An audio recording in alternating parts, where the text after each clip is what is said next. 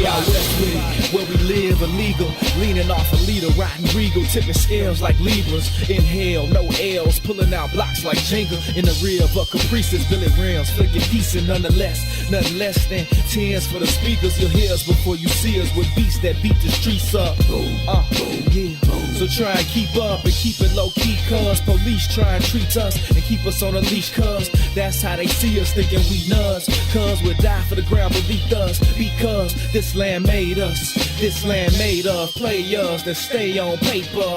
That's how we came up amongst the mayhem to the day when we display what we made of. The game can never change us, the west side teaches. On these streets where you find that D before G. We out west with it, back down, trying to flip a dollar. If you looking, then we got it, you just got up in a block. We out west with it, riding clean, wetter than the sea. On the scene with a full tank, blowing AC. We out west with it, I'm posted, let me know what y'all on. Cause if y'all get on something, then just hit my phone. We out west with it, yes sir. Hustle for every penny in the trenches, but we turn struggle into strength. Smell the grind in the air, take a whiff. Only the nose knows the aroma. Compose the money rolls that fold up, holding cold cups.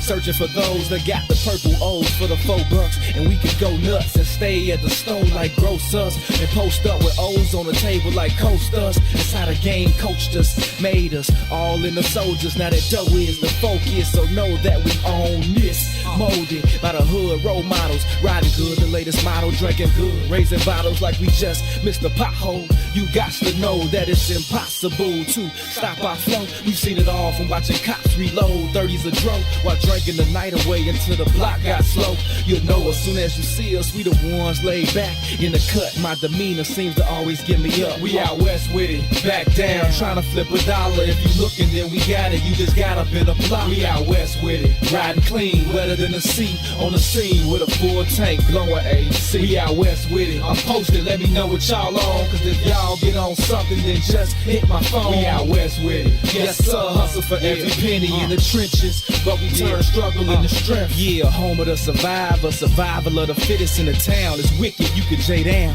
in a minute. What am? What's the business? The biz is how you down to get it. From Cape Town to Fifth City, the sounds of Fifth's empty. When we tipsy, it's risky. Where the lick be, at least 10 deep. It tempts me, but there's no mystery. Where the chips be, the tips G. Just our history from the 60s. Pimpin' ain't easy, but we bleed it. This here game is in our veins, in the air we breathe in. Believe this, it's no game, but the key is your mouthpiece, spit your game. But believe, turn nothing into something. We suffer without supper long enough.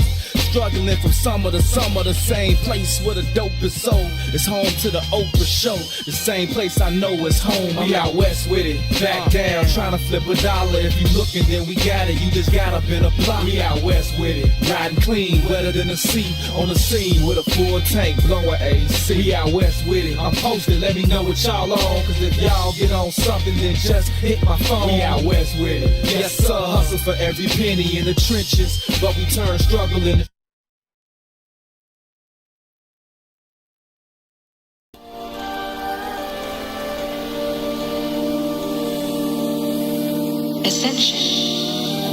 coming from where I'm from, every season's hot where I'm from. Seems like everybody got a op where I'm from.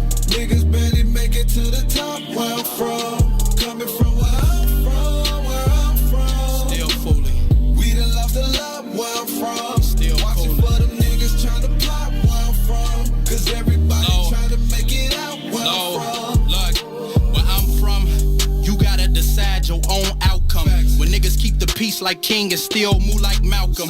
Get it by any means as long as income is the outcome. Hit that stop button when they mouth run. Damn, straight bullets through the skies that powder babies just like talcum. Heartbroken mothers pray to God and ask them how come. You kill one of mine, you gon' get outdone. Say yourself cause Batman ain't gon' save you here in Gotham. Where everybody grew up with a hoop dream.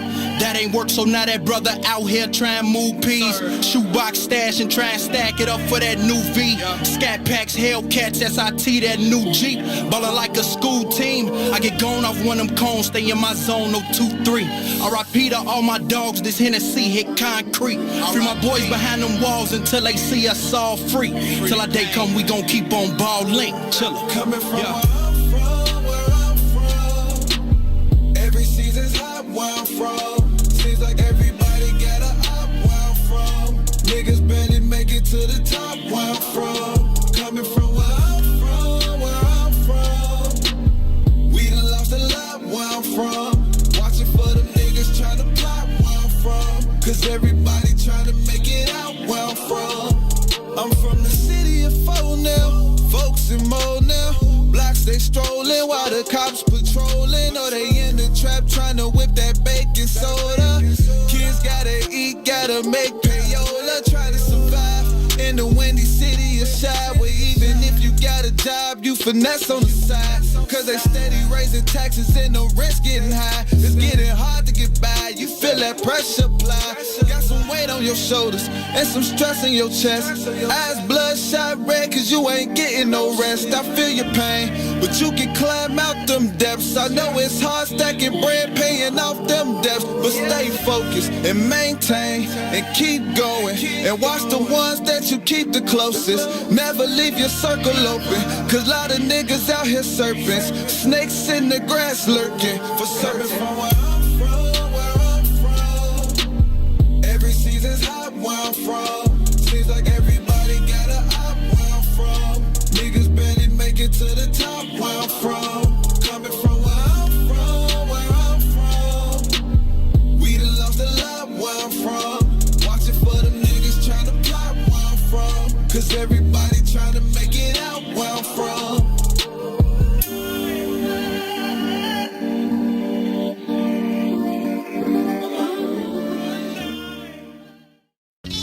This is it, day one.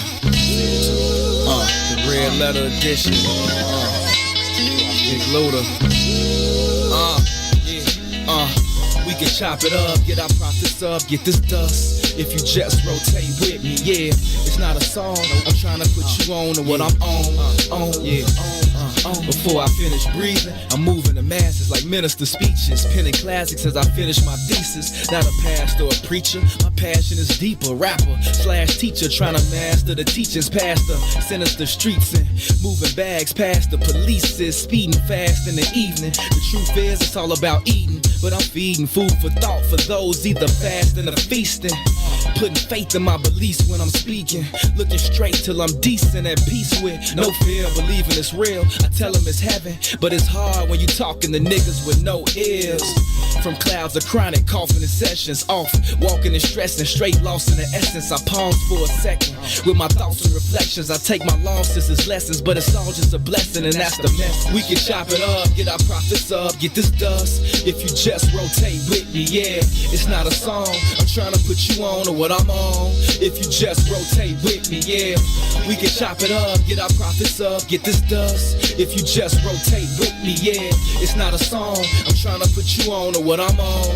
If you just rotate with me. In an instant, friendship seeing quick in the music business. It used to be just music, now it's just business. The relentless pursuit for loot, dividends and interest, hidden agendas, leaving you defenseless against them. Not to mention intentions to benefit from you penning authentic sentences. Shit for the spinach, niggas that did it. Listen, while you scribbling, picturing images of living on premises surrounded by fences and different women in silky linens, bending and grinning, intended rentals, you slipping, cause these Vicks is out, tricking your chips in. The game's cutthroat, rules was laid back in the day before rappers got paid by sponsors that slung dope. And shit ain't really changed beside the amount of change the game. Famous names so these lames get front, so I change the game. See my future through the blunt smoke so high, looking at my future through the blunt smoke. We can chop it up, get our profits up, get this dust. If you just rotate with me, yeah. It's not a song, I'm trying to put you on to what I'm on. If you just rotate with me, yeah. We can chop it up, get our profits up, get this dust. If you just rotate with me, yeah. It's not a song, I'm trying to put you on to what I'm on. If you just rotate with me. I'm invincible, guarded by two identical, invisible guardian angels that guard every angle of my physical frame. Spiritual miniature ministers whispering, keeping me on the top of my game. Lessons to gain, pleasure and pain. Like my eyes, they reside on the left and right side of my brain. Quietly praying, navigating my aspirations, passing calculated statements while I'm grabbing my flame. Wasted in the basement, pacing, placing words on pages, blazing my merch to the face. I'm blowing life in the air. I sold my soul to the Lord for a price of a prayer. Yeah, so my nights can be clear when I sit still, writing his will in his likeness, like him, cause I'm knowing he'll save me. He told me to spit and don't let the devil take the gifts that he gave me. We can chop it up, get our profits up, get this dust. If you just rotate with me, yeah, it's not a song. I'm trying to put you on to what I'm on. If you just rotate with me, yeah, we can chop it up, get our profits up, get this dust. If you just rotate with me, yeah, it's not a song. I'm trying to put you on to what I'm on. If you just rotate with me.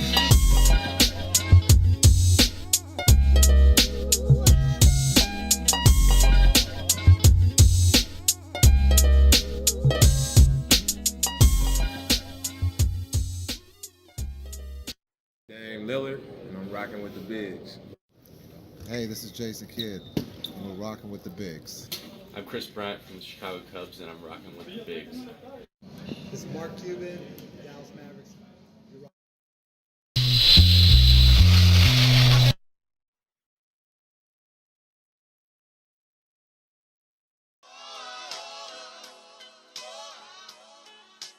This is a traffic jam. Traffic jam.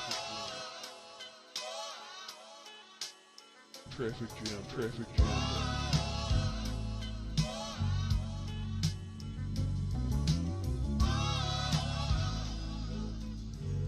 Traffic jam. Traffic jam.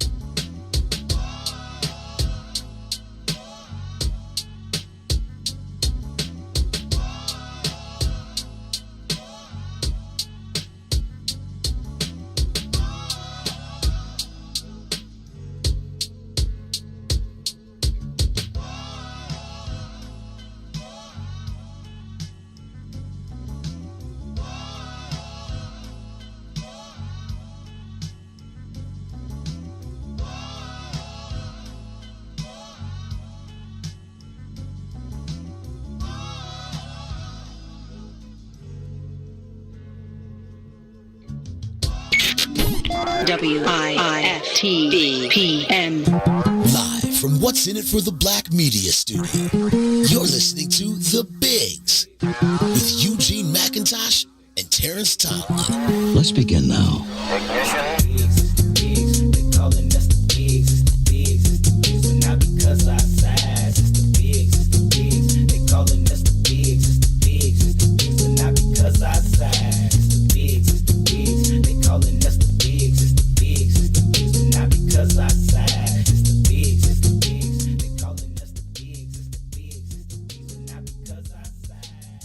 Happy Wednesday, everybody, man. Hope everybody is enjoying their hump day.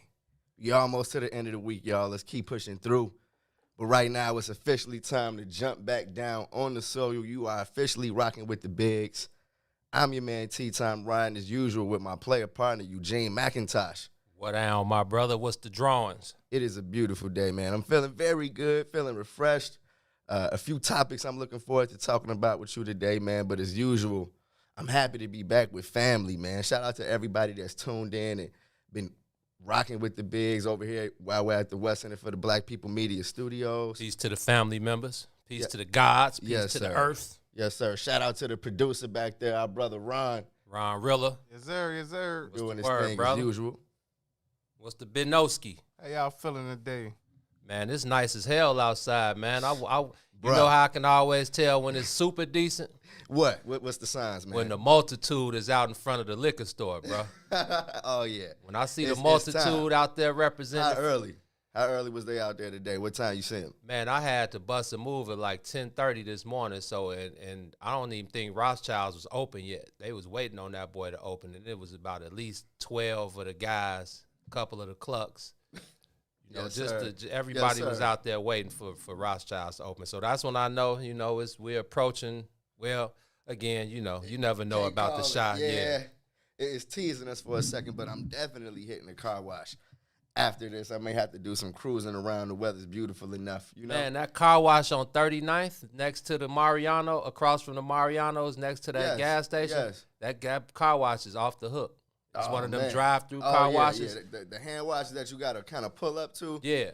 And it's I took both cars, and the first time I got in there early, it was like a Thursday or something, so I got in there early. It was no traffic, no nothing. But I went on the weekend to take Sepia's car. When it was 45, 50. When it was jumping, like a Saturday afternoon, like 1 in the afternoon, prime time for the car wash. Oh, yeah. The line was like down the middle of 39th Street, almost back to King Drive. That's crazy. But I waited in line, and I was only in line for like 5 minutes, bro. The line was, and it's a double line.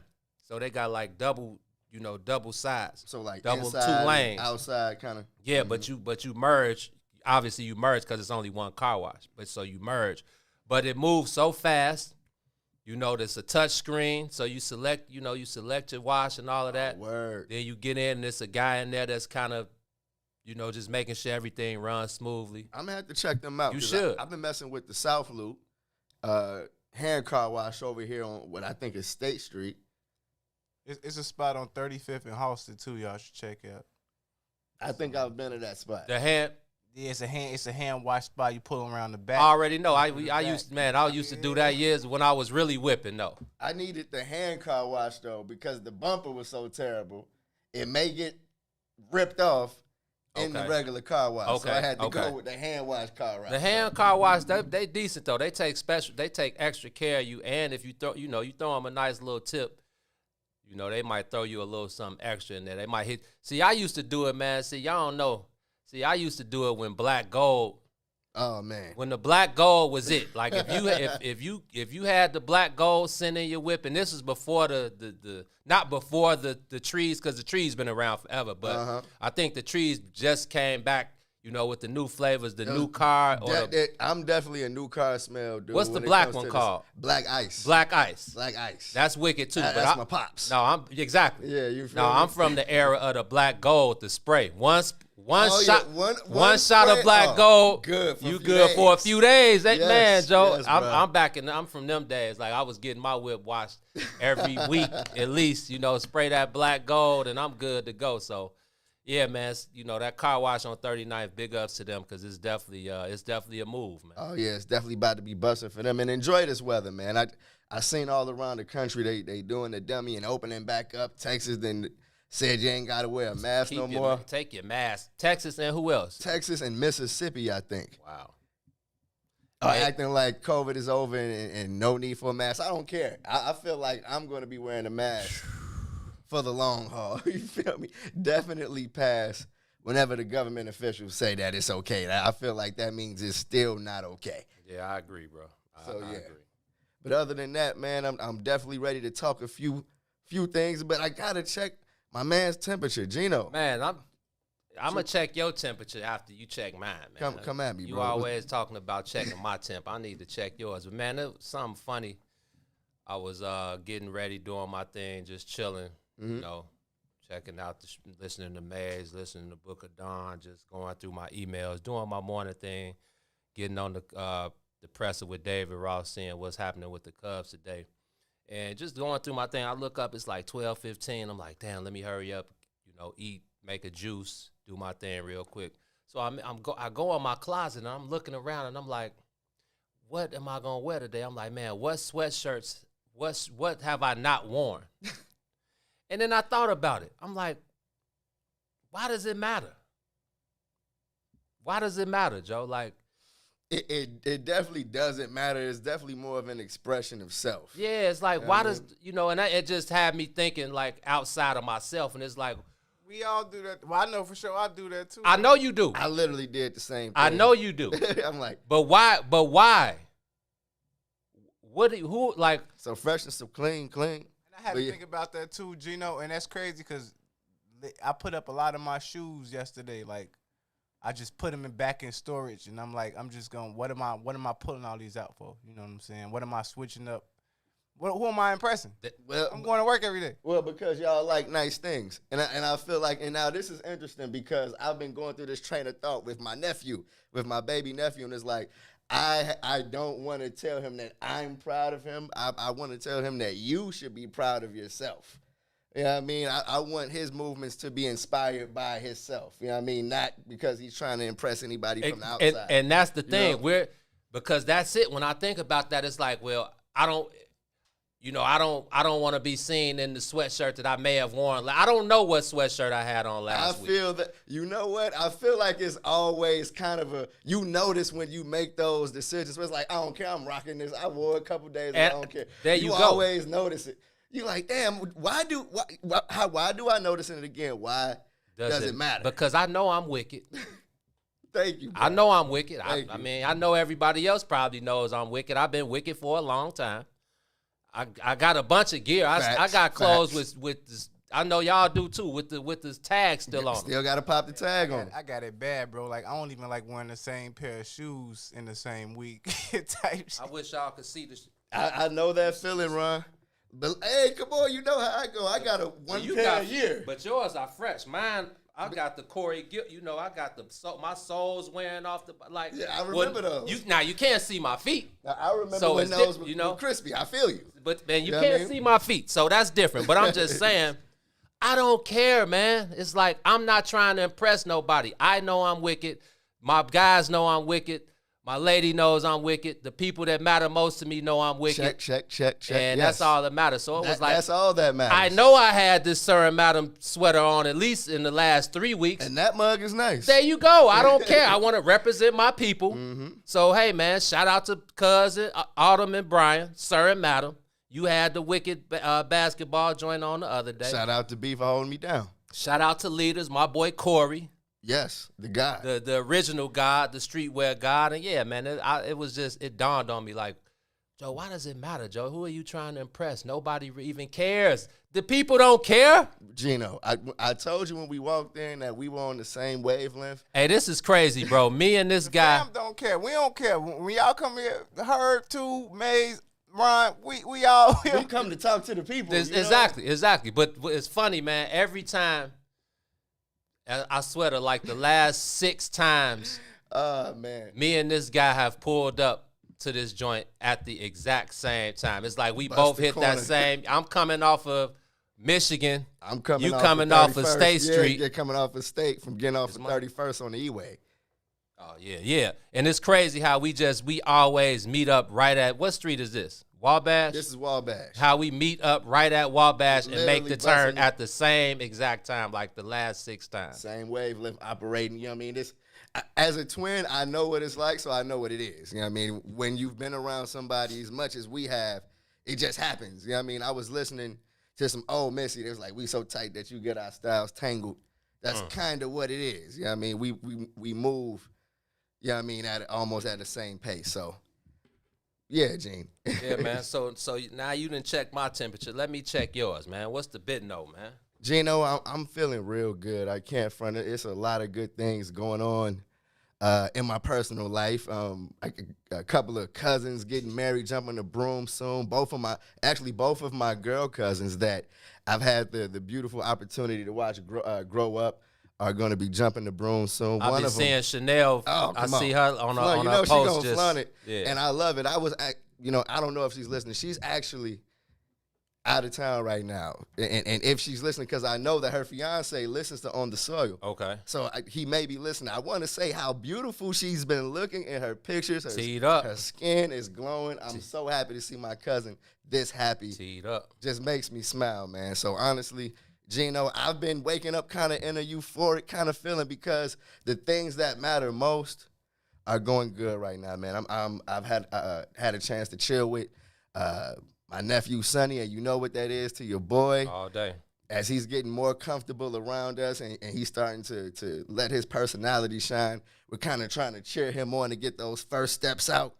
So I feel like that's my life right now, man. Like Sonny's something else, man. Man, Sonny is a young special kid, and I feel like everybody feels their kid is special, but he is a light in our lives right now, man. So I can't complain, Gino. The snow is completely gone. My lady's doing her thing. Me and you are still healthy and pushing forward.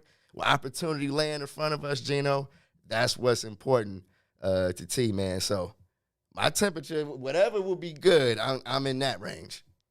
Okay. Okay. You feel me? Yeah, I feel you, bro. Yes, man. Shout out to the family members out there rocking with the brothers, man. We appreciate you guys as always, man. But y'all know I got to drop the science before we get into it, It's man. only right. We need y'all to smash them like buttons, smash them share buttons, hit the comment section, join the comment, join the conversation like y'all always do, and continue to help us in the What's in It for the Black People Media family. Push our content forward, man. Push the culture forward and continue to own the black voice, man. And this is another thing, man. So you got to check my temperature twice, man, because I've been thinking since Monday, man. Okay. When just suddenly, just out of the blue, our connection got funny. That was interesting because did it happen on the Is Weird show that day? No, it didn't. I noticed. And it didn't happen before on the Book of Dawn, on Touré's show, or on the Maze Jackson show. I noticed. So that's even goes back into what I say about owning our voice and owning our platform, because these aren't our platforms, man. And whoever, the powers that be, whether it was Zuckerberg or the FBI or the Coens, whoever it is, the government. American terrorists. Yeah, whoever it was that's controlling the narrative out there, I feel them because they can do whatever they want to do on their platform. So this is why I say it's more important than ever now for us to own our own voice and, more importantly, own our own platform, man, because when you can get censored for speaking the truth or speaking certain names, you got to use code words now. Yeah, code words, and even the code words will trip up the matrix. Yeah, because I'll be watching my boy Choke. You up on Choke, no joke? I'm not. So Choke he was like the cameraman for Rockefeller back in the days with Hov and Dame and them, and now he's like, he got all this like rare footage, so you got to follow Choke on YouTube and on Instagram. That's all you got to say. I'm on that. He's a wild guy, but he just be speaking his truth, and he feels like anytime that he talks about Jay-Z, the connection gets funny. His YouTube gets shut because he got like 75,000 YouTube subscribers. So his YouTube will get shut down. He'll have to go to Instagram, just a bunch of funny stuff. So he started using code words too, and that's what kind of put me on to this whole thing. It's like the people who are in control, the 1%, you know, they control the 99%. Oh, come on. First of all, I feel like, especially here, the Facebook streets are always watching. You know what I mean? And, you know what I mean? I feel like it's always maybe in our best, in the team's best interest to be conscious of that. But at the same time, it's like some of the things that trip it up, it's like, well, God, you know what I mean? Yeah, man. Come on, man. And I feel like the last episode was a perfect example. Has that ever happened to us before, Gino? No, it has not, bro. And it really, you know, I had to sit back and think, like, it's crazy what words trip up the system, because Buddy, I'm not going to say his name again, but y'all know who, if you were tuned in Monday, Buddy had talked about that in his speech on Sunday. Yeah, Famoski. Yes. He talked about it on his speech Sunday about why social media has basically banned him from everything. He's like, I haven't done nothing but spoken my truth. Exactly, and been ostracized and kicked off. Yeah, man. Yeah, it's been extreme, but of course, you know what I mean? I feel like it's just whack. It's been come to be expected. So I feel you, Gino. That's been on my mind for the last couple of days as well. I'm like, wow, that was really may have been the reason, but for better or worse, we are still back here, back on the soil. You did say it again, Ron. Let's go ahead and jump into a break right here. We'll come back. We'll jump into some sports topics and kick it off, man. But until then, we'll be right back. Yeah, man, on the soil with the brothers. WIIFTBPM. WIIFTBP. Media's just for you and me. WIIFTBP. Media's just for you and me.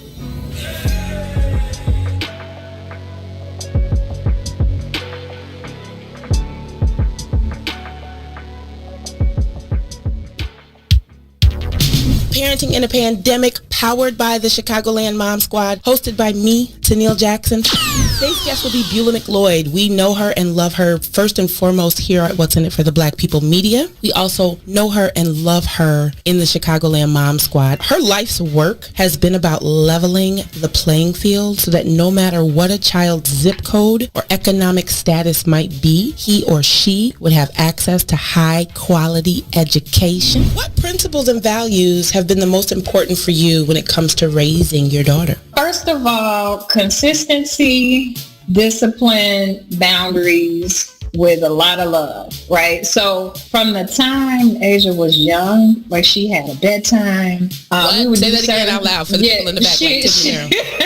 She had a bedtime.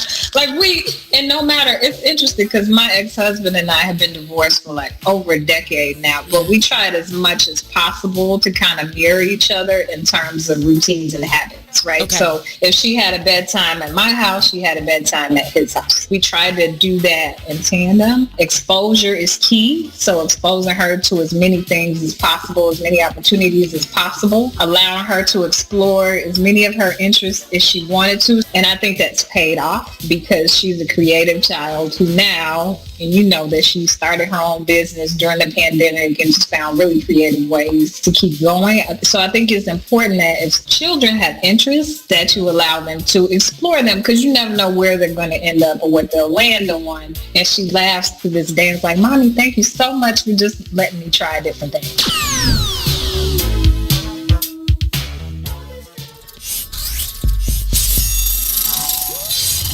What's up, everybody? Welcome to the green side of things. It's your man, Sadiq. And Cassiopeia. And we need you to like, comment, and share that thing every Tuesday and Thursday from 1 to 3 p.m. on What's in It for the Black People Media.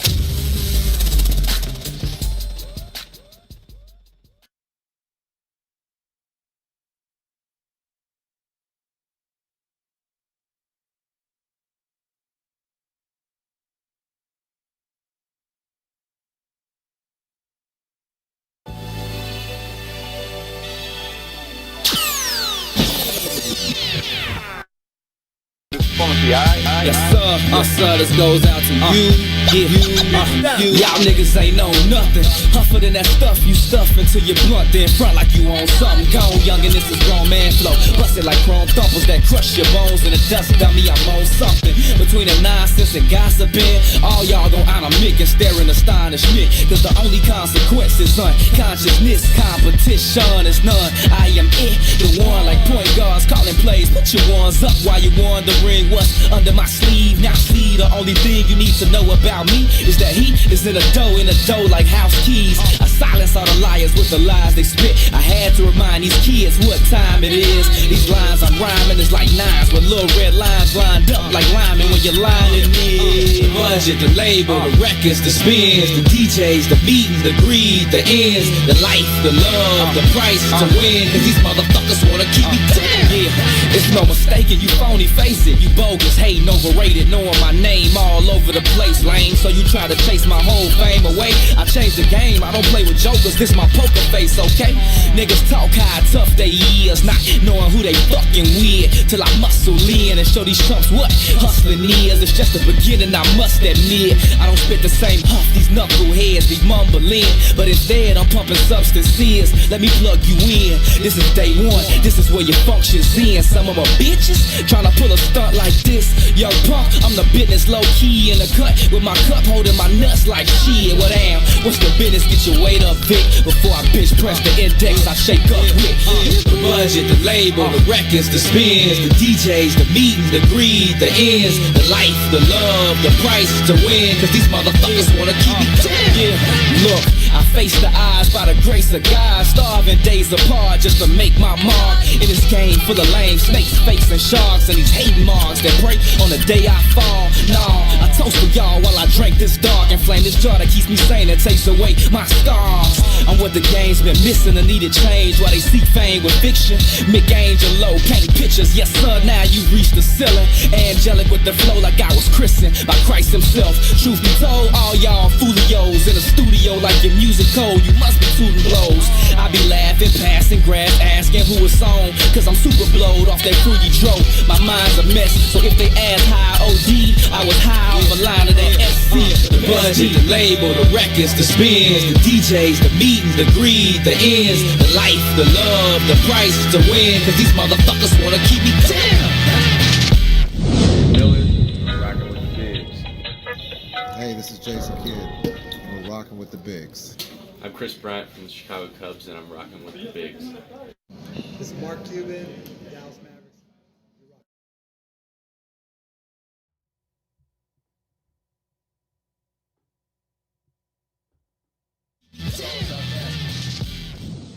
Hold on, man. My bad for the. I should know better by now, man. My bad, y'all. Let me turn my Facebook video down. Now let's see if it's all good. I know the people are gonna give you the benefit of the doubt, right? Please. Yes. I mean, for me, it's all about take your game to the next level. I mean, for me, it's all about that. It's just finding ways to win. I mean, I know I'm capable of it. And it's all about just in that fourth quarter, just being able to help lead my teams to wins, and then just start there. It starts in the first three, and so for me, that's what it is. That's the next step for me, is just figuring out ways to close games and finish the game off in the fourth quarter. Appreciate it. T. Actually, I don't know. Did the video show? I don't even know if I brought the video. It didn't. All right, let's run that back. My bad, y'all. So this is Trae Young. Earlier in the season. When they played the Bulls and blasted the Bulls by a 30-piece, I think, and everybody thought the Atlanta Hawks were on this huge upside, that they were going to be this playoff team and they were going to make this run to win the Eastern definitely Conference. Had hype coming into the season. Yeah, and I asked Trae Young. Well, before this, I asked Lloyd Pierce what he thought Trae Young needed to do to ascend to that next level. And right after that, they brought Trae Young to the presser, so I asked him the exact same thing. And look at you with the savvy media. Hey, man, I had to get mine off. You know this Zoom ain't really what we do, but I had to get it off. So This is what Trae Young said, and then we'll talk about the topic, and I'll tell you guys what Lloyd Pierce said. So here we go. It's in order for you to take your game to the next level. I mean, for me, it's all about that. It's just finding ways to win. I mean, I know I'm capable of it. And it's all about just in that fourth quarter, just being able to help lead my teams to wins, and then just start there. It starts in the first three, and so for me, that's what it is. That's the next step for me, is just figuring out ways to close games and finish the game off in the fourth quarter. Appreciate it. Now, if you guys don't know, the Atlanta Hawks fired their head coach, Lloyd Pierce. Was it yesterday, T, or was it today? But it had to be yesterday, I think. It was yesterday that they fired Lloyd Pierce at his first head coach position, and it only lasted, 30 games. No, I think it was long. Well, this year. Yes. I'm not sure what his overall record was like. It was terrible. I think it was like top 10 of all time. The Hawks have lost a lot of games. Yeah. For sure. And so let's talk about that interview and those, the quotes. So again, the Hawks played the Bulls maybe the second or third game of the season, and they beat the Bulls so bad, and it looked like the Atlanta Hawks were trending upward. It looks like Trae Young, was coming off a starting all-star bid in 2020. It looked like, he was ready to lead the Atlanta Hawks to not necessarily the promised land, but, to take that next step. We talk about it, T. We talk about, like when we talk about the Bulls, it's about taking that next step. Sometimes, you may skip a step. Sometimes you may get lucky. Everything, the ball can be rolling. Everything can fall in place. And, you can skip a step. And sometimes, a lot of times, that's not good for the overall progress of the team. So I feel like a lot of people,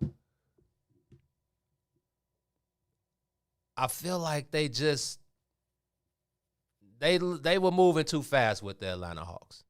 They had a lot of signings in, free agent signings in the offseason.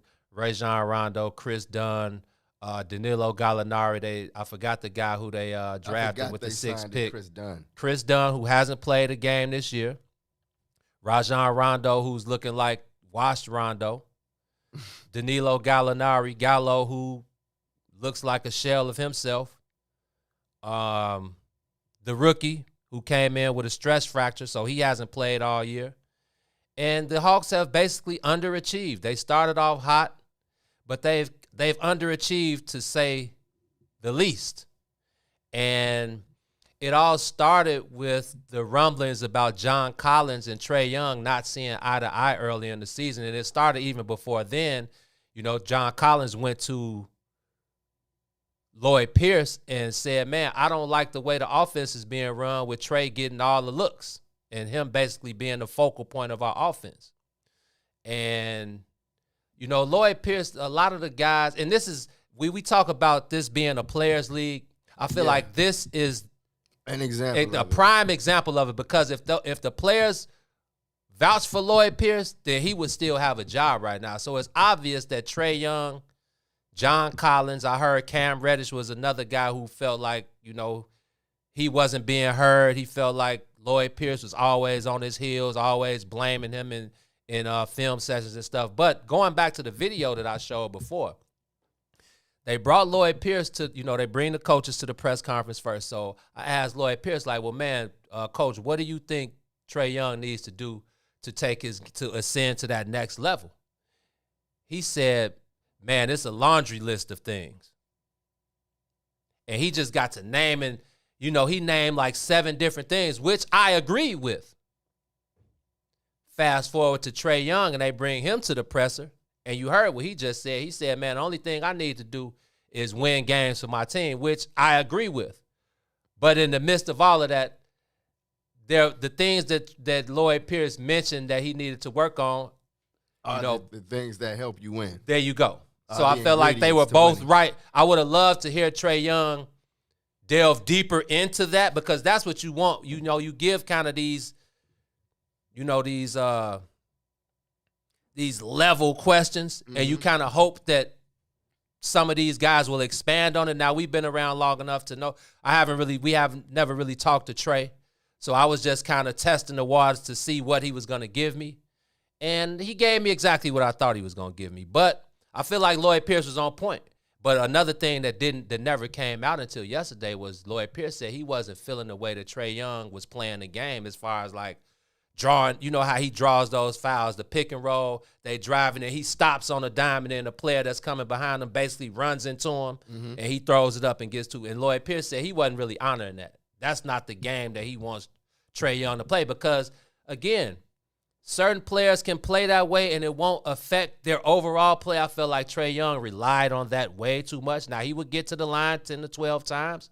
He's shooting 85+% from the line, so he's going to make them more than he's not. But I feel like John Collins said, overall, that's not helping the team as a whole. And, again, man, it's sad to see Lloyd Pierce go because, I mean, the coach is going to take some of the blame. But I feel like the players, man, they got to take the bulk of the blame because – Rondo, Gallo, Chris Dunn, the rookie. None of those guys have been there. Those were their free agent signings. And then a lot of the guys, they don't give 100% effort every night. How can you lose by 21 night and then the next night you win by 10 and it's the same lineup, the same players, the same roster? So I don't know, man. I'm kind of iffy about that Lloyd Pierce firing, bro. I'm definitely iffy. You know, I feel like that may be the best way to describe how I'm trying to sort my thoughts out on the topic because I feel like it's a few angles to this situation that totally rub me the wrong way. You know what I mean? I feel like as an advocate for the players controlling their destiny and their careers, I feel like this is the dark side of that.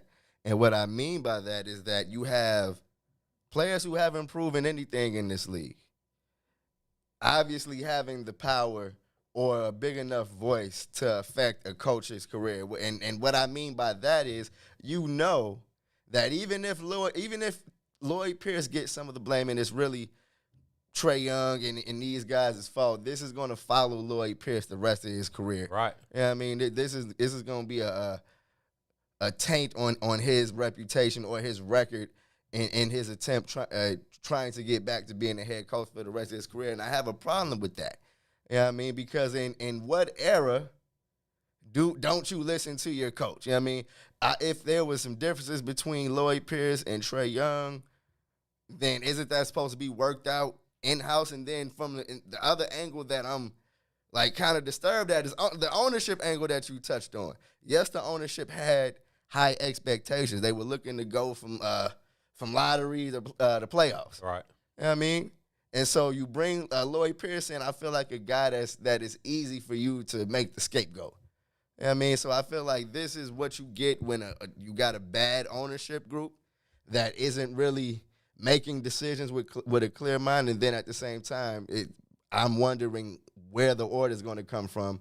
Because Nate McMillan is in there, a more proven coach.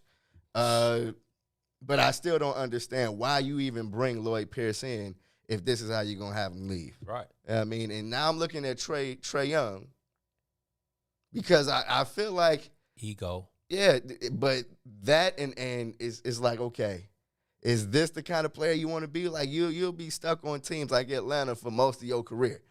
You know what I mean? So it's kind of it's not looking good from that, you know, looking from the outside looking in over there at the Atlanta Hawks, because I was looking forward to how they progressed this season. They came in with one of the top young cores, or they, you know, it's obvious they got a bunch of talent on their team. So I'm confused on why it's so, tumultuous that they're firing their coach. They're 15-20, like half the East is 15-20. Exactly, 2 wins and you're in the 6th spot. Yes, you know what I mean. And what have they been doing in the last couple of games? Like that's what I'm saying. The night before the one, because we talked about it Monday. They were one of my single bets on Monday against the Miami Heat without Jimmy Butler, and they got dubbed almost, maybe 10, whatever. But then last night, the same game, they end up winning by 20. The range. No. Yeah. And then going back to it, and we talk about the NBA being like, I think the NBA players are probably the most egotistical athletes. But how does Trae Young, like, is that how it's supposed to be in Atlanta right now? Does Trae Young deserve that kind of a voice in that organization? Well, he's an all-star. He started in the all-star game. Not this year. That was this year, though. But it's what have you done for me lately? Well, the all-star votes just came out 2 weeks ago.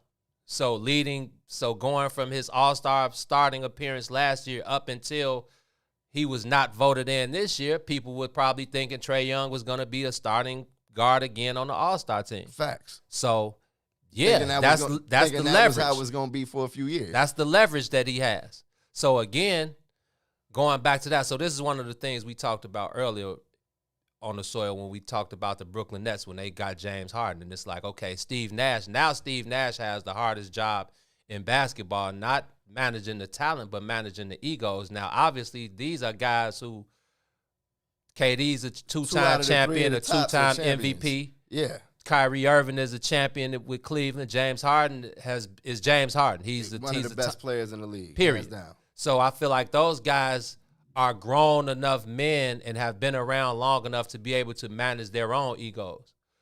But when you look at a team like the Atlanta Hawks with a bunch of young guys, and it sounds like them, man. That's tough for him, for Lloyd Pierce to. That was his job, to manage those young egos. It sounded like all the young egos thought he was managing the team. There you go. You got Trae Young butting heads with a head coach, and then you got Jason Collins thinking that he's giving Trae Young too much of the keys. You know what I mean? Collins. Yeah, John Collins. And don't forget, he turned down a 5-year, $90 million deal. So John Collins is betting on himself right now. Don't forget that. So think about that more than, it's like, hey, man, look, I just turned down, I think I'm a max player. I need to be able to show these people what I got. And what you letting Trae Young do everything and run the show, I can't hide 25 and 13 one night and then the next night I only get 6 shot attempts, bro. That's not going to work. And I understand that. Then again, like you said, now you got Cam Reddish, who's probably hearing stuff from his agents and his homies and maybe other guys on the team who ain't up with Lloyd Pierce as well. So at the end of the day, it all comes falling down on Lloyd Pierce. And then when you don't have, the front office doesn't have your back, I think the owner or the GM or the president of basketball, whoever he is, I think that's one of his closest friends. And he's like, well, man, you're not really, it's not just a coach that you're firing. This is a friend of that but we got to do what's best for the team. And it's just bad, man. But another turn in this is, so they hired Nate McMillan. Why does Nate McMillan have to be like a backup? Why isn't Nate McMillan the head coach in the league somewhere anyway? And that's my other point. You know what I mean, you look at Lloyd Pierce getting fired. He is not the worst coach in the league. I feel like it's at least 2. Come on, man. Other guys that could have got the axe and nobody would have been disappointed in it. You see, after he got fired, the response from the rest of the league was, this is a guy that the league respects. Right. Why is this happening to him? Right. Yeah, I mean, but yes, to your point, Nate McMillan comes into a spot where he has to pick up the pieces, and you're not expecting him to be successful. Like, that's not necessarily the type of situation you come in and expect somebody to start winning games. 100%. You know what I mean? So it's like Nate McMillan is on borrowed time as well. I feel like this is a disaster brewing in Atlanta right now. You know where else is brewing? Sorry, Steven Silas. See, but even before, what about Sacramento? Luke Walton. And Luke Walton. Hey, man. A guy who basically got a coaching job handed to him man. After he filled in for Steve Kerr. And what, the Warriors won like 70-something games? Yeah, and they went, what were they like? He has such a long winning streak. Yeah. And it's like, bro, you didn't do nothing but sit in the seat. That's why I'm weary of saying that, of what you said about Steve Nash, that he has the hardest job in the NBA, because is it that hard? When you have a guy like Kyrie who knows what knows what he's doing out there on the court. A Right. guy like Kevin Durant who knows. Guy like James Harden who's showing you he can adapt and still play at the highest possible level. And no, that's why I said, that's when we said now he does. But then again, that's why I said, but then when you have Kyrie, KD, and James, and then we saw Kyrie just come out and say, no, James Harden is the point guard. I'm the scorer, and KD is the best player on the team. So now and you've they taken had that among themselves. right. So now you've taken the pressure off of Steve Nash. One less piece of pressure off of Steve Nash. Now, and it's not all he has to do, but now he can focus in on what he does best. Now, if you've seen Brooklyn play over the last month, how he's got my boy Bruce Brown. Oh, yeah. Getting shot, getting others, 13, the 14. others are definitely showing up in Brooklyn for sure. So now Steve Nash is in his bag, and it's about putting guys in the best position to succeed. So, no, I feel like that having those veteran guys who you think about it, this KD is a 13-year vet, bro. That's crazy. Like, these guys have been in the league for a long time, so they can coach themselves out there. Steve, you see KD on the side, he's like a second coach. Like, he'll get up in the huddle and be telling Steve Nash, "No, man, and Steve Nash isn't too far removed from playing days. So he still has that player mentality. I'm pretty sure Steve Nash might even hoop with them guys.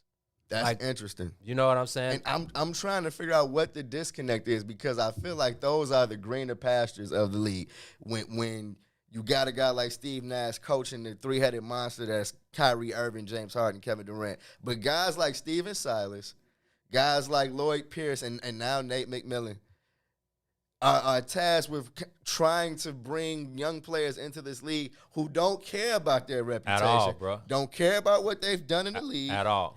And who obviously are only worried about, I feel like themselves. And I really hate that to say that about a young guy like Trae Young, because the dude got game. I feel like he's been one of the pleasant surprises in the NBA. He took what he did at Oklahoma, and I feel like he's proven that it wasn't just, for show in the NCAA tournament. The man got game, and it translated over into the NBA. Now you do have to check your attitude and your ego, though. And you have to. He hasn't done anything. There you go. I don't want to be disrespectful, but I feel like at some point you have to look at yourself in the mirror. How many times do we say that, man? I haven't done anything.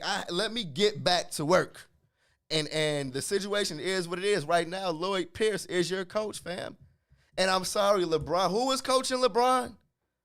When? What year? We don't know. I'm saying, come on, in the scheme of it, your coach can't be that important where you feel like you got to, where you have to butt heads and force somebody out. You know what I mean? Go ball, fam. You know what I mean? I feel like he should be able to get down in any situation. But, of course, if I'm tweaking, let me know. No, you're 100% on point. You have to take a look in the mirror. And I think, especially young guys, and we don't know these guys personally, not most of them. So even with a guy like Trae Young, and I'm with you. He's got game. It's no doubt. It's obvious. But at the same time, you're not Steph. You're not Dame. You're not on those guys' level. Now, I'm not just talking about pulling from half like he does, but it's about, again, that's why I asked him, what do you need to ascend to the next level? And the next level ain't even super, because, and I guess we could talk about the Bulls and Zach LaVine later, because I tell people, I'm like, Joe, Zach LaVine is not a superstar. Zach LaVine, he still has a couple, there's levels to this. And I feel like Zach is just scratching the surface. There you go. There you go. Come on. And I think Trae Young, back to how this conversation started, I think he skipped a step. Oh, facts. Because of being voted by fans as a starter in the All-Star game. In the Instagram era? In the Instagram world. That means something to these young players. Come on, bro.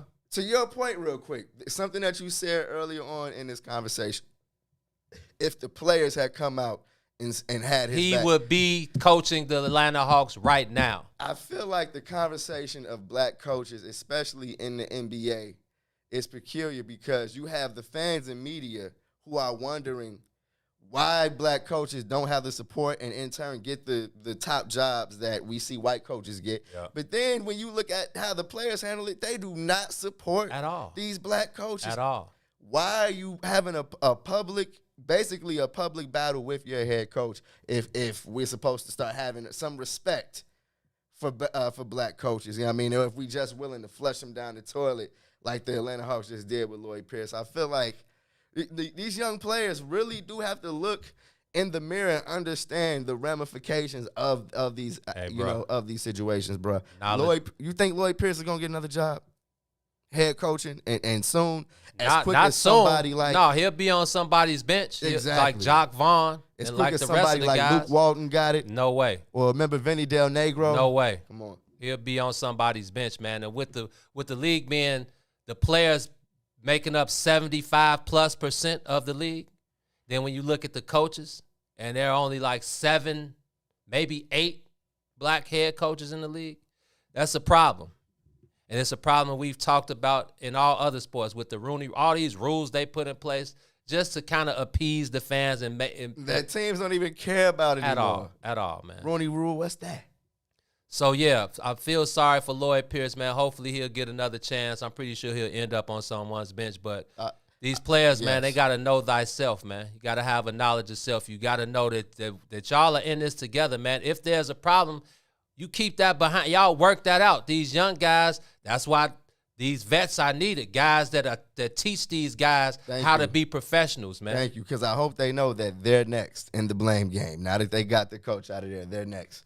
On that note, let's take our 2 o'clock break. Break. Time out. Ron Rilla take us to break. When we come back on the other side, let's keep this NBA conversation going, man. We got the Bulls playing. Are they playing their last game before the All-Star break tonight? I think, yes. Today is their last game before the All-Star game. Yeah, so we'll talk Bulls. We'll talk Zach LaVine. We'll get into a couple more things on the other side of the break. You're on the soil with the Bigs. WIFTBPM.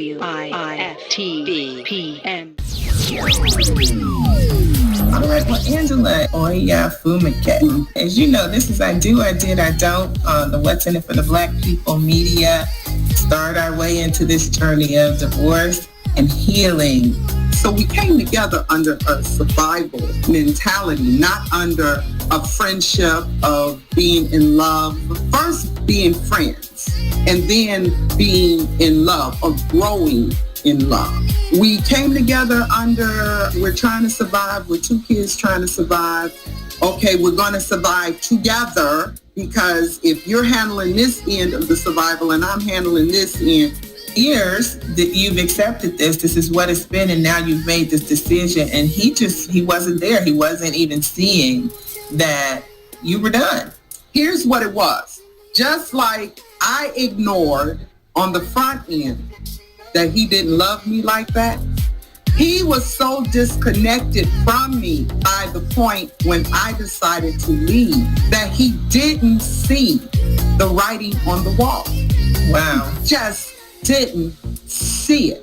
But he didn't know that woman because he never took the time to meet her. Mm-hmm. And so you created your plan, and that's key, I think, in having a plan. If you are going to, whether you're deciding to work any longer and we're splitting, and having a plan on how you're going to move forward is pretty key. You knew at this point I had to create your own plan, and you were moving forward with that. In my case, I didn't have a plan. Things happened pretty abruptly, and I was creating a plan on the fly along the way. I don't recommend that. You forgive yourself. You forgive you. Do the work of forgiving yourself that you may be able to actually forgive others.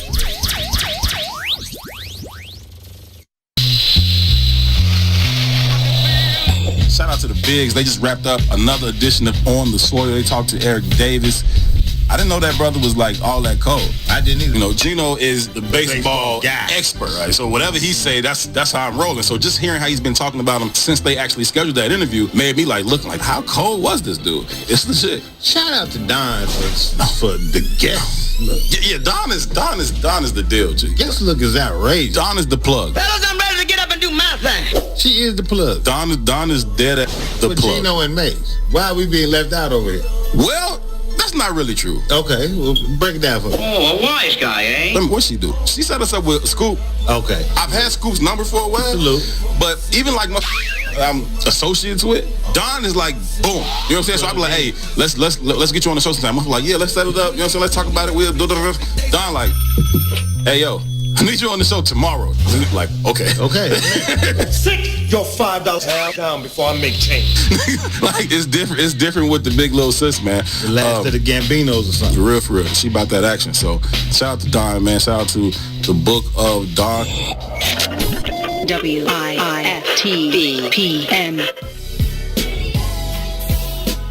My brothers and sisters.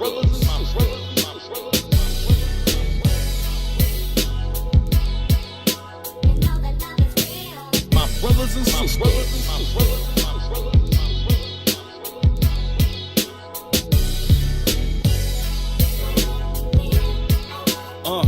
Yeah, no bullshit at the pulpit with questions for the reverend, like why I gotta die to go to heaven, or are these lies and deception a sign of what's next? To deny my progression to my soul through my spirit from my mind and my flesh. You be hard pressed to alter my perspective. It's reflective of my perception. All the lives and the tribes that's affected, dying quick, effects from environments neglected, disconnected, disrespected. This the same section we never invest in. Our own sales from our own shells, become owners on our own, then get on with our own help. Yeah, creators of our own world, communicate, we accumulated our own wealth. Created in this image, so when I say it, I meant it. Do the science for yourself. My brothers and sisters, we ain't niggas and bitches.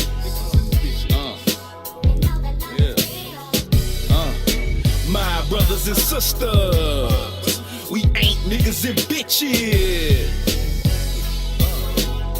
Can you dig that though? And I put this on my mama, Black Madonna, Mother Earth, Mother Africa. I'm honored to be a part of where it started, selling Starbird through the stardust on my starship. My heartbeat is godly. I'm the light harness from the darkest part of darkness. Such a godsend. I'll teach my son to treat your daughter like a goddess. I teach my daughter to treat your son like a god king. I can never deny my fate. My melanated skin tells my story every day. Fortunately, my fortune awaits. Majority of the world, minority in the States. Yeah, we blossom from the concrete. The world copies what they see, then mocks my mystique. The possibilities impossible to see. The ways of Western man can match the prophets of the East. My brothers and sisters, we ain't niggas and bitches. My brothers and sisters, we ain't niggas and bitches.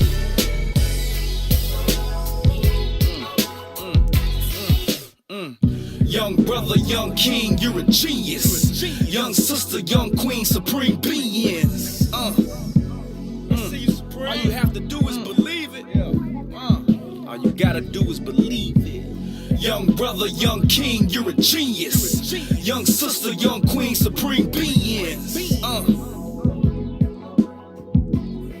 All you gotta do is believe it. Y'all niggas, and you gon' be niggas forever, just like us, niggas. We are right back at it, live from the West End for the Black People Media Studios. This is On the Soil, man. Y'all are rocking with the bigs. Yes, sir. What's the Benowski family members? Yeah, man. Hope everybody is enjoying the conversation. Last segment, we were talking about Lloyd Pearson, another black coach eating the dirt in the NBA, man. Hopefully, he finds his footing with another head coaching position soon. And why does another black coach have to pick up his dust? Yeah, I'm sure Nate McMillan doesn't want to be in that position. You know what I mean? But he was on that bench, right? Yeah. And he just got fired from Indiana after signing an extension. He signed an extension with Indiana. They still fired him, dog. Come on, man. So the black coaching carousel in sports continues, and then the NBA is getting a little even more muckier, man. But like Gino said, let's stay on the NBA and let's talk Chicago Bulls. They are playing. Who are they playing tonight, Gino? I don't know. Who are they playing tonight? It is the last game before the All-Star break.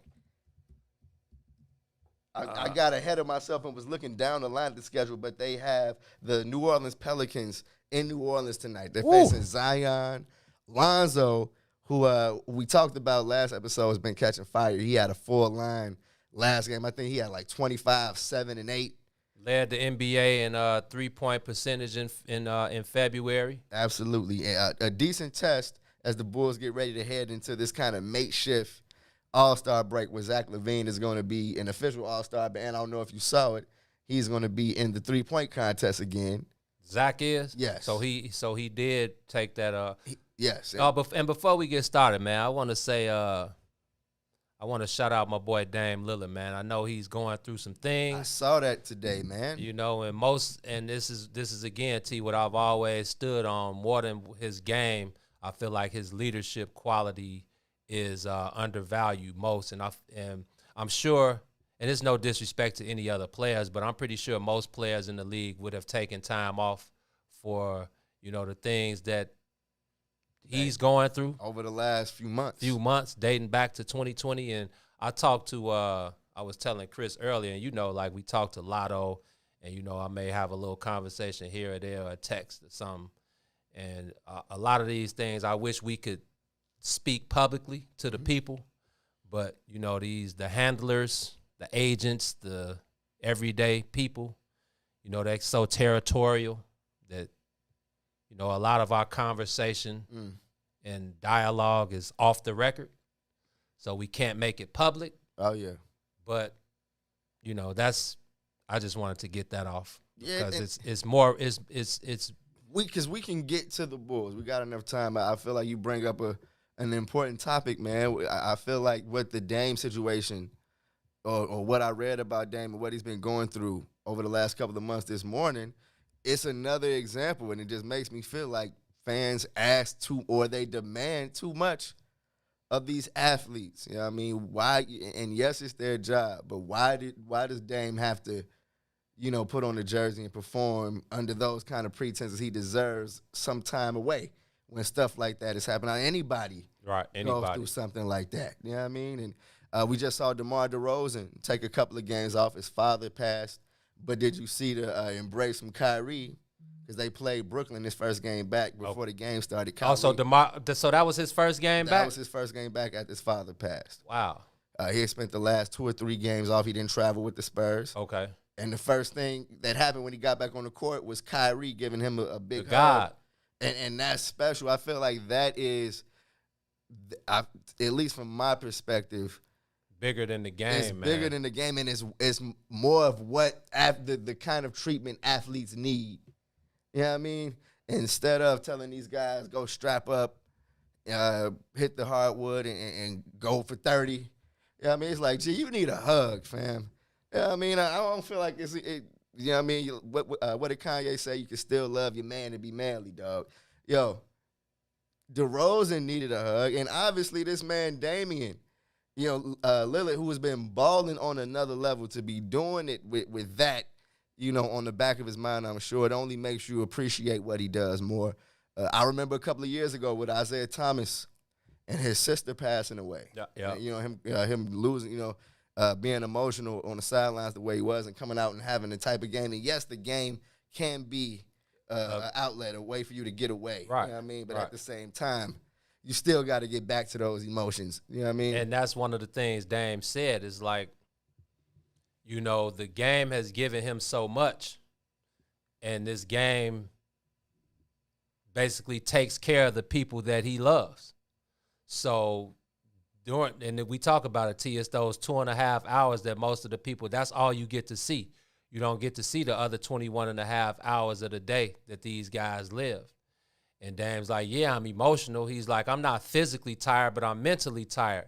But I know that what this game has done for me and my family. So when I get to the Motor Center or when I walk into Staples, I have to put my emotions to the side, and I have to make this the most important thing in my life for the next 2.5 hours. And he says eventually, you know, it grows on you. And like you said, you know, guys need a hug. Guys need whatever they need outside of the game. And I think one of the Blazers' assistant coaches is one of the guys who's closest to Dame. And he's like, man, I just reached out to him, you know, to just check his temperature, man. And Dame was like, man, I just, you know, I'm sitting at the crib and I'm playing with my son. And, you know, he's daddy this, daddy that, daddy, let's play this, daddy, let's do this, daddy. And he was like, man, that brings joy to my life. And he was like, yeah, I'm emotional. He's like, but when I saw my parents, and it's just like anybody, when you see your mom cry or your grandma or anybody in your family that's close to you, it's the worst feeling ever. Yes, sir. Man, and he said it hit him hard. That's when he knew it was like, okay, you know, I gotta weigh my options here. But again, back to Dame and his leadership quality, that's why the NBA as a whole, not just his teammates, we know how much his teammates love him, but the NBA as a whole, that's why they hold Dame to that high standard, because he is that guy. There's not many guys in the league, I think, that can put those emotions to the side, losing family members, losing your cousins, getting shot to death, losing your personal chef who's your cousin, walking in. Because same thing with me. When my Uncle Jesse died, I was going to the kitchen, and I looked in the bathroom. I opened the door, and Uncle Jesse just laid out in the bathtub. So I found my Uncle Jesse dead before before the ambulance, before my grandmother, before my mother, you know. So I can relate to Dame walking in and seeing his cousin dead on the kitchen floor. So it's like having to focus and having to lead a team, bro. You're missing CJ, who was on the verge of being an all-star. You're missing Yusef Nurkic, who means so much to the team. You're missing Zach Collins. Then you got all these different other injuries. And it's like Dame is going through, he got knee problems, he got abdominal issues, but this is how much. Half his team is hurt. Half the team is hurt, but I know for a fact that in the West, but yeah. In the West, it's on me. So, we could go on and on about it, but again, I think, he's averaging 30 and 8. The Blazers are in the middle of the West, top 5 in the West, fighting for a top seed in the playoffs. Meanwhile, this guy the leader of the team has all this stuff going on in his personal life. Like we said, a lot of guys, and they should. If you need the time off to keep sane, do it. And nobody, I don't think your front office, your coach, your teammates, anybody will have an issue with it. But it just kudos to Dame, man, for being able to still go out there, give his all, lead his team, and but knowing that I don't have to hide this, man. Like I'm drained mentally, but I got the mental fortitude. That's key. To go out there and still, like I said, my family is the most important thing in my life. But when I walk into the Motor Center tonight for these 2.5 hours, this game and my teammates and my coaches are the most important thing in my life at this time. So hopefully Dame can get it together, man. I hate to see our brothers, they entertain us, but that's a small part of who these guys really are. So, I hope him and all the other DeMar DeRozan, I hope those guys are good. I feel like that what we've seen on that kind of on that front, as far as the mental health of these players, man, we've been able to get kind of a closer look. And I hope that fans, and even media members, man, take heed. We've seen it with Kyrie. We've seen it. We're seeing it with Dame. I mentioned DeMar DeRozan. I hope that fans are conscious of what these players are actually going through, and that the fact that these players are sharing, this with them so that things change. But you know how we are, and what you mentioned earlier about the social media age. And remember, I always revert back to the Jason Hayward story when, Jesse was in there and Jay Hay was like, man, what you want? Bruh. I saw that article you wrote about me, man. I ain't got nothing to say to you, bro. Yeah. So now in this era of social media, so Dame said it. He was like, man, it's messed up that, man, when I get on, he was like, I'm one of them guys, bro. Like when things ain't going good and when things are going bad, I'm the guy that's like, man, Joe, I suck and I feel bad because I feel like I didn't do enough for my team. I let my team down. But when things are going great, I never take all the credit because it's not all on me. This is a team thing. This is an organizational thing. Mm-hmm. You know, so he's like, but when I get on social media and I post something and there's people under my post telling me you ain't this, you ain't done this, you will never win a championship. He was like, man, Joe, why do we even have to go? Like, what is this world we living in? Oh man, it's too much. And it's easy to say, man, just block that out and but turn the comments off. Yeah, it's and easy to say. Yeah, remember we went through this with Carl Edwards, and he was having that whole little thing. Yes. People like, man, he makes all this money, man. Why he worried about what other people saying? It's like, bro, money ain't the end all be all, man. Nah, man. I know the leagues want you to think that the players only care about bread, but no, they're real people. Yep. Okay. So that whole aspect of it is something that athletes are still learning how to deal with. Yeah, I mean, it's still relatively new, but can get overwhelming the higher up you go, the more high profile you become. Crazy, and that's what he said, man. Yeah, I know. Back to what you said. Yeah, they make it seem like he's Damian Lillard. Yeah, he's one of the best players in the NBA. Yeah, he's on the Gatorade boat commercial. Yeah, he's on the Hulu commercial, killing it. But bro, I'm a person just like you, bro. You see what he's going through? Yeah, man. Yeah. So shout out to Dame, man. That's my boy. And again, man, I wish we could, let some of this information that we have, be public information for the people as a collective. But their handlers and their agents and managers, they're so territorial and they don't. And you gotta have some kind of respect for their privacy. All day.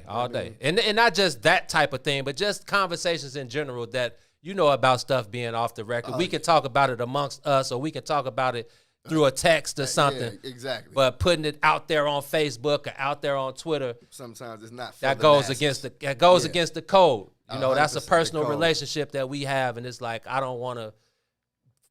For me and for us and that player or that person, but then let alone like the agents and all the other people who we don't need y'all anyway. We know these guys personally, and we have their phone numbers and all of that stuff anyway. So, but back to the Bulls, man. Let's talk about the Bulls. The Bulls. Man. Oh yeah, those guys. So you say they're in New Orleans tonight. They are in New Orleans tonight. They are coming off a 2-game losing streak. One to the Phoenix Suns, then the next one to the Denver Nuggets.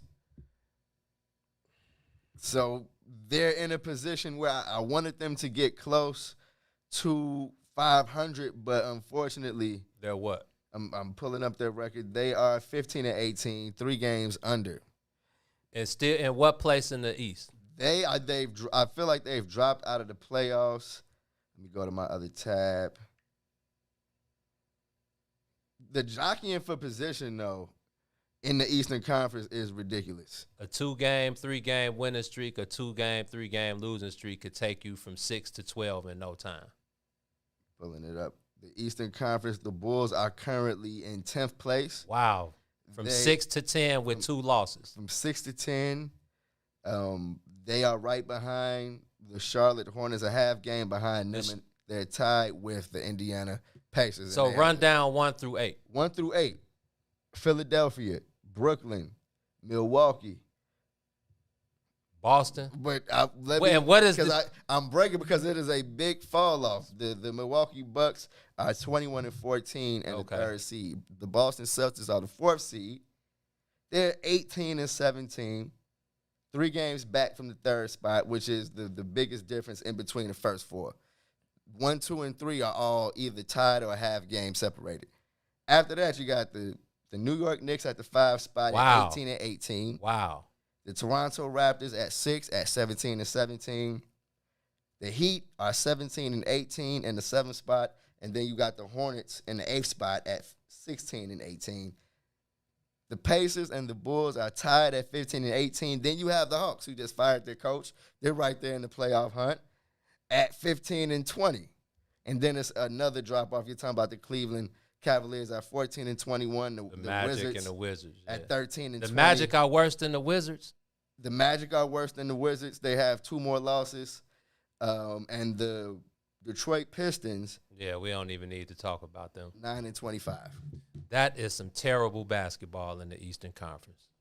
I feel like if you didn't know we were talking about the Eastern Conference, you would think we were just talking about the bottom half of the league. Yeah, I mean, it's like, oh, those are the sucky teams over there. Oh, wait, that's the whole Eastern Conference? Yes. Yes, that's the whole Eastern Conference. They are all mostly trash. That is some terrible basketball, man. And then for the comparison, the West looks like, I mean, if you're under 500, you don't matter out in the West. Right. You know what I mean? The 8th seed, the Golden State Warriors are 19 and 16. Right. So 3 games better than the 8th seed. So if the Golden State Warriors were in the East, they'd be in the 4th seed. The 4th, yeah, they 5th seed. Unbelievable. So Boston is what? Oh yeah, they would be the 4th seed. Oh my God, it's terrible, bruh. It's terrible.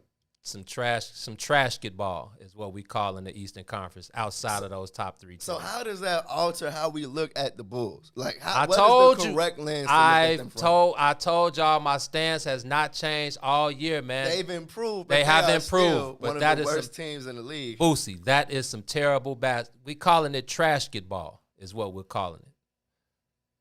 The Bulls have definitely improved. There's no doubt about it. Shout out to Billy Donovan. Shout out to the guys for buying into Billy Donovan's philosophy, his techniques, and just, overall, Billy's track record speaks volumes. His track record at Florida, obviously what he did in Oklahoma City, but Arturas Karnisovas and Mark Eversley as well, bringing their expertise over and mashing it with Billy Donovan's to kind of, I think the main thing the Bulls are trying to establish is an identity, and they've established it.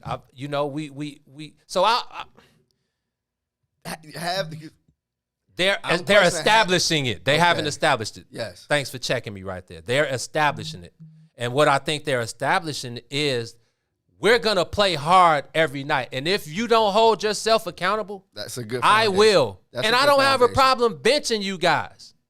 Like he did with Gafford, Felicio. We don't even see those guys anymore. Where is Daniel Gafford that far in the doghouse, bro? Because Luke Cornett, and obviously Luke Cornett's skill set, as far as today's NBA goes, it's more appropriate for today's NBA. But come on, Daniel Gafford. At 7 foot, come on, brother, can impact the game in some kind of positive way. He's at the end of the bench, right? You got to be able to stay on the floor. When Wendell went out, that guy was on the bench the first 3 to 4 minutes of every game with 2 fouls. Yes, and I feel like that's what I like about having a competent coach. It's like, look, this is my rotation. You are in or you are out of it. So hey, but to your point, the Bulls would be the 14th seed in the West. Oh my God. They're battling for one of a top 5 seed. I mean, that from 4 down is possible for them in the East. That is kind of a bring you back down to earth moment for me as a fan, because yes, it is more entertaining to watch these guys. They are much better than they have been the last couple of years. Zach LaVine deserves all the recognition that he's getting, but as a team, the Bulls still have their work cut out for them as far as getting to a level of basketball that they belong. You know what I mean? The Chicago Bulls should be playing championship basketball, but I understand it's a process. Let's start there, though. Let's start with Zach LaVine, because I agree 100% that Zach LaVine has shown that he's an NBA All-Star, but because I want to celebrate Zach, but yes, go ahead. But and this is if take it how you want it. To me, it's no knock on Zach. This is the difference in players in the league. Zach still has work. I just feel like, and it could be because the Bulls are lacking in positions, but at the end of the game, talent, would you say that? I mean, not like you said, when they face the Charlotte Hornets, who are a playoff team right now. Oh yeah, I feel like that's an equally talented team. And okay, I wouldn't disagree with that. I just think that I feel like my opinion of the Hornets is different over the last 3 days. And because I watched them with Portland, I liked what I saw from LaMelo. I wanted to tell you that too. Okay, but they're playing without Gordon Hayward. So that's what I forgot about Gordon Hayward, because I watched that game without them. So I'm thinking of them without Gordon Hayward. They're like, he's a glue piece, he's like the veteran on that squad. Exactly. And PJ Washington came flat down to earth. He had 42 the game before, I think he had 2 versus Portland. Yeah, he didn't look, and that's even more what I talk about the balance 70%. Balance of the league. Yeah, man. There's just no way you can have 40 one night and 2 the next night. Two the next night. No. I know he called hell in the locker room. It's like, oh, PJ, you had 40 a couple of weeks. But yeah, that's interesting. But on Zach LaVine, he's got. I expect more out of Zach. And it may sound crazy, but as far as impacting his team, yes, I expect more out of Zach. Close games, and I listened to what you said a couple of episodes ago about the Bulls being in close games and having to pull them out. That game against the Phoenix Suns, I gave them that. But that game against the Nuggets, gotta win that. I felt like they had more than their chances to win that game, and I was actually disappointed that they didn't steal that game. To your point, to be more specific, I was mad Zach LaVine didn't go and win that game for the Bulls. And he came down. He took such a wild 3-pointer one of those times. He didn't get back on D another. It was just a total breakdown. And I'm not putting Jokic is Jokic. But you're not going to stop Jokic. Yeah. But you had an opportunity to win that game. I expect more out of Zach. You put the ball in your best player's hands and you tell him to go win the game for you. Now, shots, there's only 2 things can happen when you shoot the ball. It either hits or it misses. He don't have to hit every shot, but you have to make the correct play. You can't have 7. Your backcourt can't have 14 turnovers between Kobe and Zach. Terrible. And I was highly disappointed in the guys against Denver the other night. Phoenix, I agree with you. We knew they were going to lose that game, but you got to win that game with Denver with like 4 of their better players out. Jokic going for 40. And they stuck around. Like you said, the Bulls are going to play hard. The Bulls stuck around for most of that game. They got to start winning it because the second half is looking real treacherous right now. Let's talk about that on the other side of this break, man. We'll be right back. You're kicking it on the Sawyer with the Bigs. Yeah. WIFTDPM. The Chicago Legal Network is the collaboration of attorneys that concentrate in many areas of the law most needed in Chicago neighborhoods. The CLN lawyers focus on personal injury, criminal defense, and other issues. The CLN lawyers all average over 20 years of legal experience and are dedicated to helping the Chicago community. The Chicago Legal Network is committed to developing black lawyers through mentorship and co-representation. So if you were injured in a car accident, slip and fall, or injured on the job, or you need assistance with criminal defense, including driving violations and DUI, check out ChicagoLegalNetwork.com for more information or call 773-912-3545. 773-912-3545. Maze Jackson. If you could make up a social media holiday, what would it be? Randy said National Don't Let No One Put You Down Day. No one. What you gonna do? So when they say something crazy, you slap them? Be like Maze said.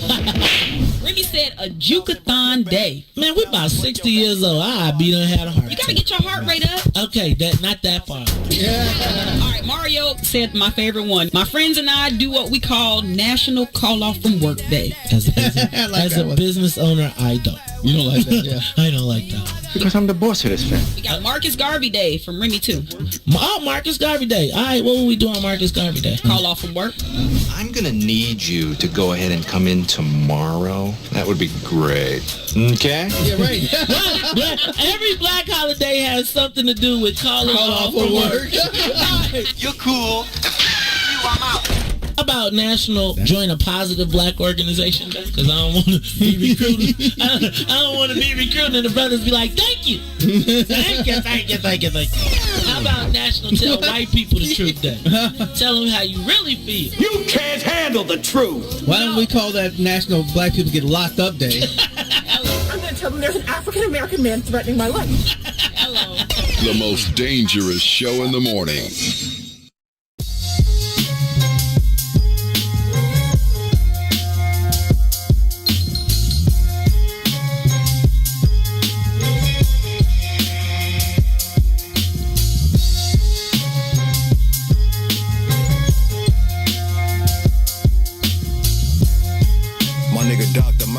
Behind the boards, custom, ain't no heroes or role models where I'm from for us to follow where I'm from. Just some niggas throwing gang signs and hollows where I'm from. They pop pills, sip lean, and bless bottles where I'm from. You still ain't figured it out, nigga, Chicago where I'm from. Home of some of the most notable women and men to exist. But the only stars niggas on their heads, the fan and the six. Most of us settle, however some intend to get rich. We lose homies and hit the internet to pretend that they miss. We spend link at the corner store, and motherfucker ain't gotta be enlisted in no army or Marine Corps to be going to war. It's gun smoke in the air, and it's blood stains on the floor. We all born poor, but yet and still we feel we born to soar. The beautiful struggle, bodies left blood oozing in puddles. We love to hate like a poisonous dart from Cupid that struck you. Shit, you stupid as fuck if you let the stupid instruct you. Should be using your muscle to build a lucrative hustle. Crabs in a bucket, so in one make it feel like we all did. From the county to Stateville, long stretches and small bids. The clucks chasing they last high. The shorties throw up middle fingers when the low pass by. They ask why we live this way. You couldn't overstand it unless you had to. Faggot police harass you, so-called homies will blast you. A message to out of towners written in blood. Don't take your dumb ass to the hood if you ain't plugged. Spit with the curse of Capone. You gotta live with all the words you condone. Then it's on. They'll kill you dead, then bring the hearse to your home. Back in my shorty days, niggas will put a 40 to your sporting wage. Nowadays, these niggas thugging on phones. How was nice, I used to play for the Dome. Philly been killing. But when you ball, get you a gun, it'd be like Ben Wilson, the pin drilling. Fuck how out of towners view the shot. I'm out west where every conflict crucial is do or die. If it's war, it's gonna be to the death. It's you or I. I come at peace, but if you touch my body, that's suicide.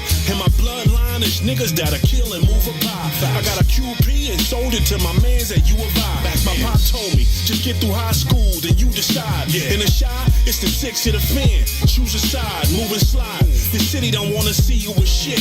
From politicians to the preachers, hard to see who legit. Sell some seed for you to see green and piece you to fit. It's I am God and the God green who's seeing this shit. Let's go. If you think it's love here, then pump your brakes. This the wild onion, that dark ass city that love to hate. Okay, let's go. show off.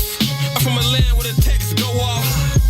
Them gang signs thrown and the heads broke off. We hate you niggas, cause we gave birth to you ungrateful niggas. So in the 6 feet of earth, it's where we place you niggas. It's barely a secret, we move shit, telekinesis. And box niggas like Chevy Caprices. My stress is post-traumatic. All I see is murders and massacres. Cancer patients and catheters. Fake narrators and savages. No horse and carriages. Just funerals, wakes. To stay alive, stay out the way of the unusual snakes. A beautiful place, Chi-Town's the greatest. That's why they hate us. But listen, nigga, do me this favor. Do me no favors, we major. League grounds open, a few rounds smoking. I'm Chicago, it's grilled onions on that U-Town Polish. Ain't no catching up. Be a winner and stack okra. This Chicago, nigga. The inventors of black culture, motherfucker. You are back down on the soil with the brothers. I am Eugene McIntosh. To the right is my player partner, Terrence Tomlin, a.k.a. T-Tom. What up, family? Man, we got my boy, I Am God, West on the track, man, where I'm from. Shout out to my boy, Tragedy, man. He switched up his name to I Am God. Yeah. That was his one of his new tracks, one of his singles he just dropped off of his upcoming album. I think it's dropping April 2nd. Trash, I mean, man, my bad. I keep calling you Trash. The God, that's what I'm going to call him. Yeah. He's in the comments right now, man. Let the people know about the new album. Let them know where they can cop pre-orders and all of that from, man. That was his first single with Scooter Chose and our guy, what's my boy? Damn, I'm bogus. I can't think of my boy. Fillmore Green. Sorry, Fillmore. Fillmore Green. Family. I Am God. And my boy Scooter Chose, man. That was some fire right there. He just dropped another single yesterday, Kamikaze Style, where he was spitting that rapid fire. So y'all go check my boy out, man. He got some heat dropping. And, you know, he sent his boy an early album, Listen. And I've had it on repeat for like the last 2 weeks. It's definitely some fire. It was a 4-mic listen easily on the first try. I'm going to give it another try probably late at night one of these days. And I'm pretty sure I'm going to give him another half mic. So that's what we doing around here, man. We supporting our own and circulating the dollar with our people, man. Absolutely. I saw him. He was doing an interview with our boy Weekend Gabe, so definitely shout out. Okay. He did one or he's doing one? He's doing one. Okay, I got to peep that. Shout out to Gabe, man. He's Gabe, one of the bigs guys. He always hit me up asking how we doing. Absolutely. Gabe is definitely one of the good guys for sure. Yes, sir. Gino, man, on the other side of this break, we was looking ahead at this bull schedule, and I want to make sure we touch on it. real quick, because I feel like I remember when we did this at the beginning of the season, and everything looked like an L. You know what I mean? It didn't matter who they was playing.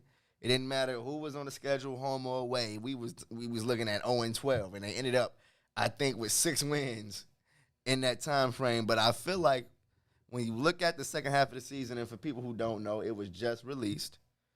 They were holding off on releasing the second half of the season because of COVID. Yeah. Wasn't sure what shape, how bad they would be limping in to the second half of the season because of COVID. But they went on and released it. And I say the first 1, 2, 3, 4, 5, 6 Bulls games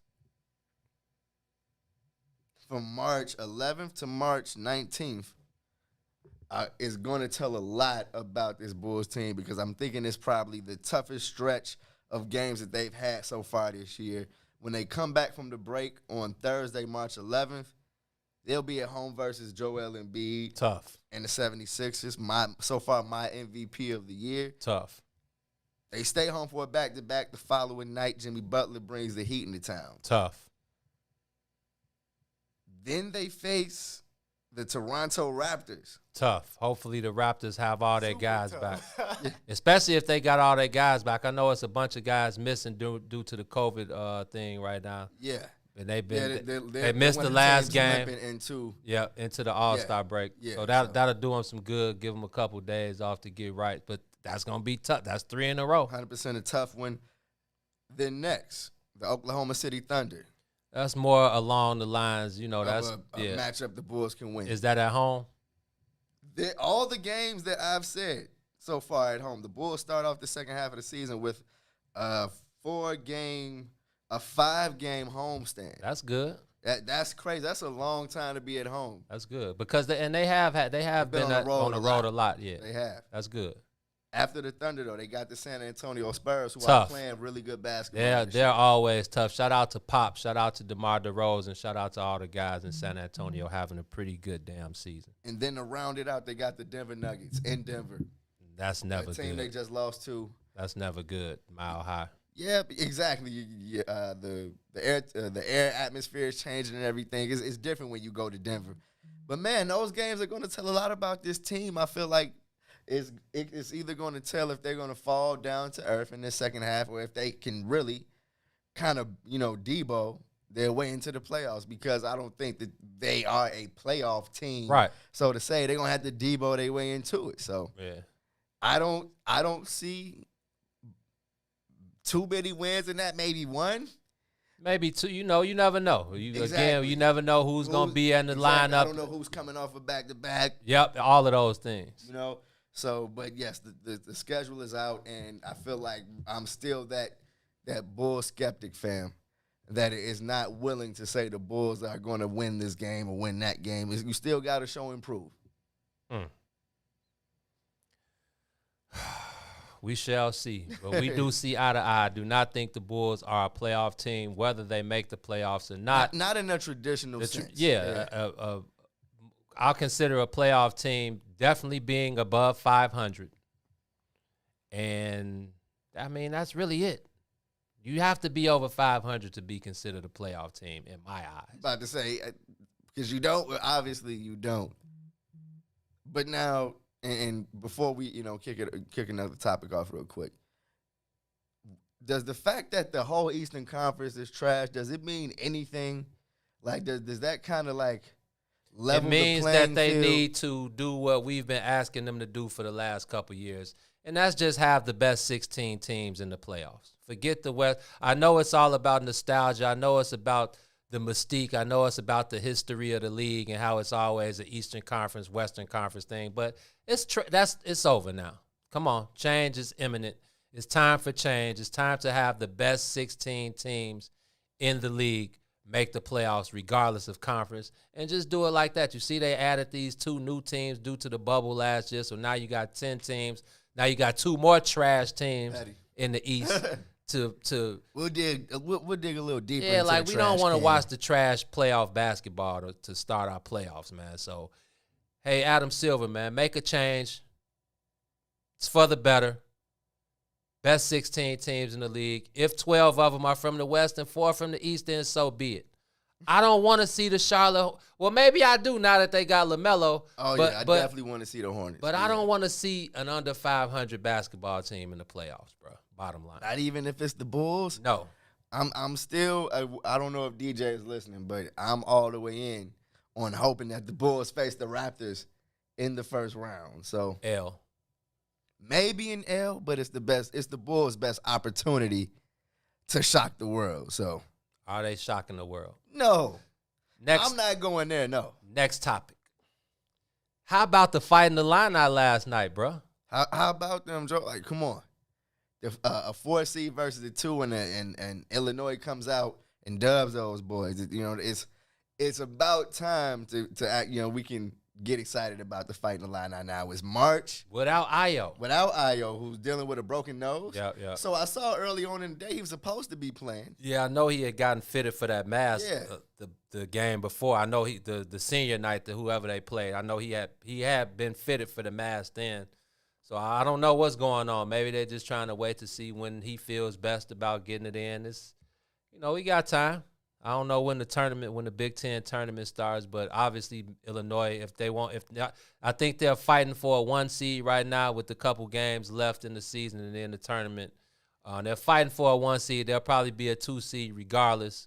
Nothing less than I meant nothing less than the 2 seed. Okay. Regardless, but it's just good to see Illinois basketball on the map. It was good to see the way those guys fought without Ayo in the lineup. It felt like they all knew that they had to step it up. Everybody had to do just a little bit more to pick up for Ayo's slack, and it was good to see you. Good to see Adam Miller kind of feeling himself. I think that he could be a huge boost weapon. If Adam Miller catches fire, because it's all about catching that rhythm. If he can catch fire at the most important time, it could be ugly, and it could be a decent run for the Illini for the national championship. So I'm looking forward to it, man. March Madness is always, it's always one of my favorite sports times of the year. And we didn't get it last year, so I'm definitely maybe kind of selfishly happy that it's coming back. I saw the plans for it are kind of weird. Everybody's going to be playing in the same arena the whole way through. Yeah.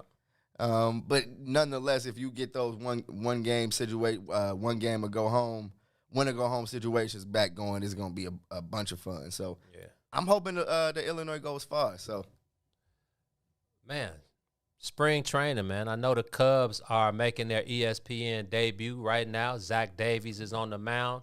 See if you can give us an update. But again, spring training is in full effect.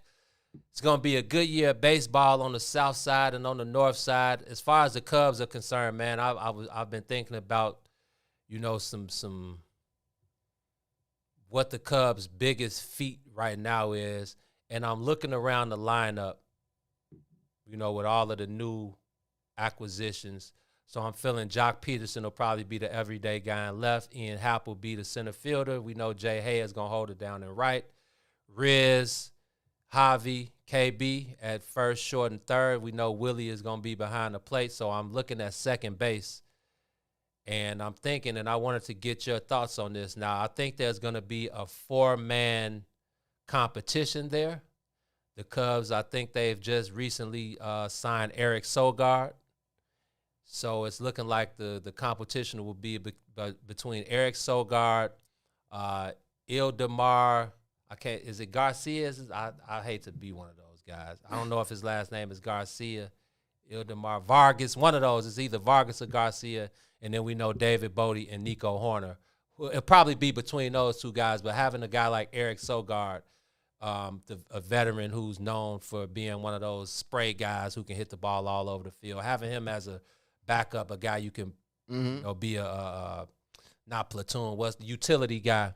But I feel like it's going to come down to Nico Horner and David Bodie, and I wanted to see what you thought, because I think either way it goes, Nico Horner needs to play. So whether it's, and not knowing what's going to go on, we know there was no minor league baseball last year. So with minor league, I think ramping back up, not knowing when it's going to start, but whether Nico Horner goes to AAA or Iowa or wherever they are this year, or whether he starts in the big leagues, he needs to play every day. He didn't get to have his 1,100 at-bats in the minors. So I don't know if he's We talk about skipping a step, and this is something you definitely can't do in baseball. We know Nico Horner's a high IQ guy. We know he's a plus defender. He can play all over the field. He's put on some decent weight. The B-roll film that we get to see, some of the video, it looks like he's put on some good weight. So I think it's going to come down to Nico Horner, David Bodie. But I feel like at this point in time, if it was me, if I was Rossi, I would let David Bodie prove me right or wrong. I would give David Bodie the start. I would make him my everyday second baseman, and I would make him prove to me that he's an everyday Major League Baseball player. And let me start off by saying I think Cubs fans are going to hate me this year, Joe. Here you go. I mean, as much as I have respect for that team, I feel like I'm tasked with keeping it super skrill with these guys. And although I feel like you're very like this is the season that guys like Nico Homer, Albert Alazar, you know what I mean, those are the guys that I want to see take the steps forward. You know what I mean? But I'm still, every time I talk about the Cubs, Gino, I feel like I'm looking at a puzzle that's been dumped on the ground and like messed with kinda, and I'm looking at like, okay, what exactly do we even have here this season? I feel like the Cubs have thrown fans some players and be like, all right, that's the team this year. You know what I mean? And the signings that I've seen, I'm like, I feel like what sport? It's the NFL, or somebody has to get the money. I'm like, this is not a team that's trying to win. You know what I mean? Like, this is not a team that sees an opportunity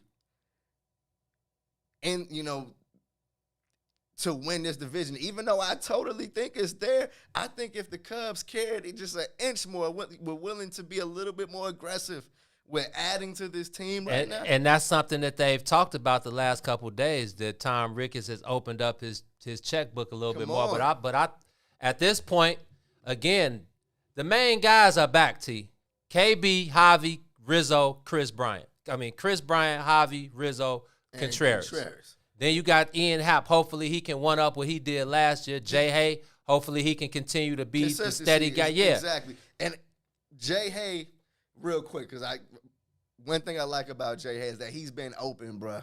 He's like, look, man, if you look at my career, I struggle to kick things off. Right. He's like, but I found a different level of comfortability, and I'm here now. And I feel like he's going to be consistent again. But Ian Happ, again, I feel like is in that category. No doubt. As David Bodie.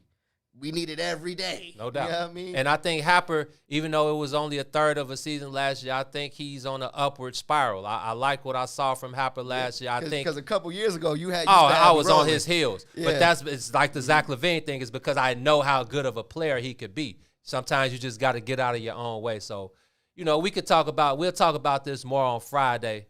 After we see what the Cubs do today. I want to get some more of your thoughts about the White Sox and what's been going on in their spring training. But it's definitely time to dig in a little bit. Yeah, get into some pressers and bring it back to the people. But, man, before we get out of here today, man, we did not have a word of the day on Monday. We can't forget about it. So we got two today. Ron Rilla, I need you to tap in, man. We got 2 words of the day today. Real quick, Ron. You know what was on my TV over the weekend? Gullah Gullah Island. Oh, wow. I hopped up at 6 in the morning. And Gullah Gullah Island. It was on TV? I got bootleg cable, so it was like the Canadian version of That's Nickelodeon. wild. That's wild. Y'all spoke it into existence, man. I was like, look, it's Gullah Gullah. It happens. Yeah. But, Gino, without further ado. Man, today's first word of the day. Nonage. Nonage. Nonage. It's a noun. And its origin is late Middle English. Okay. The period of immaturity or youth. The summer I spent working at the park marked my transition from nonage to adulthood. Monkeys are far more developed during nonage than human adolescents are. Nonage. Nonage. Nonage. Oh, and it's derived from Old French. Middle English. Late Middle English. Yeah, man. That's that stuff they were talking in the medieval days, right? Sound like you see a guy coming up on a horse with a steel shield and a spear. The period of immaturity or youth. So now there's adolescence. You know, the word today we use is what? For this. The period of immaturity or youth. Your teenage years, did we just call them teenagers these days? Wow. Yeah. People just, okay, yeah, you're a teenager. I was young and dumb. Young and dumb. That was my nonage years. Okay. During my nonage years. I was a kid, bro. I was out here. The 90s years. One more before we get out of here.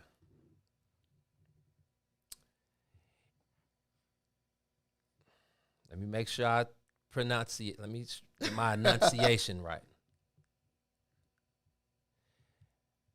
Epexegesis. Epexegesis. EPEXEGESIX.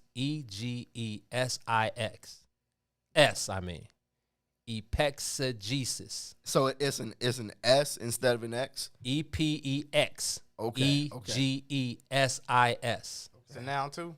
Epexegesis. It's a noun.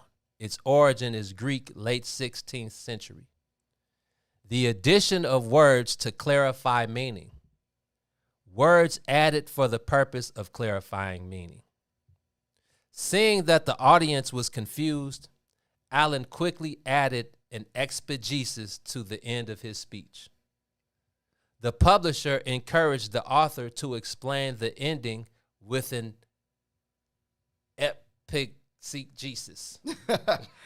Epexegesis. No, I'm just. So from now on, when we do a word of the day, I'm always gonna ask you. I need an exegesis. Thank you, Come T. on, like, please help me out. I need expeditious. Okay, did I say that right? You said expeditious. See, I think I was trying to get expeditious. You were expeditiously trying to get expeditious. We gonna have to practice that. Yeah. Ron, help me out, bro. Ron Rilla, give us the pronunciation, man. Epexegesis? There you go. Epexegesis. Epexegesis. Right. There we go. Cleared it up for us real quick. Hey, there it is. Hey, man, we looking for the family members in the comments. We looking for you guys to take this vocabulary, add it to your everyday vernacular, man. Maybe spread it in the comments one of these days, man. But make sure, don't use it like we use it, because you may be using it out of context.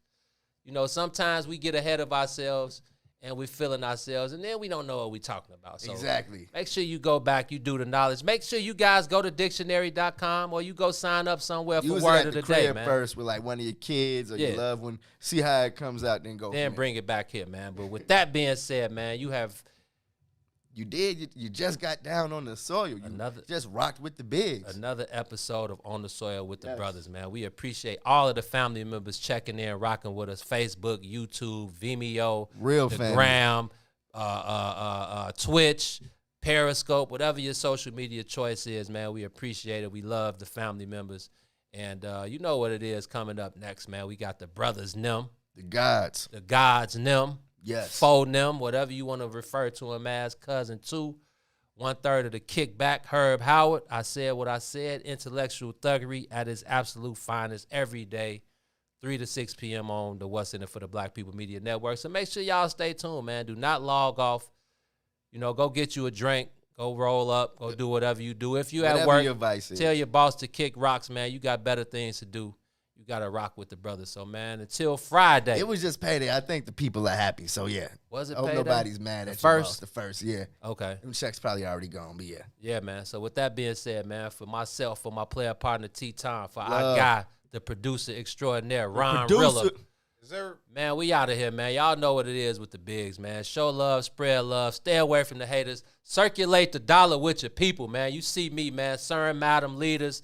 T always rocking the Sir and Madam. I don't know what that is Ron Rilla got over there, but I'm pretty sure Fat Tiger today. Fat Tiger, Fashion Geek Zoe, leaders. Like we said at the top of the show, express yourself. This is for you. This is for you, man. So until Friday, man, circulate the dollar with your people. But, man, most importantly, man, always, always, always keep it player, man. Keeping it player, man, it's not a hard thing to do, man. I see so many non-unplayer individuals Obviously, it's so easy, it's hard.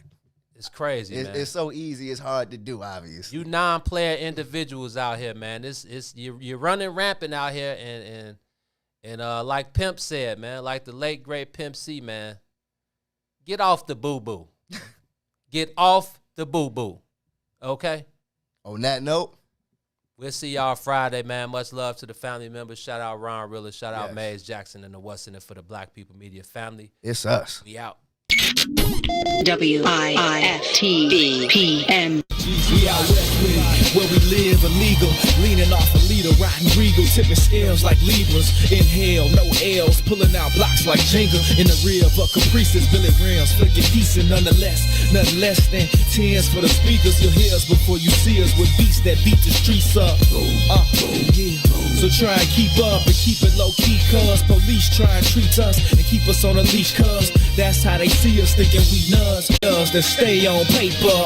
That's how we came up amongst the mayhem to the day when we display what we made of. The game can never change us, the West Side teaches. On these streets where you find that D before G. We out west with it, back down, trying to flip a dollar. If you looking, then we got it, you just got a bit of plot. We out west with it, riding clean, wetter than the sea, on the scene with a full tank, blowing AC. We out west with it, I'm posted, let me know what y'all on, cause if y'all get on something, then just hit my phone. We out west with it, yes sir, hustle for every penny in the trenches, but we turn struggle into strength. Smell the grind in the air, take a whiff, only the nose knows the aroma. Compose the money rolls that fold up, holding cold cups, searching for those that got the purple O's for the $4, and we can go nuts and stay at the stove like grocers, and post up with O's on the table like coasters. That's how the game coached us, made us all in the soldiers. Now that dough is the focus, so know that we own this. Molded by the hood role models, riding good, the latest model, drinking good, raising bottles like we just missed a pothole.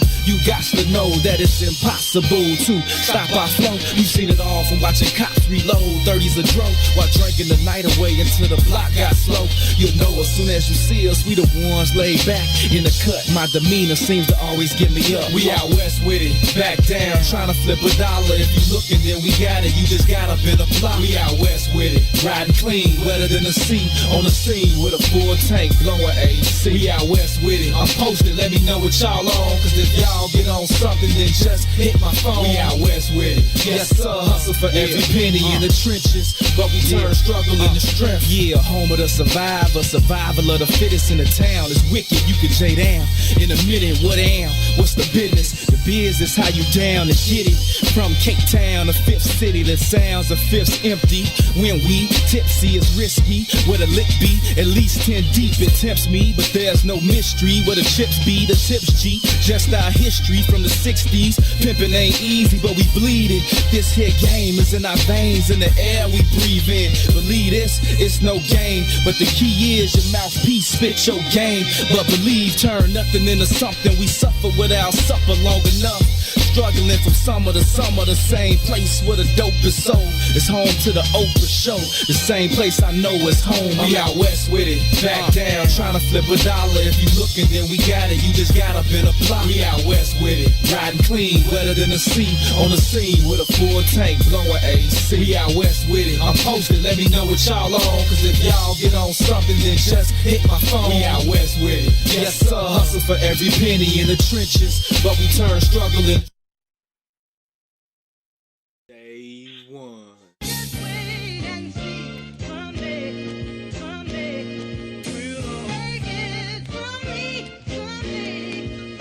I like how that sound right there, man. You know what I'm saying?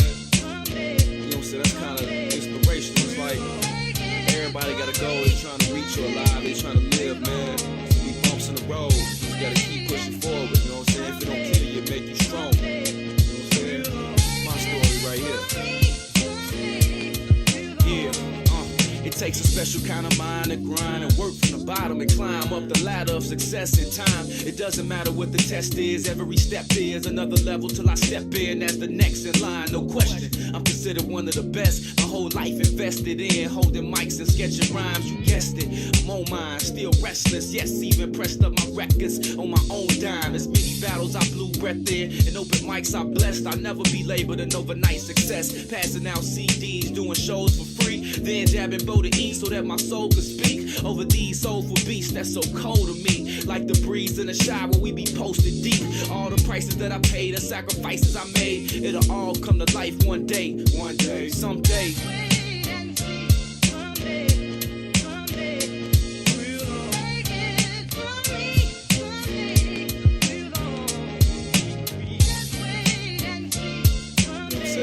patient, man. Bumps and road ain't nothing. Rotate, nothing stopping us. Check it out, look.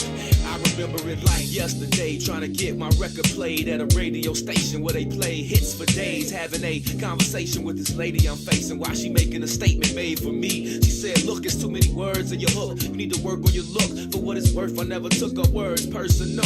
But at first I wasn't certain though if she knew my words are personal and not just verses and books until the curtain closes. This is my version of what I know, learning in first person till I blow. And still I know how it feels to know I'm the deal. Did you still feel like a deal is just right, or a deal just might still add to my appeal? But they won't know I'm real till I touch my first million, right? I'ma chill till my bars is felt and play my hand with the cards I'm dealt, and that's the plan till it solves itself.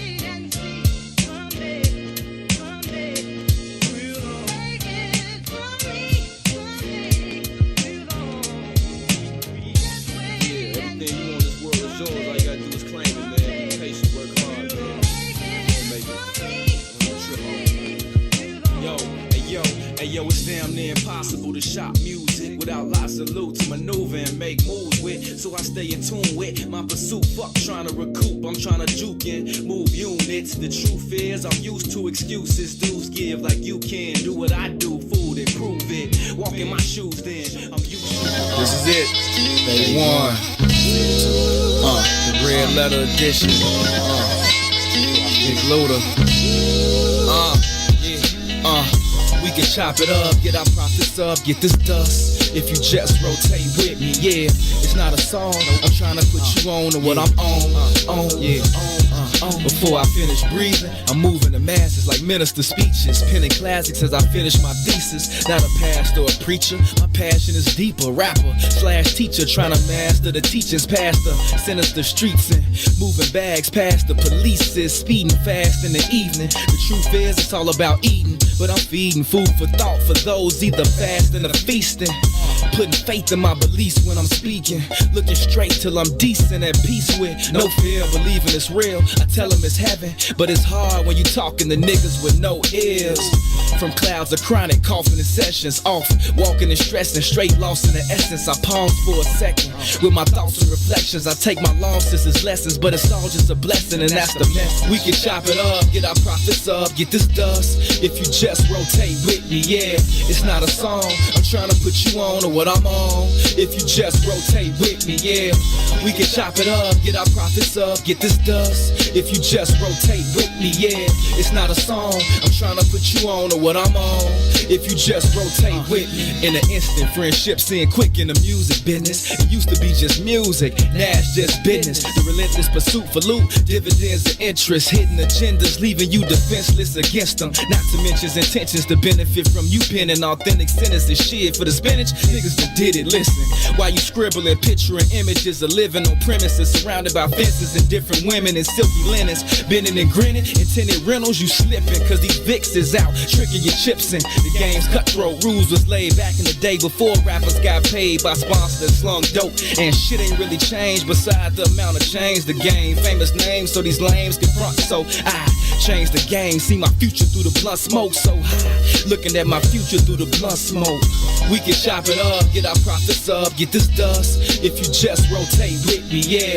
It's not a song, I'm trying to put you on to what I'm on. If you just rotate with me, yeah. We can chop it up, get our profits up, get this dust. If you just rotate with me, yeah. It's not a song, I'm trying to put you on to what I'm on. If you just rotate with me. I'm invincible, guarded by two identical, invisible guardian angels that guard every angle of my physical frame. Spiritual miniature ministers whispering, keeping me on the top of my game. Lessons to gain, pleasure and pain. Like my eyes, they reside on the left and right side of my brain. Quietly praying, navigating my aspirations, passing calculated statements while I'm grabbing my flame. Wasted in the basement, pacing, placing words on pages, blazing my merch to the face. I'm blowing life in the air. I sold my soul to the Lord for a price of a prayer. Yeah, so my nights can be clear when I sit still, writing his will in his likeness, like him, cause I'm knowing he'll save me. He told me to spit and don't let the devil take the gifts that he gave me. We can chop it up, get our profits up, get this dust. If you just rotate with me, yeah. It's not a song, I'm trying to put you on or what I'm on. If you just rotate with me, yeah. We can chop it up, get our profits up, get this dust. If you just rotate with me, yeah. It's not a song, I'm trying to put you on or what I'm on. If you just rotate with me.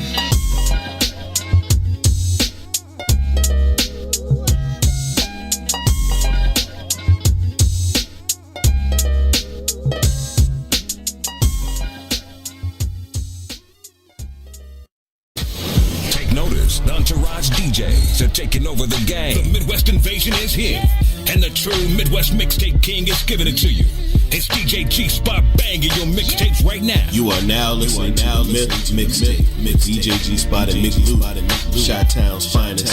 It's definitely representing Southside, Westside, stand up. Yeah, they honor my persona. See my coat of arms, cloaked in armor. Live and die by the code of honor. The honorable, known as Mick the Conqueror. My mantra is that of a monster. Vengeance is endless until you extinct like a condor. What you think I was armed for? I'm knocking at harm's door. Molded by the force, call me the Black Mamba. I'm putting up numbers like Kobe in the garden. My thought is thoughtless as I talk shit, and there's nothing as heartless as my weak spot. Deeper than the darkness that dwells where the sharks live. You sleeping with the fishies, surfing with the marlins. On the surface, I'll unleash the carnage till you surf, till you starving, searching for a market. I'm the pit boss, tally up your losses. Your fate is sealed way before the card flips. You marks ain't shit. Topic of discussion, they ain't talking about nothing. Keep their noses in the sump. Y'all ain't talking about shit. I hear them wolfing in the whispers, snakes in the grass. We ain't thinking about your ass. Y'all ain't talking about shit. Fucking lying, I ain't buying. Ain't nobody even trying to hear that dumb shit you kickin'. Y'all ain't talking about shit. Find yourself some business, get yourself a life, and skedaddle, motherfucker. Y'all ain't talking about shit. Unlike the players, y'all engage in betrayal. So brave, do anything for the day they can slay you. So devious, even if you can't even see the hate. I don't need to plead my case till you please. I seize the day. Feast off your mistakes from the cleanest of plates. Palate of a pharaoh, it's all seasoned to taste. A vision of perfection, at least 3 in my face. Fanning me with feathers, tease me with grace. I can't conceive defeat, nor will I concede the race to these conceited lames that can't believe my pace. So intrigued by my intrigue and display that intrigues the brain, there's nothing left to say. Hands down, I lure them to attack like cash is the allure of a champion with my banner in the rafters. Topic of discussion, they ain't talking about nothing. Keep their noses in the sump. Y'all ain't talking about shit. I hear them wolfing in the whispers, snakes in the grass. We ain't thinking about your ass. Y'all ain't talking about shit. Fucking lying, I ain't buying. Ain't nobody even trying to hear that dumb shit you kickin'. Y'all ain't talking about shit. Find yourself some business, get yourself a life, and skedaddle, motherfucker. Y'all ain't talking about shit.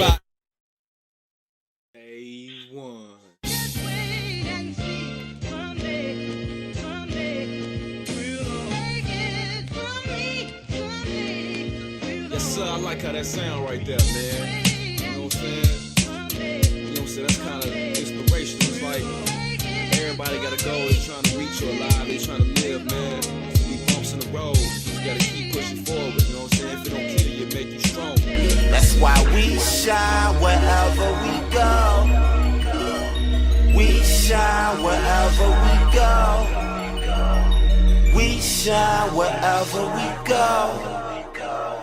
We shine wherever we go, Lord, Lord. Welcome to the mind of a pothead. On my head, see a young nigga got dressed. We don't give a fuck what the cop said. I'm living a legacy, so even when I die, I am not dead. Nigga, I am not dead. Fuck with me.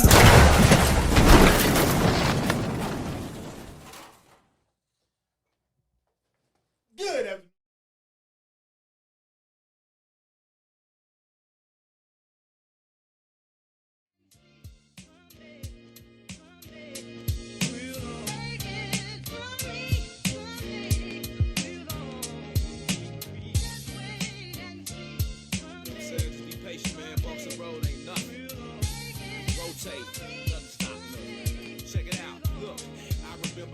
Yesterday, trying to get my record played at a radio station where they play hits for days. Having a conversation with this lady I'm facing while she making a statement made for me. She said, look, it's too many words in your hook. You need to work on your look. For what it's worth, I never took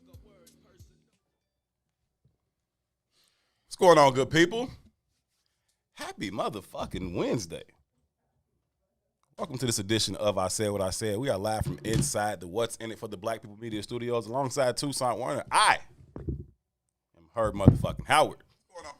Thank y'all so very, very much for tuning in. As always, each and every weekday, 3 to 6 p.m., we are having a conversation with you guys, and we're discussing issues that impact the black community, how those issues impact us as individuals, and also how those issues impact us as a collective. And along with your help, we talk through many of these issues in hopes of finding the optimum solutions for how we can overcome said issues. Again, overcome them as individuals, but perhaps more importantly, try and overcome them as a collective. As always, your input is valued. It is certainly appreciated. Anything you want to add to the conversation, feel free to do so. We will read through as many of your comments as possible while we go through the show. We do ask that you please take a quick second to share the broadcast, which I need to do myself. Share the broadcast on your personal page. Share it even within your personal network. Absolutely anyone that you think would add value to or find value in this particular conversation, we welcome them to be a part of the conversation, because we think the more like-minded individuals we can get to be a part of the conversation, the better the opportunities we have of finding those aforementioned solutions. So please, please, please take a quick second to share the broadcast. Again, this is I Said What I Said. That is the name of the show, isn't it? From what I remember, it is I Said What I Motherfucking Said. And why do we add a motherfucker? So the ignorant niggas hear me. Right on. It's intellectual thuggery at its absolute finest. My name is Herb. It's motherfucking Toussaint Werner. I'm motherfucking Toussaint Werner. Thank y'all for being here. Two, what's happening, man? Ain't a motherfucking thing going on. Ain't shit to it, is it? It's real chill. It's very, very chill, fam. It's very, very chill. RO Double, we appreciate you sharing. What's happening to the rest of the fam? Good brother Sadiq, what's the word, King? Ryan, you all right? Ryan, you good? How you feeling in there, bro? How you feeling, Ryan? I'm getting hot. You getting hot where? Getting hot over here. Cool out, man. It's just woosah. It's cool. Just chill, man. This is the first day I've been hot. Yeah, well, welcome to my world. Relax, homie. My world. In fact, can you turn the heat off? It says it's 82 degrees in the studio. Let me go see if it's even on. Yeah. Well, it's going to be hot for a while anyhow. So, life is funny sometimes, Toussaint, is it not, man? Life can be quite hilarious. Depends on how you look at it. I just find it to be quite irritating. It is extremely irritating. Yeah. It is extremely irritating at times. And it's just like, you know, one thing about me, and I sense this in you too, young grasshopper, is that we're not really good with being constrained or controlled or confined. And I get that. It's not a place I operate well inside of. Right. I get that. And because of that, you got to kind of, you know, put your career path and your interest on your own back and survive at your own will. Which is how we do things. Which is why I've chosen the life I've chosen, and which is why Herb has chosen the life he's chosen. Absolutely. You goddamn right. And so when we do that, we come up with a show, and we entitle it I Said What I Said. Because it's I said what we motherfucker said. That's exactly what we said. Yeah. You know, we just got to clarify sometimes. You know, sometimes there could be some confusion. A severe failure to communicate. You know what I mean? It happens. And, you know, when that happens, we just got to set the record straight. Got to figure things out. And, you know, hopefully those things can be figured out. Or maybe they won't. And if motherfucking not, so what? So fucking what? You know what I mean? Lots of things we want to get into on the show here today. First of all, somebody let me know when Howard Trout walks in. When he pop in, y'all let me know that he got here. If you're already here, brother, just let me know that you're here. I got something to tell you. But a few things we want to get into today. Where should we start? Joe Biden, yo man. Your man, B. That's your man. That's your man. Joe Biden is what is he doing? He has signed the bill, right? They're trying to get this bill through, right? The new stimulus package bill for economic relief across the country. And it's gone through the House, the Senate has it, they modified it, and they're trying to get it approved. They had to make some concessions, and one of the concessions was to limit the amount of people who would receive the benefits, right? And they based that upon household earning, right? So whatever the salary is in the household based on an individual or based on a couple. And I think initially it was set at $200,000 for a couple.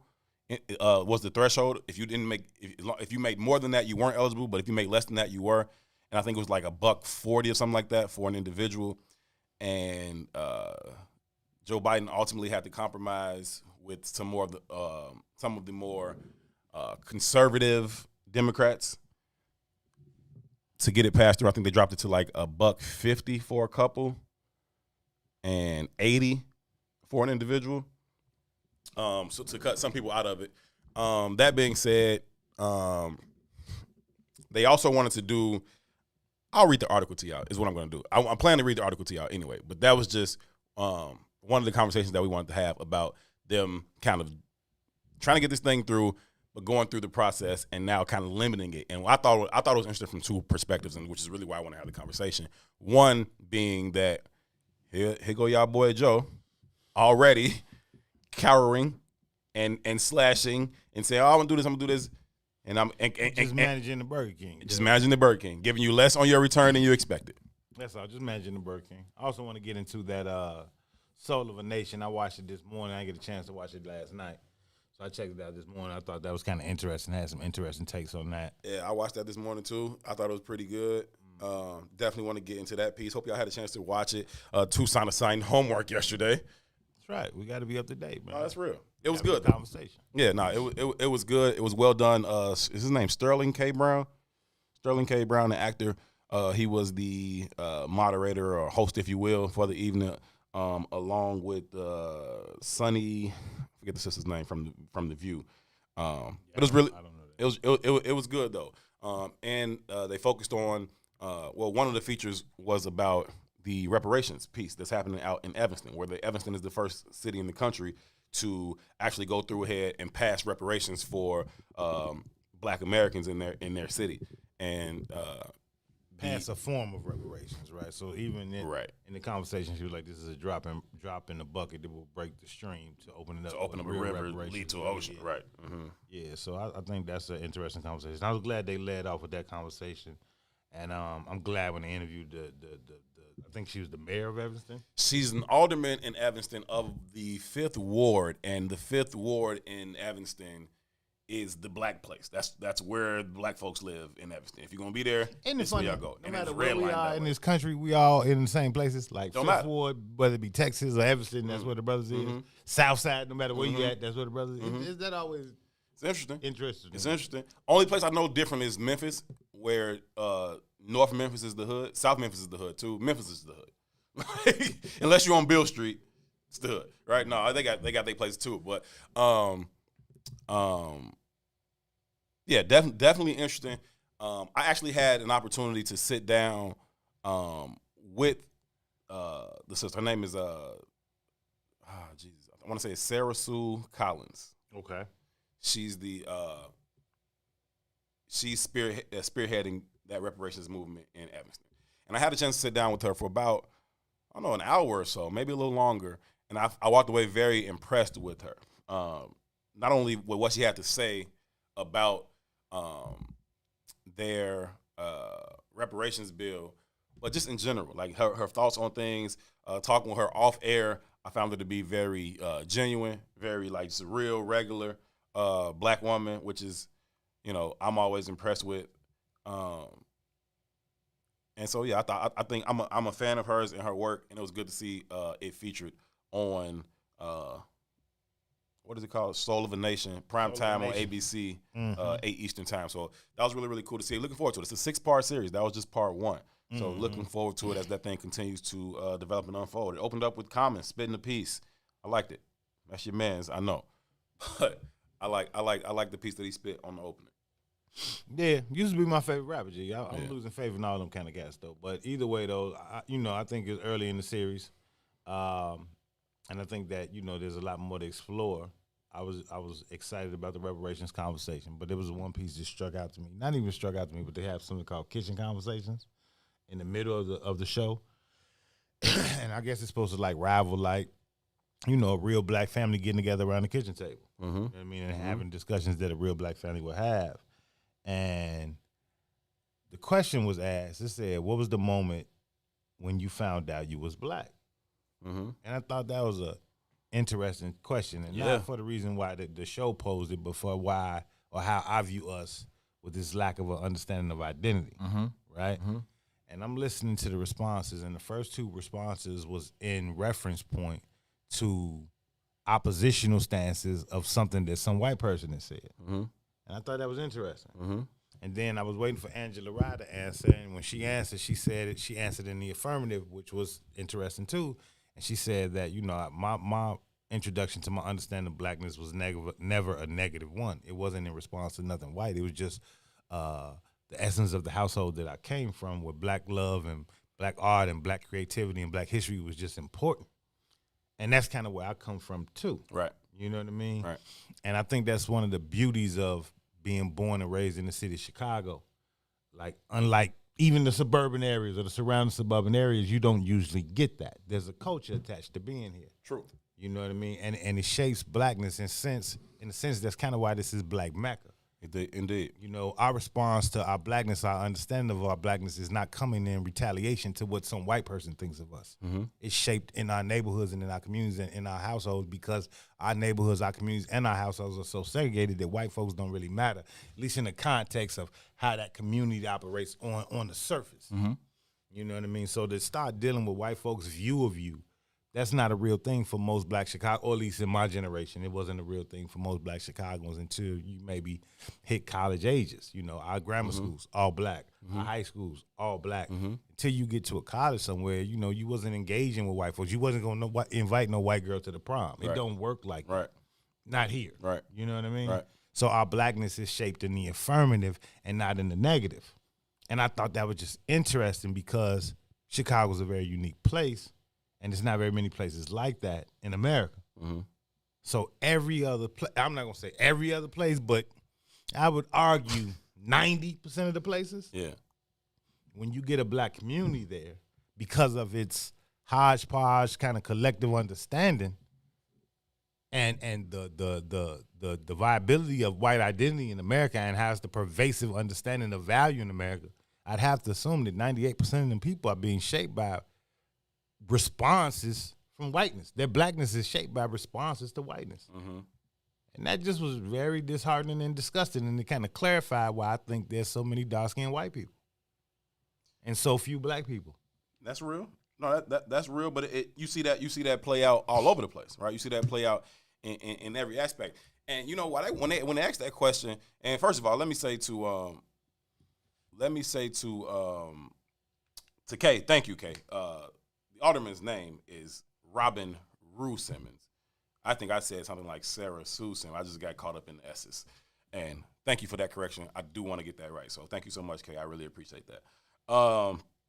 And sorry to the Alderman Simmons for getting it wrong. I do think she's super dope. What I asked myself that question when they asked it of themselves. Like when was the moment where you realized that you were black, and like what that meant in totality, right? And what became apparent to me, and my answer was that there was no like one moment where it was like, it was the essence. Damn black. It's everything. It was right? everything. It happened. It's the slow boiling of the frog. You know what I mean? Before you kind of realize you're getting boiled, it's too late. You know what I'm saying? You throw them in the cool water. You slowly increase the temperature until it reaches a boil, and by that time the frog is you don't know to hop. It's too late for him to hop out, right? So I never had this one moment where I was like shocked into it, like, oh, it was just kind of like this gradual progression of the shit you grow up in, and you kind of understand that police don't fuck with you, and politicians ain't here really to represent your interests, and white people don't fuck with you, and there are places that you can live, and there are places that you can't live, and there are things it was just this slow kind of thing that I was just kind of indoctrinated into. There wasn't this one moment where I was like, boom, now it hit me. Like nobody's white parents told me I couldn't take their daughter out. You know what I mean? But I think I think there's a difference too, though, right? When it is the essence, it's shaped in beauty and in love.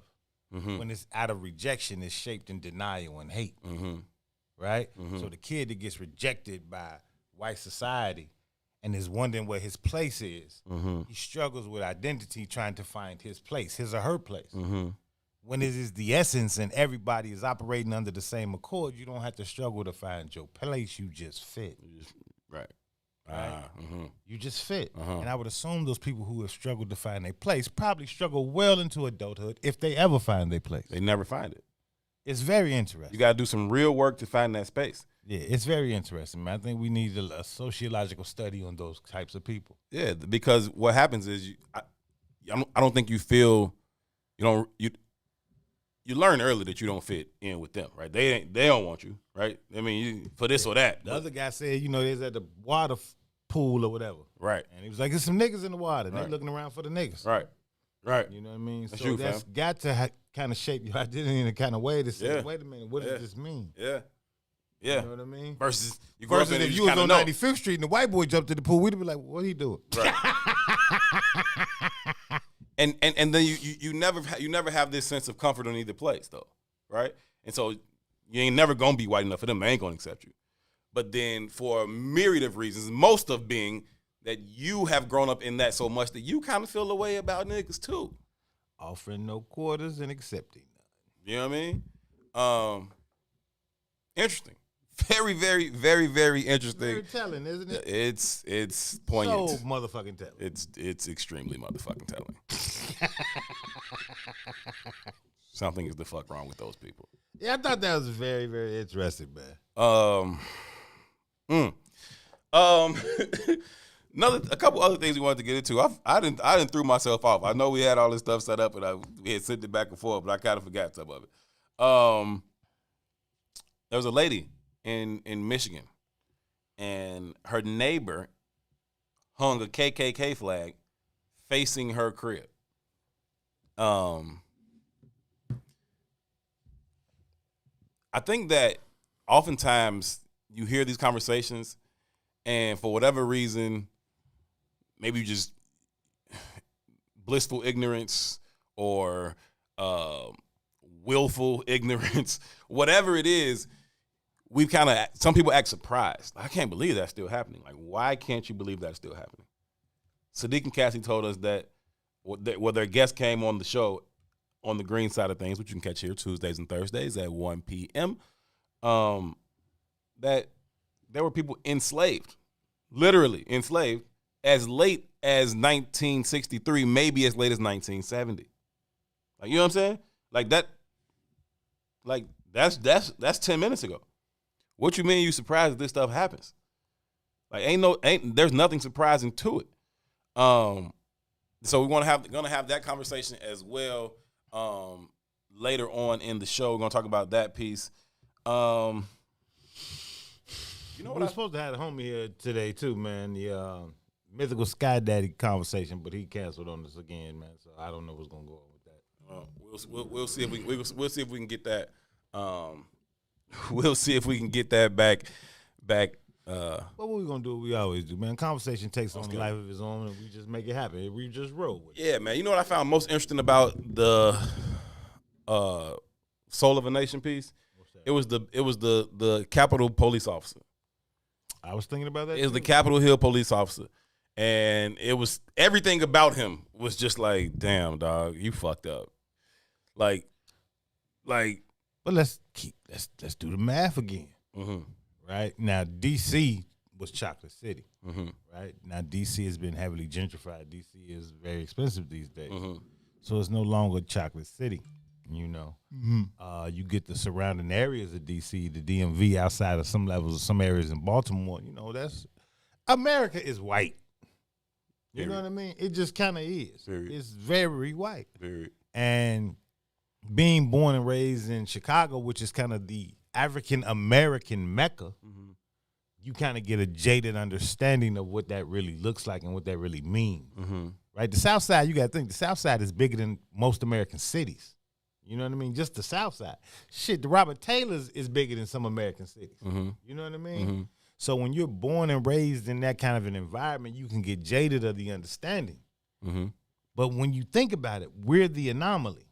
Oh, yeah. Right? Yeah. And if you compare and contrast with the rest of the world and that experience and identity and understanding, it's not confusing to me no more. We got you, Boosie. It's very much, it's understandable. Mm-hmm. You know what I mean? Mm-hmm. And that understanding is kind of what Bueller says. Bueller said it's like blackness was rooted in trauma instead of love. Yeah. Think about that. Everywhere else outside of this little city. Yeah. In the entirety of the American states, it's almost like a necessity that your understanding of your identity has to be rooted in trauma instead of love. Yeah. You know what I mean? And think about how that spawns certain kind of energy. Yeah. Right? So when you think about everything that happens in Black America, right, it's birthed in Black Chicago. Mm-hmm. Has to be. Mm-hmm. You know what I mean? This ain't the epicenter of Black economics. Mm-mm. This ain't the epicenter of Black media. Mm-hmm. This ain't the epicenter of Black. It's the epicenter of Black life, though. Right. It's the epicenter of Black energy. Mm-hmm. You know what I mean? So if you want to get that ball rolling, you better get that ball rolling here. Mm-hmm. Because otherwise it ain't going to roll. It's nowhere else they can pick up steam. So when you get that Black police officer who looked like he was in his mid-30s, probably late 20s, if he was in D.C., his formidable years was not formed in Black D.C. It was formed in gentrified D.C. If he was from the surrounding, and if he was in D.C. as the D.C. I know, he probably wouldn't have became a police officer. So I'm just, and this is all hypothetical, who knows where that dude came from, right? But if he was formed in them surrounding areas, well, that's different. His blackness would have been shaped in that trauma too. So he gets to responding like, I'm a patriot. And when I got called a nigga 1,000 times, I couldn't understand it. I wrote that down because he was like, man, he was out there and he said somebody having the Blue Lives Matter flag. Okay. They were carrying the Blue Lives Matter flag in his face, and he like, man, how you carrying that flag while y'all in here whooping our ass? Like, and they said, well, you know, there was the election was stolen, nobody voted for Biden. And then another cop who was a part of the insurrection put out his badge in his face and said, I'm a cop too, I understand, we doing this for you. What? But he said, no, you ain't doing it for me. I voted for Biden. I voted for Biden. And then what that same guy say? This nigga voted for Biden. Voted for Biden. Hey, guys, this nigga voted for Biden. Yeah, same dude. Same guy. I'm doing it for you. Wait, you did what? This nigga voted for Biden. And then everybody runs over there attacking him, verbal onslaughts and everything else. This nigga voted for 100 and something times that day. Yeah, man. Yeah. And then see, this was irks. But it's the surprise, this irks the shit out of me about those kind of people and those kind of conversations. He bothers me. He says in that conversation, the direct quote, he's like, they might have been there, that insurrection might have been about politics.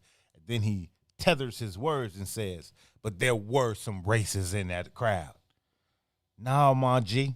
That crowd was racist. It was about racism. This is America. It wasn't about politics, my G. Yeah, my G. It wasn't about Trump. Them niggas don't know nothing about politics. Man, bro. I hate when we do that. Yeah, but for him to be surprised lets me know how distorted your view of reality in this country as a black man has been your entire life. Why are you surprised, sir? Or are you just lying? No, that's what you think the nation wants to hear, and they put you in the platform of because you're on the platform. Maybe you're trying to propel us to something different. Maybe same way people say, "Why y'all curse so much?" I don't give a fuck about your rules. Right. Your rules, they ain't never define me. Right. And your rules they ain't never benefited me, and they ain't gonna strip shit away from me because I'm clear and I'm conscious and I'm confident in who I am. Right. I understand what I'm doing here. I understand why I'm doing it, and I'm not gonna be restricted about doing it. Like, I don't fucking work for you. Like, I'm like, anyhow, dude ass. What his problem is, you 6'7", right? You're a 6'7" black dude. You a police officer on Capitol Hill, which seemingly amounts to a security guard because police would have been shooting them motherfuckers. I don't even know if they had weapons on them, like firearms. They got weapons. Firearms? Yeah, they got weapons. I know them Secret Service, once they got upstairs and killed old girl, they had firearms. But them guards in the hallway, I don't know if they had firearms, G. Anyhow, whether they did or did not, his disconnect with black reality in America was apparent before he ever started talking about his first encounter once the people had gotten inside. His disconnect with America was the romantic way he spoke about the Capitol, right? And how he aspired to work there and how beautiful it is and the rich history that takes place in the room and all the things you look at and you see it and it's this romance affair that you have with this bullshit, okay? While you can simultaneously say that slaves built this, right? All right, cool. Says agreeing with you. They did have firearms. Appreciate it. They ain't shoot shit. If it was us, they would have been clapping. But the way he spoke about it, let me know right off bat. You ain't one of us, fam. Like, you say that slaves built this building. And then you speak about it in such glowing terms, in such romantic, loving, admirable terms. Like, dude, fuck that building, sir. Which is what I was saying from jump. I don't know why any of them black officers was putting themselves on the, man, come on. But the same way he romanticizes the Capitol is really a reflection of how trauma works, though. Right? It's like young black boys talking about how gangster their city is, as if that's something to hold a badge of honor for. You know what I mean? And when you say my city is XYZ gangster, you don't really mean your city. You mean the community in which you engage in.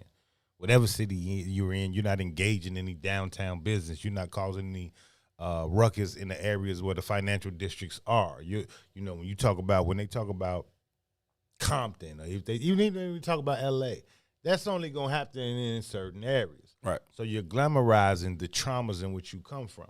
You know what I mean? You're glamorizing the traumas of your community. You're glamorizing it because it's home. You know what I mean? And you want to feel a part of it. And they say, this is the value asset. Same thing with the Capitol. This is America. Whiteness is the value asset. So people who want to be aligned with that philosophy have to romanticize it, because the truth and to look in the mirror is heart-wrenching. Yeah. You know what I mean? It's easier for you to go the other way and try to assimilate that way. And so, it's like romanticizing a crackhead mama or an abusive daddy. Because to confront the reality. To confront the reality is too painful. Thing. Yeah. No, that's a great analogy. That's a great analogy. So he just irritated me in the whole time he was talking. And he was, they call themselves patriots. And now I don't even use the term anymore. Well, sir, like, first of all, don't give them the power. If you believe in the term and you believe that you are a great patriot, then why you let them take that from you? Right? Now you don't use the term because they call themselves patriots. Whatever. Like, if I say I'm a black man and a bunch of ignorant white boys start calling themselves black men, I'm not gonna stop calling myself a black man. Like, but whatever. But we are the greatest patriots. I agree. What I'm saying is, why then have them take it back from you? You know what I mean? But that's also, in my opinion, part of the insanity. We should be in my opinion, again, the greatest revolutionaries. And maybe sometimes the greatest terrorists. Because that's only dictated by who wins. Right? Whether or not you're a terrorist or a defender of democracy. Yeah, it's only dictated by who wins. But we've kind of been subjugated to this kind of subservient place in space in the American lexicon, and we accept it. So he's right. We are the greatest patriot for what this country has done to us. Yeah, but that wasn't the context he was speaking in. Now, later on, when they was doing the piece in the kitchen with Sonny and Angela Rye, Stephen K. and the other brother whose name I don't know, but that was the point that the other brother was making. Like, nah, we more American than anybody. Like, we are the Americans. You know what I mean? But going back to that, the Capitol Hill police officer, you talking about, you're referring to this to the rotunda, right? You're referring to the rotunda as being, what did he say? The epitome of democracy, right? And the greatest symbol of democracy there is. Right after you say slaves built it. Fam, you have the building fucked up. You have this whole thing confused, sir. You cannot revolt against that in which you love, though, bro. You thought because dude flashed you a badge, you could tell him that you was pro-Biden and not pro-Trump? Nigger, please. Okay? Fuck you, that badge, and everything else. You're a nigger, fam. Understand that. Stop acting crazy. Stop talking about these buildings in this romantic way. Like black people didn't build that shit for free under threat of death every day.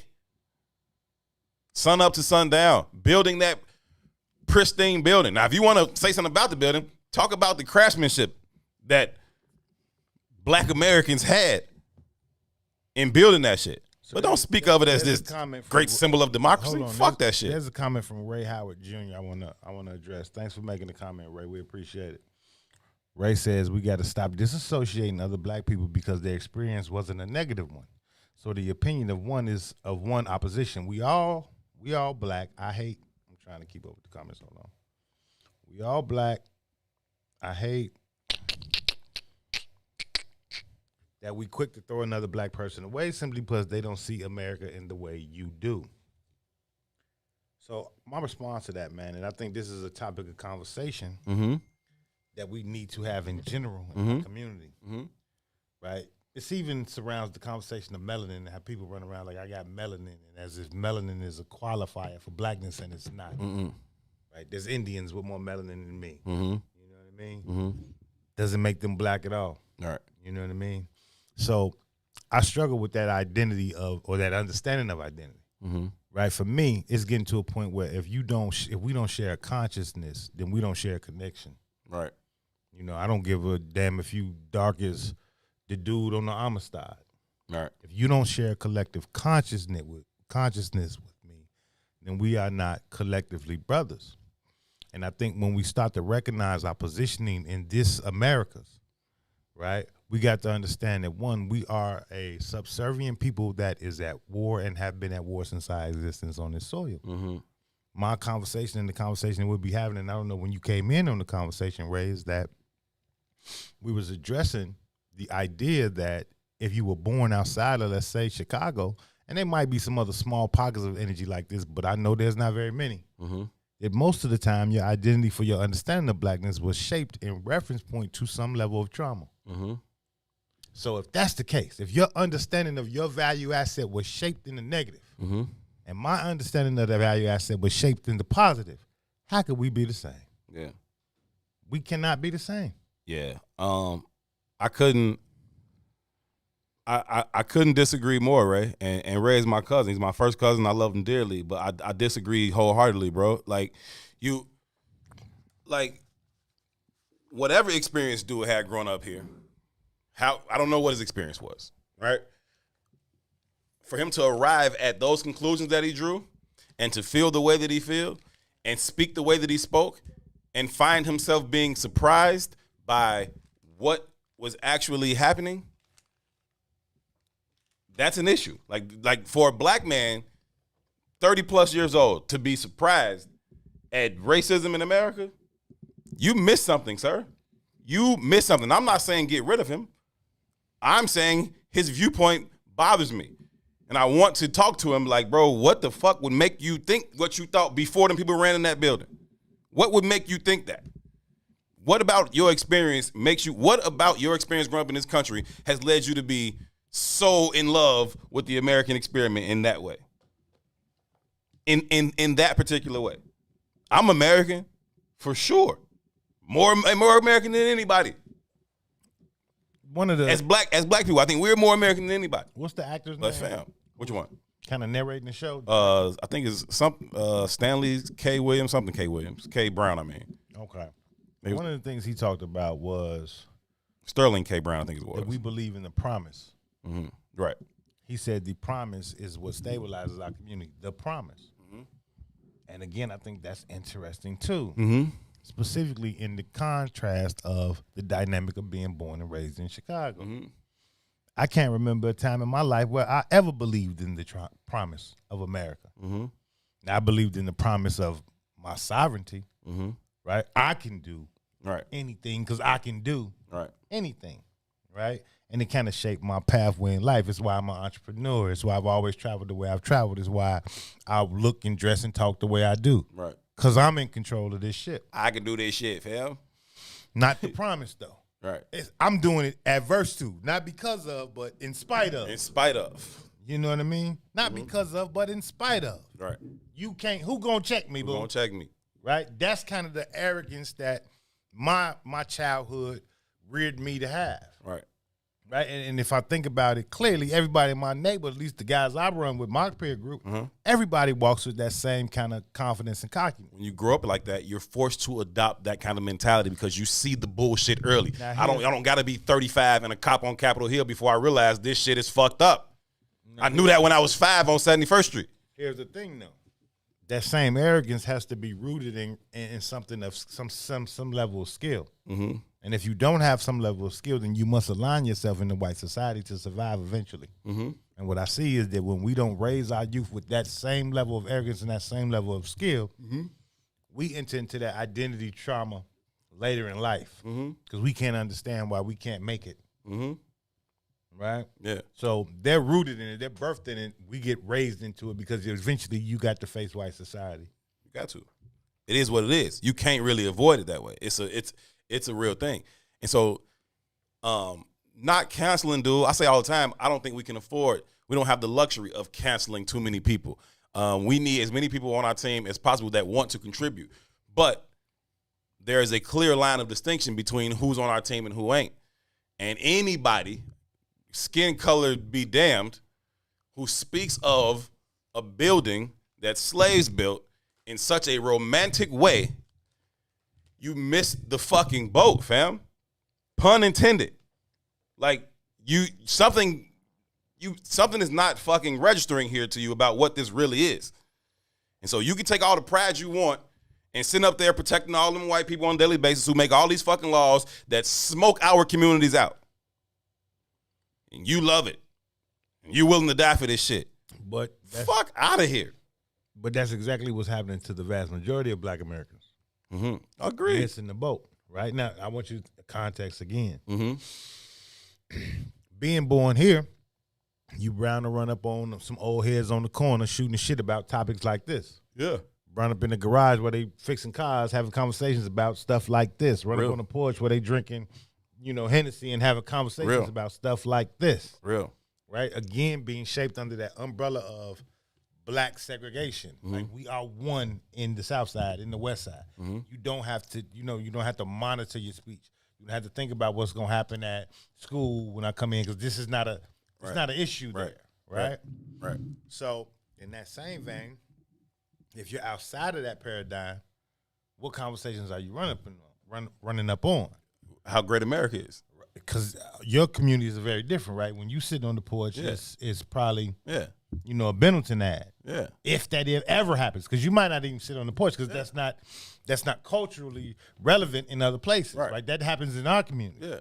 You ain't fixing cars in the garage. No, that's not culturally relevant. It's not acceptable. It's an eyesore. It's an eyesore. You're gonna hang out in the front of the house. You go in your backyard. Exposed to this energy. Where are you getting exposed to this energy? Right.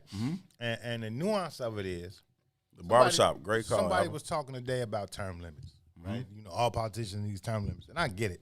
But here's the reality of it: all politicians already have term limits. Right.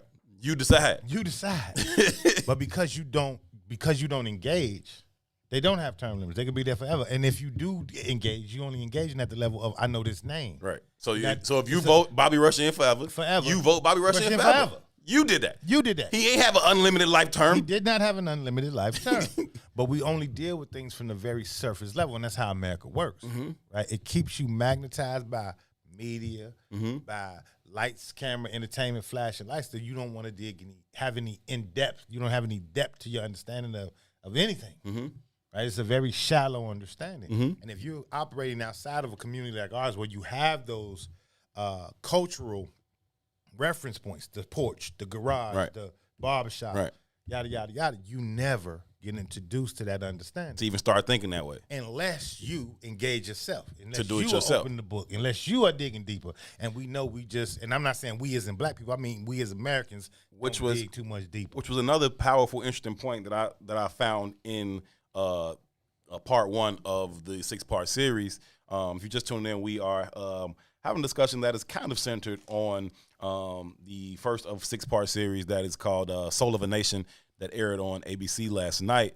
At one point, they were talking to, when they were doing the piece on reparations in Evanston, they talked to older gentleman. His name is escaping me right now. The 95-year-old, 98 years old. 98-year-old, 98 years old. He was sitting his there whole, with his son. His whole understanding was, yeah, fuck that shit. Yeah. I love it. Yeah. Then you talked, his son was next to him. Then in another space, they were also interviewing his nephew and then his great-nephew and great-niece, right? His nephew being, 40s, maybe 50 years old. And then his children being 25, and then he had a daughter who was teenage. His daughter says that one of the pieces that what reparations has to be also about is, she's like, it can't just be about the money. She says it also has to be about teaching us the real history of what happened. They have to teach us what really happened. And it's like, little sis, no, they don't. They don't. And they I aren't. think that too. Yeah, like, sis, no, they don't, right? That's our responsibility at this point. At this point, if you still think some white people are going to come teach you accurate Black American history, you are missing the boat, young sister. Ain't nobody going, that got to be a part of reparations for them to come back and teach you. Now, sweetheart, that information is available, right? We have to teach ourselves, right? There are organizations, there are individuals you can get out here with that can teach you. I'm going to push back. On what? Their last statement. Their organizations out here. Here's where I'm pushing back. So they got that one family has a super blessing. Mm-hmm. They got a man in their house or in their group. They have 3 generations of fathers. They got 3 generations of fathers, but they got a brother who's 98 years old, right? Mm-hmm. We're oral tradition, oral history kind of people, Mm-hmm. right? To have that wealth of understanding from a 98-year-old is an anomaly in our community. The average Black man dies at 65 years old. Mm-hmm. You know what I mean? Mm-hmm. And I don't know exactly how they say the proverb, but when one of the elders die, a library burns to the ground. For sure. Right? So they got a wealth of information and sitting just at the foot of that elder Mm-hmm. and listening. Mm-hmm. Right? One of the things that we got to understand is the white supremacy is so pervasive, bro, is that the history was never written correctly. It was never written honestly, right? It was written in a way to aggrandize white folks, right? Always, right? Right. This is from the rooter to the tutor. We're gonna dominate every thought you could possibly have. That's why this shit works so beautifully, right? Right. It's why in the white, and not even the white, but in all the movies, there's this white savior complex. Even when you look at Black Panther, it's the white man that breaks through and saves the fucking day until the young lady, finds out how to fix some shit. It's the white man that goes down in the flame. White savior complex. You understand me? And it's throughout the history, right? So, having the expectation of. Well, I just think about Cooley High. What's that white lady name that was in the movie Cooley High? What white lady in Cooley High? That's what Cooley High. Not Cooley High. I'm sorry. I'm thinking about Coolio making the damn song. What the fuck was the name of the movie? I know that was one of them B-level movies. I know what you're talking about. Nah, G, it was like a #1 movie. Old girl was teaching in Michelle Pfeiffer or something. Shit. Was it Michelle Pfeiffer? She was a teacher in Come Save the South Hood. Central or some shit. The white other lady did the same thing in New York with Come Save the Hood and the basketball team. Yeah, it's the always that. Ghetto Paradise song is what I was thinking about. It's always that. It's always all these images are important because they all shape the understanding that the white power structure is always going to be at the top of the totem pole. Right.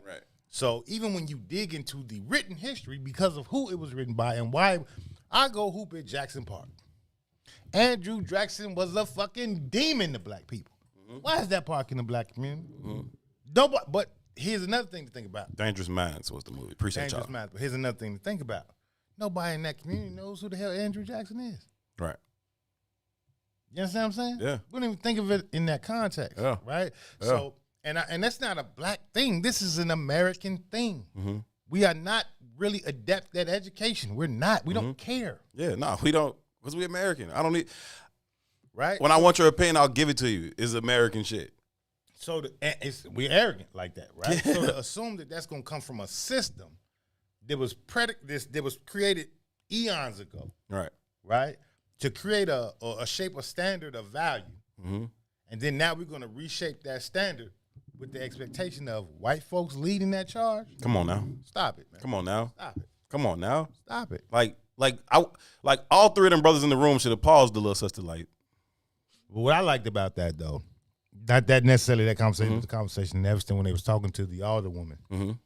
And the interviewer said, she's like, reparations is the only answer. That was my favorite part. And he was like, because the only answer? he kept pushing back on her hard. And she said, yeah, the only answer. He was like, only is such a big word. It's the only answer. She's like, the only answer, the only legislative answer that we can push through to solve the issues that were created by racism, white supremacy in this country is reparations. That is the only answer.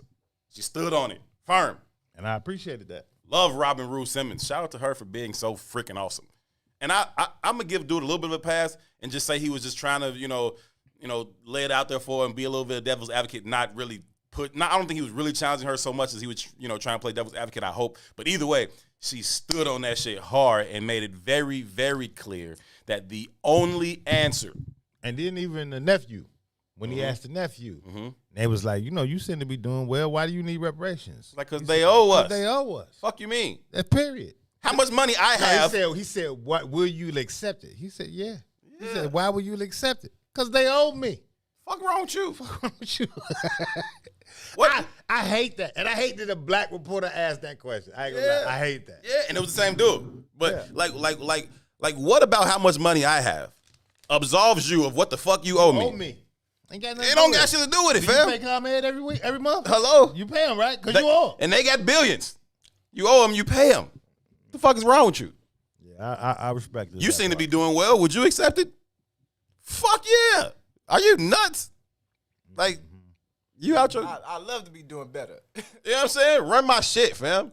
Y'all, and in this 25 G's y'all talking about is, as y'all stated, a drop in the bucket. It ain't really you know what I'm saying? It ain't what y'all owe. Boosie say that ninja took me back to the Gail and Kobe interview. I was like, is this good interviewing? Okay. Like, I'm like, man, you know what? I did try to give him the benefit of a doubt on that thing, but now that you mentioned that other piece, and I'm like, that was the same dude. He was just on that. Yeah. He had even the look on his face was kind of like, yeah, he's all like, arrogant, like the only way. The only way. It's a big word. The only thing. Yes, motherfucker. Yeah, I respect that they stood on that. Everybody. I respect it and salute it.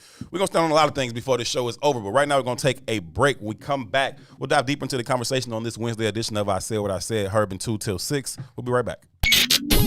WIFTV-PM.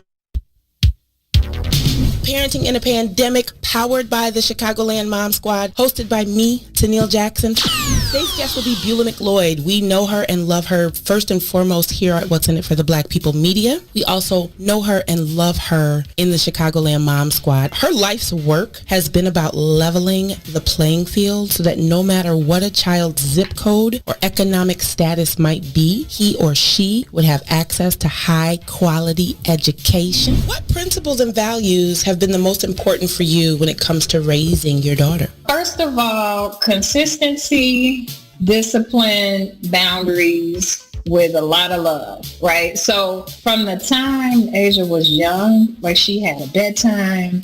We would say that again out loud for the people in the back. She had a bedtime.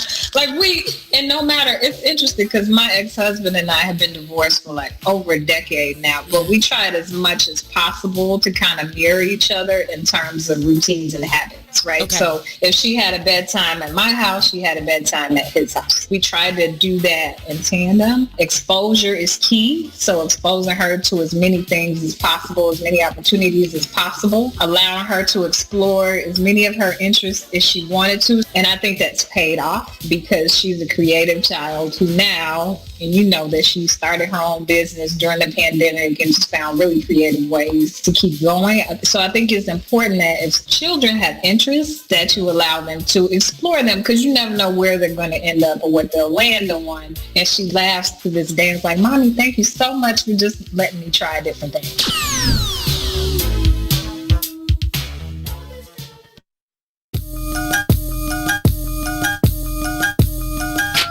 Day.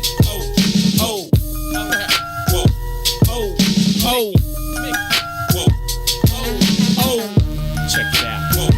See, while you was on the corner trying to scrape up pack money, I was Driving 80 stack trucks off rap money. I'm back money. If you want it, come to the hundreds and ask for me. Meet them OGs that'll blast for me. I'm right here. Ill Adidas, $400 jeans on me. Itchy with no safety, a loaded magazine on me. Southside, that's as wild as it gets. And no, I never sold crack. That's some house nigga shit. I'm not judging, but every man that's a man gotta stand by his principles, and I'm not budging. That's Mickey. You can take it how you want, but you can never be me. You can fake it how you want. I spit that uncut raw. You can bake it how you want. Break it down any way you like. You get the same result. Get in tune. The elephant in the room has now assumed pole position. Whoa. Oh. BJ, get him. Come on. Reporting live from the gutter where that butter get gorillas jobs. That's why we call it work. The same work who get a nigga robbed. I throw my dice against the concrete. If the bitches pass, see you later. Grab my paper, tell her stay there, kiss my ass. This the jungle, baby, I'm a lion. Try me, I'll be firing. The same banger saved Private Brian. You the prey, you survive and hide. Better pray that them vultures and them rovers don't go flying by them. Them other niggas just so-so. How Linda birth a nigga this hot in the cold go? I went from 20-inch assassins on that Osmo to the pretty 760 sitting low on them bozos. Those are big shoes, you motherfuckers is so slow. Get caught without your heat in these streets is a no-no. Baby need Pampers, daddy need that photo. It's bread or nothing, big old niggas, you see the logo. Whoa. Whoa.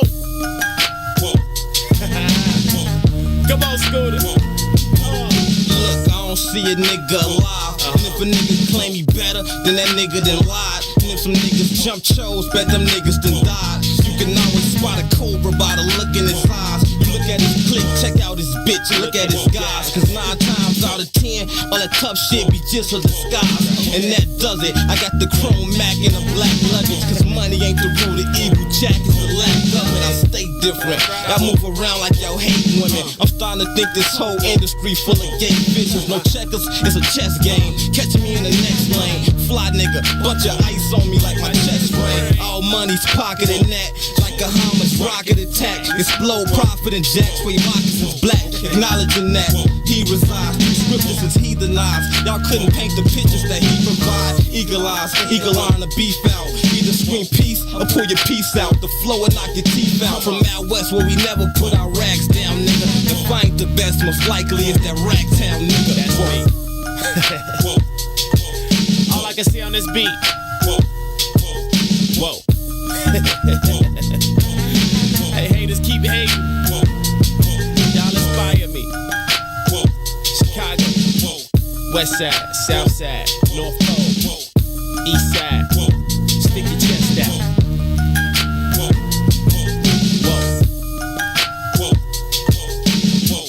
Side, North Pole, East Side. Stick your chest out.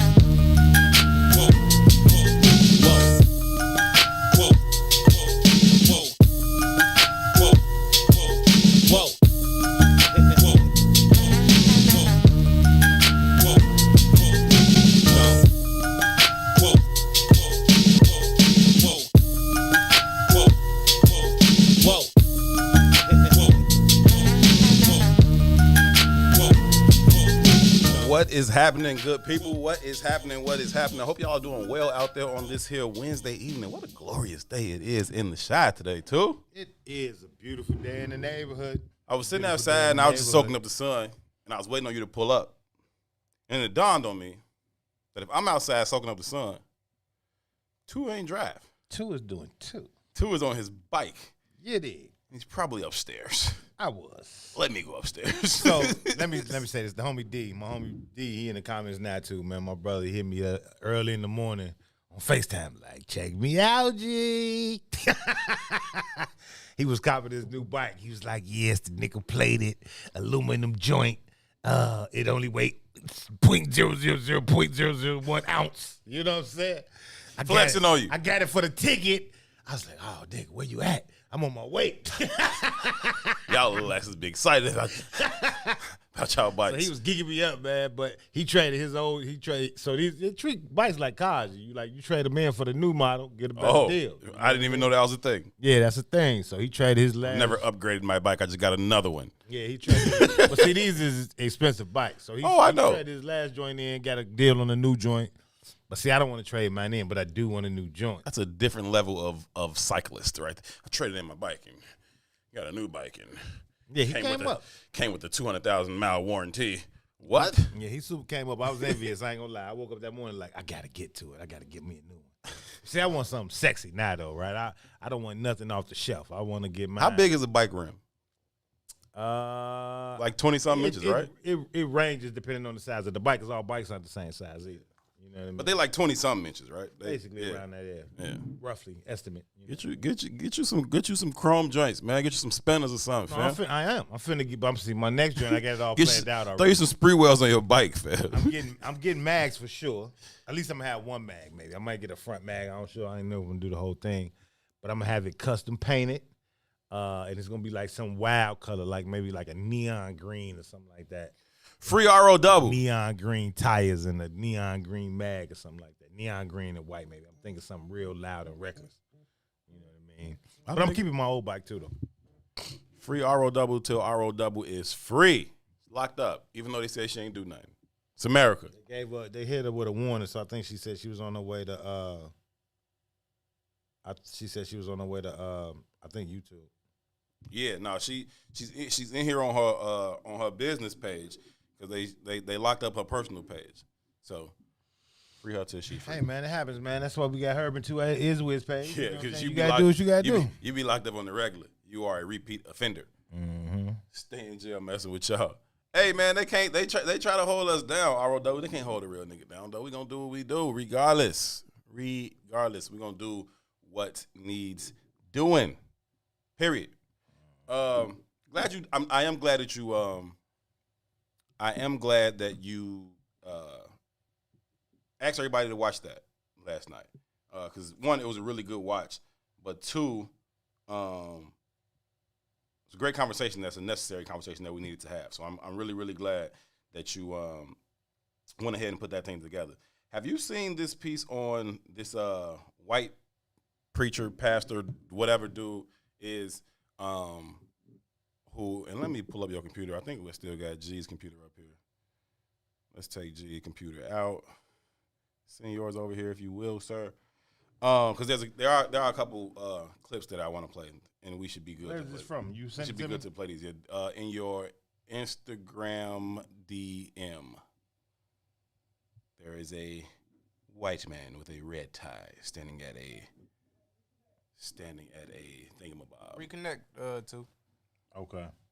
But anyway, there's a white pastor, and he's preaching to his congregation, and he's telling them how they need to get themselves in order with racism. Right? They need to get rid of their racism because black people are the chosen people of God. And is that what he said? Listen to it, G. I gotta listen to it again because that's not. I don't know. Maybe I missed some of it. Yeah, you aren't gonna hear anything good come from a white dude's mouth. Like you like, what'd he say?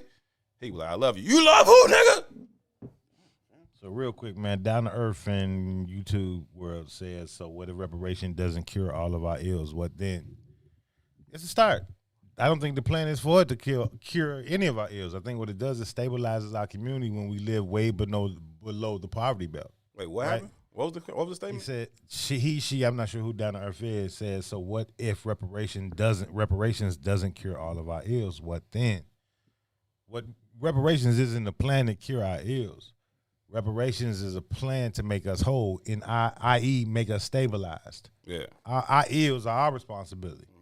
And wealth doesn't cure that in the first place. But what it does is stabilize us in a way where we can focus our energy on our ills. And once you stabilize your community with some wealth, most of those ills go away in the first place. Because most of those ills are a reflection of poverty. They're not inherent in our behavior set. You know. Yeah. No, I feel that piece. Let me get your screen hooked up over here. I appreciate y'all letting me know that Howard Trout came in. Howard, there was something I wanted to tell you. I forgot, but it'll come back to me, and then I'll tell you. If not, I'll send you a message about it, which is probably the easiest thing for me to do in the first place. I just thought about you as soon as I sat down that I wanted to tell you something, and in 1 hour I forgot what that was, because I'm old. But anyway, you got it. I see it. You can play it. I think back on the African American people in America. I think how that they were taken against their wills, put in the belly of ships, brought over here, beat, cussed. Many of them died in the guts of those ships, thrown overboard. They were pulled from families over there. You ain't never heard a gut-wrenching song. Do you hear a black person sing one of those old black Negro spirituals? Nobody knows. I can't sing it like that, see, because I hadn't experienced what they be.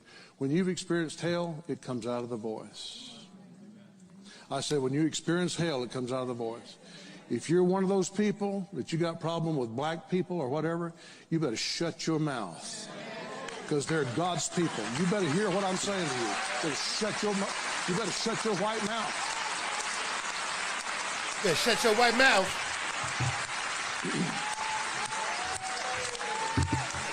You better shut your white mouth. I'm not kidding you. I know some of you was raised in the deep south, and you was raised by prejudiced people and bigoted people. You better get that out of your system. You better get it out of your system. It'll cause you to suffer right along with those masters. It'll cause you to suffer right along with them. These are God's people.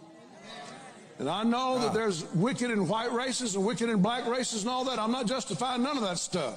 I'm just saying God knows what happened to the black race. He knows how they wound up over here, and God is going to reimburse the black people for all their trouble and all their labor. You watch what I tell you. Watch what I tell you. I'm thinking Listen. I'm thinking that all Let me of say that. something right. I'm thinking all of that noise was digitally imposed, because all them people were sitting there like, yeah, all right, fam. Praise God, but fuck those niggers, okay? I'll burn the cross on their front yard. That's about as close as we're gonna get with God and the niggers. But dude was out there saying it, man. I don't know what he was saying it for, or why he felt the need to say that to his all-white congregation. Maybe he thought he was gonna save their soul with it, but they was in there like, yeah. You probably had a nightmare. Yeah, he woke. Some niggas jumped him. He like, man, y'all better get right. Y'all better get right with it, because if y'all don't, they're coming. Some nigga named Tyrone's gonna take your daughter to prom. Shut your white mouth. Shut your white mouth. I just like that part. Shut your white mouth. Shut your white mouth. Yeah, I don't really have a whole lot to say about that. I just thought it was interesting to watch, so I wanted y'all to see it too. Yeah, for me, that's like Eminem, though, right? Mm-hmm. Because this thing is made its rounds. I've seen it. A few people have sent it to me. You know what I mean? Mm-hmm. And we always give them like some level of esteem for acknowledging that we they daddy. Mm. Why do we do that? We should already know that we they daddy. Right. I know that. We got to know that we are the original inhabitants of the planet. You're not the king. You know? So I for know them that. to acknowledge that, why do we give it so much credit? It's like, you know, the Tim Wise or the Bill Maher or Eminem or, you know, White Chocolate did the hooped, or, you know, for that matter, it's like whenever they can mimic what we do so naturally, we give it so much more credit than it deserves. So what? I agree with you. I understand what you're saying to a point. I will say that, you know, anytime something is rare, it gets attention. And it's very, very rare to hear white people make such an acknowledgement, especially in such a setting, right? In the face of that particular crowd, to make that acknowledgement is rare. Certainly not something that I would expect to hear, right? And so it's one thing for, you know, Michael Flager to be on 79th Street and Michael Father Flager? Yeah, Father Michael Flager. Why do you think he'd be on 79th Street the way he'd be on 79th Street? I'm just talking about where the church is, fam. Hey, yo. What you mean, Hey, man? yo. I'm just asking. Hey, yo. I'm not going there with you at all. I'm just asking questions. I'm not going I just there. need answers. I'm not going there with you. Okay. Ron, why you think he there? Did you meet him over there, Ron? Yeah, I done been to St. Sabina. Ron, please understand what he's doing right now. Please follow what this man is on and do not go there with him. Alone, man. Do not. All I did was ask a question. Please understand what Tucson is on and do not go there with him. Do not let him bring you in there. Oh, DJ probably been with him, though. Speaking of DJ, catch Reese the Ruler and Toy tonight on What's in It for the Black People Media. It is Week Ho Wednesday. Wonder if they'll be cussing. I wonder if they'll be cursing. I bet they motherfucking will. I don't know, man. I wonder if Chris will be cussing on Chris the Critic on That'd Friday. be interesting, too. I wonder how many people are willing to capitulate. I bet he motherfucking will. That should be motherfucking interesting. Can't wait to watch that shit. Really fucking looking forward to it. It's probably going to be a good fucking show. I imagine. Yeah. Before Week Ho Wednesday, make sure you hang out with the good brother, Brian Chris. motherfucking Foster. Brian motherfucking Foster. Yeah, he's Chris in the motherfucking critic. zone tonight. Yeah. Week hoes on this motherfucking Wednesday. Hey. That's something interesting. Shit, man. It's always some shit, my brother. Always some shit. Damn. Anyhow, this show is I Said What I Said. My name is Herb. His name is Tu. Let's check in with the good brother Ron. Let's see what he got going on back yonder. Ron, what's happening, King? Ron, when I want What's going on, gang? when I want to talk to you, you can't figure out how to turn your mic on. When I do not want you to say shit, you interject in the conversation all the time. How are you doing?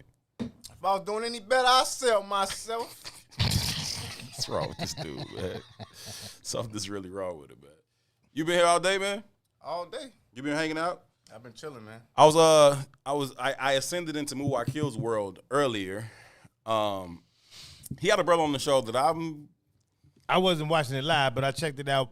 I saw like half of it on the replay. I got some mixed opinions on the brothers, on some of the things that brother was talking about. His brother name was like Marvin. It's too easy for me to say Marvin Gaye. That was not what it was. Like Marvin Gray, right? Marvin Gray, very, very bright brother, lawyer, all the decorations and accommodations. That being said, he had some viewpoints that I was like, it's kind of interesting. What were those viewpoints? I didn't get to that part of the story. I didn't see nothing that was really, really radical. No, it wasn't radical at all. It was real American. It was real assimilated. And some of the ideas I thought he was on point, but just some of the things, and just talking about, reparations or talking about, how some of the things we should respond to or what some of our ills are. And so he was just real non-committal about the cause, right? I've never seen Salim push back with somebody like so much. Yeah, Salim was like he was like throwing some of those Salimisms in there that I had to look up, and I was like, oh yeah, Salim was just coming to him on the low, like or on the high, right? As Salim can. But anyway, it was a good conversation nonetheless. But it was just some things, and I was like, I had to go back and finish watching it, man. I tried to check it out because somebody, I don't know who tagged me, like, I wish Tu was in here to have this conversation. Yeah. When I got on the bike, I tried to turn it on. Yeah. For a little while. Yeah, no, it was definitely a good conversation. Definitely worth checking out if you didn't get a chance to. Go back and check it out.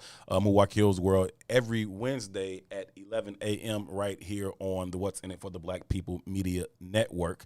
Also had a chance to touch down on the soil with the bigs. Shout out to Dame Lillard, man. That man is dealing with some things, man, and he is balling through them, like balling through them. Even while he's dealing with some really tough times in his personal life, he continues to show up every night. Didn't miss any games. The bigs, I don't want to say they made a comparison because there's nothing wrong with what DeMar DeRozan did in taking some time off after the loss of his father, who was his best friend and mentor. He took some games off. Dame hasn't missed any games while he's dealt with some pretty tough times. And the bigs weren't making those things specifically public. as they were told off the record. But whatever they are, he's dealing with some serious things, and he continues to show up night in and night out and ball. So shout out to Dame for being the phenomenal player that he is and for being the dude that he is, man. Take that header off. Yeah, because you can only see us, and Ron's the only one that's clear. My bad. I don't even know why I still got Ron in the picture. I had got rid of him in my head, and for whatever reason, he's still on the screen. I love the bro. No, it's all good, man. But nah, definitely some good content today. Booker Dawn, she came with a couple of jokes today. Like, she had a regular daily joke, and then she came with like a backup extra joke. And I was like, what? She said, I went to an emotional wedding. Even the cake had tears. Ha, ha, ha, ha, ha, ha, ha. I said, D. Millie. That was trash. D. Millie. D. Millie, if you don't cut it out. Ron was like, wait, tears? The cake was crying? He didn't understand. Nah. Don was like, no tears, nephew. Like tier 1, tier 2, tier 3, nephew. She did her original joke, and then she broke off into a conversation which led into that joke. So I'm like, what are you talking about? With the cake? Tears? Oh, ha, ha, ha. Cole, you stupid. You don't get that reference, do you? I've heard it from Martin. I know what it is. Trash show. Hey, I watched a stand-up from Martin the other day. Really? He got like a stand-up that must have came out like last year or something. He's in L.A. He's on stage. He's got on black jeans and like a black short-sleeve button-up and some like weak kind of Timbs, not like classic hood Timbs. I don't know what these boots were. But at some point, you should stop doing stand-up. At some point, you should be like, yeah, I'm not that kind of funny no more. Kind of like before he wrote Martin, huh? I can't believe how much of a hater you are. Like, that's not even okay, G. Like, that's like blasphemous, G. Like, you wilding on that. Like, whatever. It's not cool for you to be that way about Martin, bro. Martin is one of the greatest comedians ever, and the show is one of the best shows of all time. It's not okay for you to be other in that. What's wrong with you, man? So look, I got an email talking about these Golden Gloves too. Golden Gloves. I'm gonna say you be boxing. Golden Globes. You know I tried that once too, though, right? What? When I moved to Iowa, I trained with some Golden Gloves for a little while. Golden Gloves. Now you switching it up. Now I'm switching it up, right? Is that where you got over the myth that everybody that grows up in the inner city has, that no white boy could beat your ass? Oh yeah, he gave it to me. Yeah, like if you grew up how we grew up, it's like, but the rules was different. Beat my ass. The rules was different. Outside that, really got to whoop his ass. Yeah, because ain't no rules outside. Ain't no rules. I hit you with this chair. I smack you with this bottle. Whatever. He gave it to me though. Tory Mybook. I remember the white boy's name. Yeah, you remember who beat your ass? I'm still looking for him. Yeah. So it's some people who asked you beat. You kind of forget. Like, I forgot I did beat his ass. Everybody who beat your ass, you remember their name. He gave it to me. But yeah, I did that for like my whole first year in Iowa. Yeah? Mm-hmm. You thought you was going to need it, huh? I think dude went pro too, though. Yeah, I bet. Dude was nice. You know. Good for you, man, for admitting that. Yeah, it worked for a little while. That's what's up. I can dig it. But these Golden Globe, I don't even know what you're talking about. Well, Ron, I mean, I'm getting a text message from my mom, and I have no idea what she's talking about. Oh. But yeah, I got an email about these Golden Globes, G, and it's just getting more and more interesting. And it was like all the black actors who won and were nominated were all based on African-American entertainers, activists, and athletes. Like, it was only real stories that won those awards for those people. And when we start looking back at the context of who played those people, they usually were only African-American. I mean, not African-American in the sense that they were really transplants from Africa. I thought that was kind of interesting. And then you got this March, the Aretha Franklin story coming, played by African actress. I don't know what's going on. Cynthia Erivo, who's had comments in the past disparaging black people, you know. I think we need to dig deep into this conversation about identity, man, and what that looks like and what do we want from that, right? Because when we start thinking about how all our heroes are being leveraged in the media and referenced by African actors and actresses, and then on the back end they can double back and kind of disparage our community. It kind of brings me back to the what's the African brother who's a comedian from Chicago? Godfrey. And the in the statement he made a couple weeks ago on Instagram about how, you know, he has an issue, even though he's a Nigerian, he has an issue with Nigerians in the way they privately talk about the black experience and black people in general, black Americans per se. Yeah, for sure. You know, and he was like, and everything you all benefit from is a reference point to what black Americans did in this country. Right. You know, but quietly you treat us like white folks treat us. You know what I mean? And now when we're going through this phase of all this like black entertainment and black culture and black creativity, specifically in the face of in the construct of media and movies and stuff like that, all of those characters are being referenced by people who innately come from, if they don't hold these same feelings, they probably coming from communities that kind of harbor feelings of disparaging feelings about us. Sure. I think that's really interesting. And I think that, you know, I don't want to say this is pervasive, but I cannot think of one second generation, third generation African that was born in the States that if you have a real relationship with them and you have a real conversation with them, I'm just saying African, even the Haitians and people from the islands, if you have a real conversation with them, they will all tell you that, I ain't gonna say they all, but the vast majority of the ones I've talked to. Oh no, yeah. Like, you know, my family don't rock with y'all. I haven't met one who wouldn't tell me. Like when I got to high school at Whitney Young, my friends who were from, you know, African families, I always like, yeah, nah, y'all can't come hang out over here, or, you know, can't like nah, you know what I mean? And, you know, the girls are like cool with you, or the guys that's cool with you want to hang with you. A girl like one day was like, yeah, nah, my people like nah, because and it's a part of the process. I can't remember. There's a documentary that addresses that specifically, and even talks about, you know, part of the process of their citizenship and coming over, right? That they watch this video, and a part of the video is talking about black people in a way that's like they're lazy and they're this, and you want to stay away from these type of behaviors, and these type of people, and it's like, what? Like, that's a part of y'all's indoctrination but why wouldn't it be? It's a part of everybody else's indoctrination into this country, right? We just got to give y'all a quick crash course. And because y'all come over here looking for whatever y'all looking for, y'all just stray away from it. Y'all need it, right? And it works out.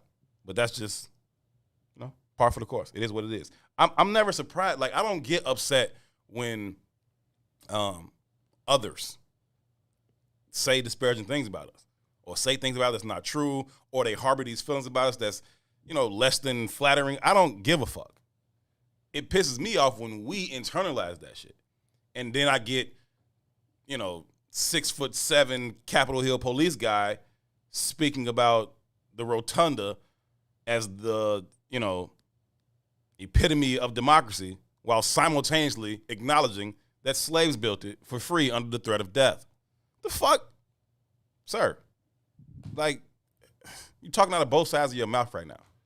Please get your shit together. Like, it's I don't know, man. It's a very, very, very, very interesting thing to me when black people act that way. That's why I want to have certain conversations with certain people. That is why I want to address certain issues. That is why, like, certain behaviors and certain activities and certain demeanors rub me the wrong way. Because it's us. Like, I expect certain shit from the other side. It's when it's you, fam.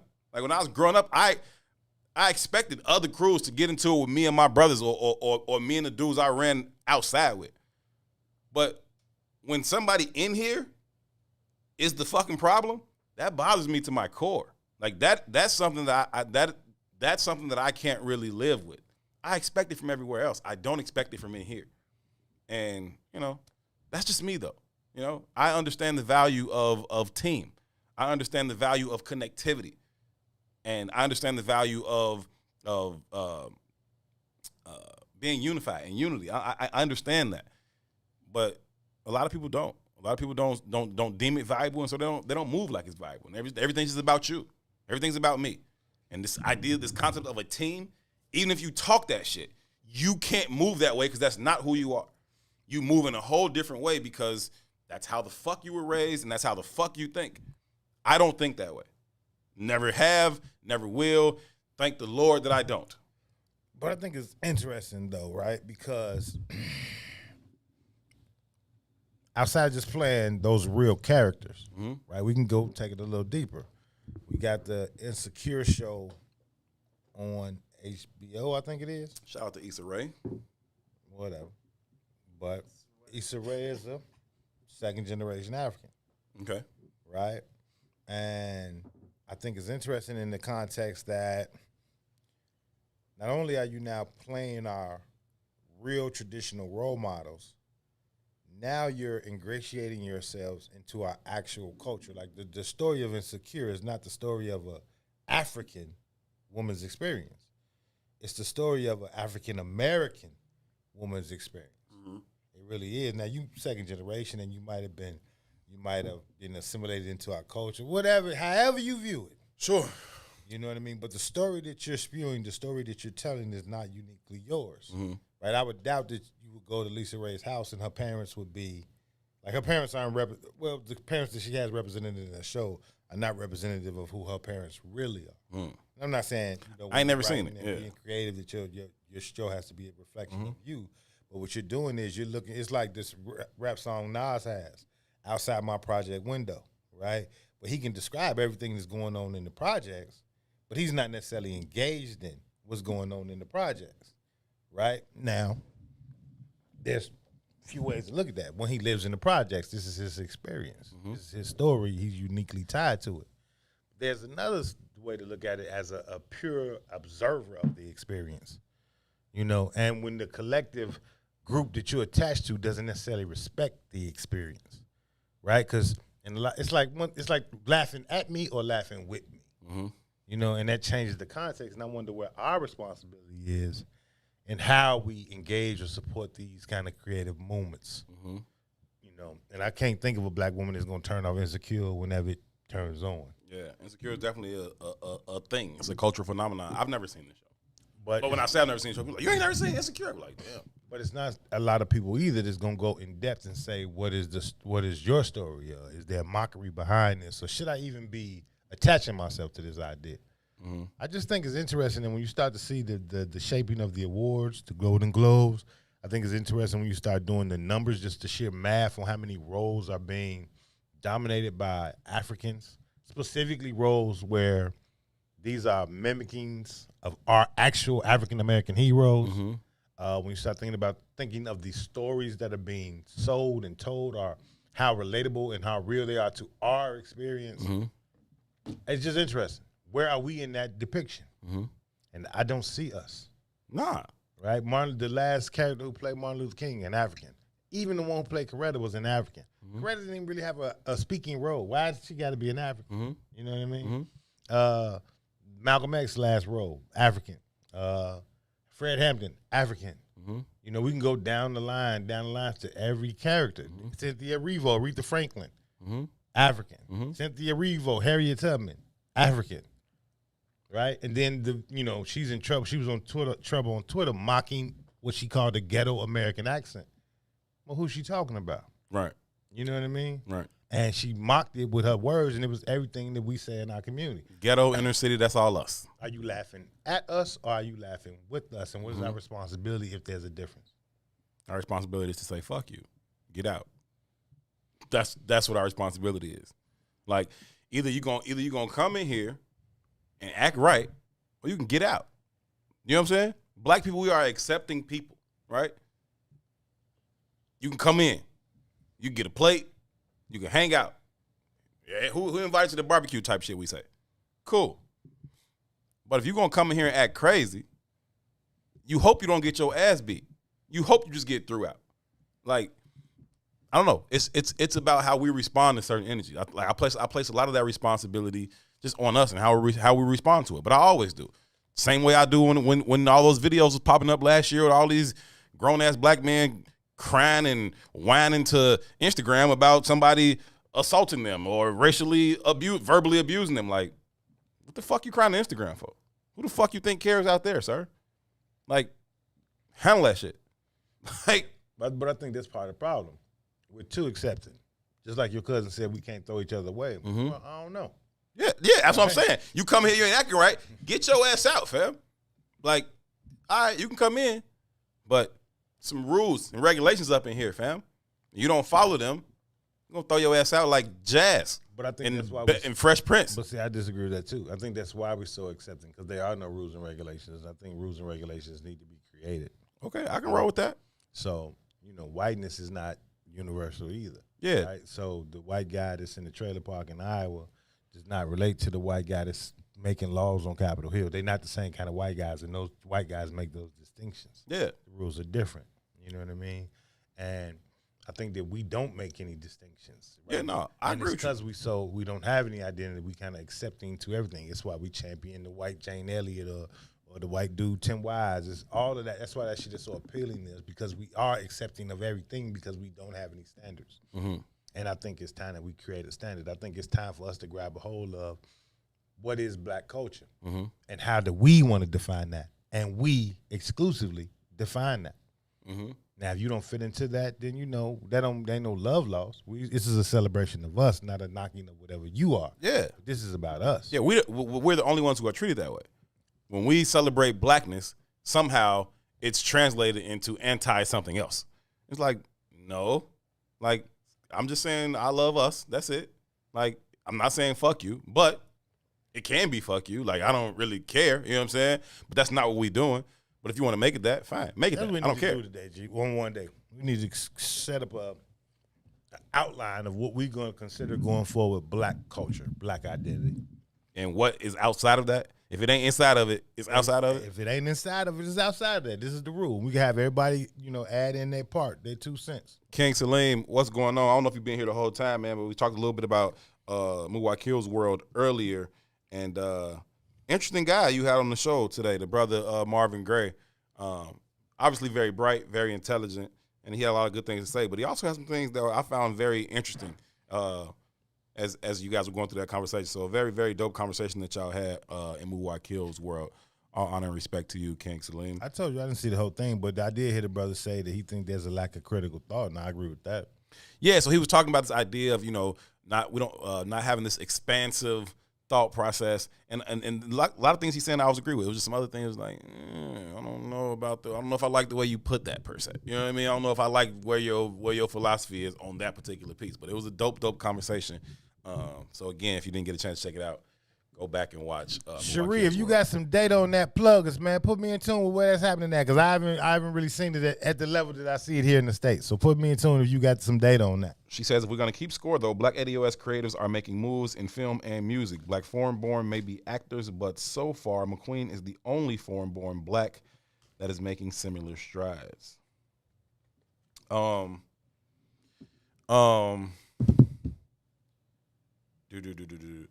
So as far as the rules piece, right? I agree with you that we need to have some rules, some code of conduct, and anything outside of that is unacceptable, whether that be us or others. You know what I mean? So whether that's happening in our music, in our arts, or in our streets, or in our households, or wherever it's happening at, you outside of you, as Gino say, you out of science right now. You know what I'm saying? Science, you out of science, fam, and you need to get back in science. Like you need to get back in line, or we got to address this thing. And when I was talking about who's invited to the barbecue, I was making an analogy about because in our own personal settings there are rules, right? Unspoken, unwritten, whatever it is. You're gonna act a certain way once you come up in here. You know what I'm saying? You can come in the crib, cool. Once you in here, you gonna act a certain way. You're not finna wild out in here. If you do, you're gonna beat your ass, throw you out on the street. I'm saying we need to be that way as a collective in our whole. But damn, I can't believe I didn't have this food on the screen all the time.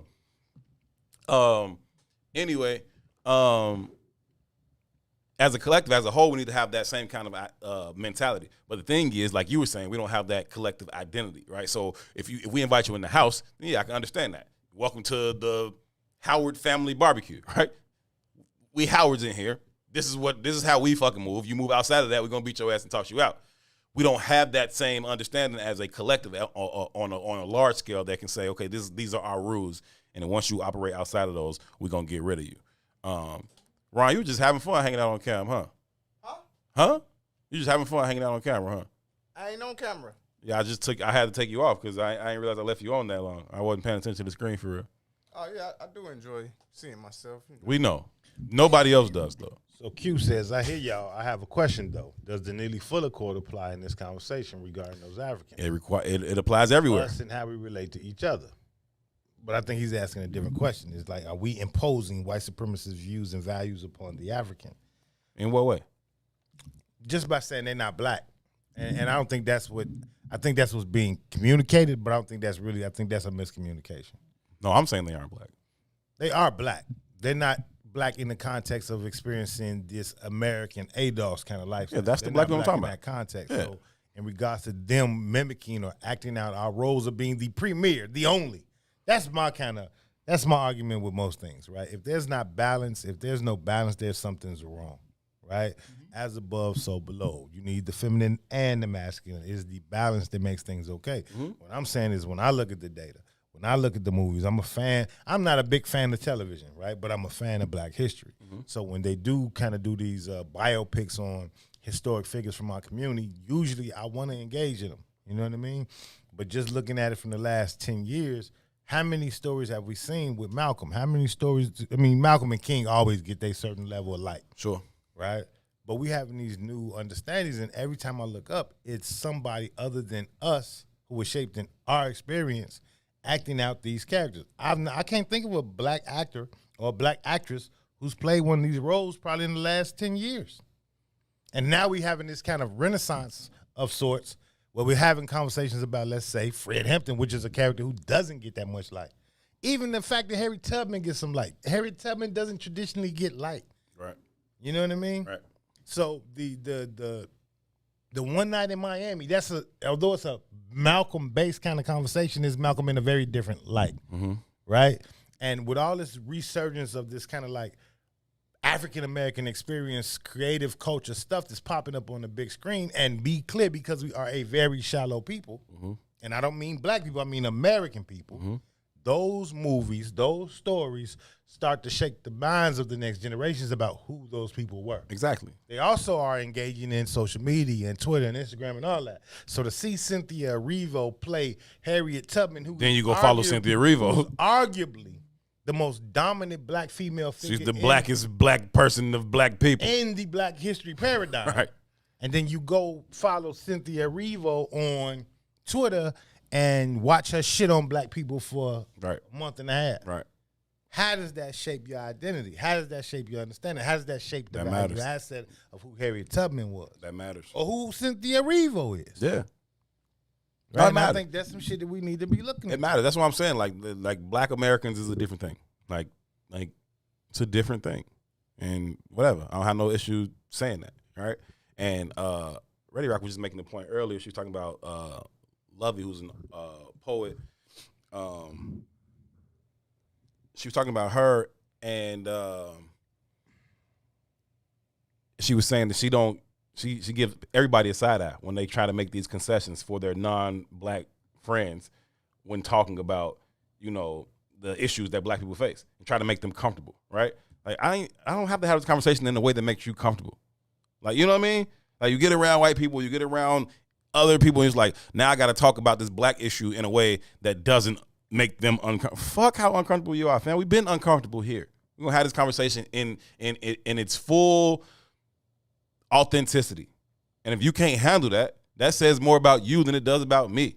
But I'm not finna make it about something else that it's not. It is what it is. You can't take it. That's your shit. And I'm not owning that at all. To that point, too, you sent me a video that I didn't get a chance to watch, but I figured we could just watch it.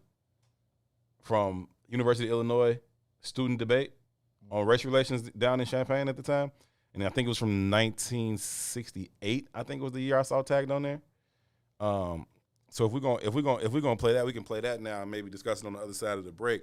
We do not own the rights to this video. It's a video that we pulled off. Shout out to Mama Howard. You know what I'm saying? For saying that. Over. Right. And over. Right. She texted me to say, read my comment. Like, you text me to get, because you figure out you can get my attention on the phone, because I missed the comment on the thing, but you didn't put the comment on the text message. You just want me to go back, and now I got to go back and find it again. And find the comment to read your comment. Ain't nothing like a mother, boy, I swear to God. Let's have a meeting. Let's have a meeting to schedule a meeting. Let's have a meeting to schedule a meeting. We do not own the rights to the video that we're about to play. It's a clip off Instagram. right? I'm not pulling it off YouTube or anybody's website or anybody's news thing. You ready? If you are, I am. As Ron is back there banging some gumbo from TT. I had to call TT last night. TT still ain't got me no gumbo, huh? No, I called her for that reason. Because when we walked out here and Mary was eating gumbo last night, you was like, wait, Dawn made that? She's like, yeah. You like, how come she make everybody gumbo? She never made me none. I'm like, you want to call her? I called her right there. We ain't get her on the phone. Then she hit me back later on. And I ended up talking to Dawn for like, I don't know, like an hour or something last night. But she said we're going to get some gumbo this week. So. Shout out to TT. Hey, TT. Hey, TT. Sadiq, mine is going to be plant-based gumbo. Plant-based gumbo, yep. And I'm going to share with her. Hey, TT. Hey, TT. Let's see. You got the thing pulled up. Let's go. So this is a student debate at the University of Illinois. Black students are going to walk out 1968. Bit of a lengthy video. We'll take it up into the break, and then we will have the conversation on the other side of it. Up to black people too. We got another basic problem here in America.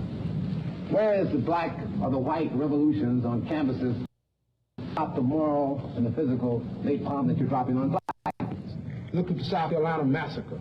Look at the one they had in Texas Southern University last year. Nobody demonstrated against that, but we've had lives to be shed. We had people that died there, but nobody demonstrated against it. But we get hung up in dropping napalm and stuff across Southern.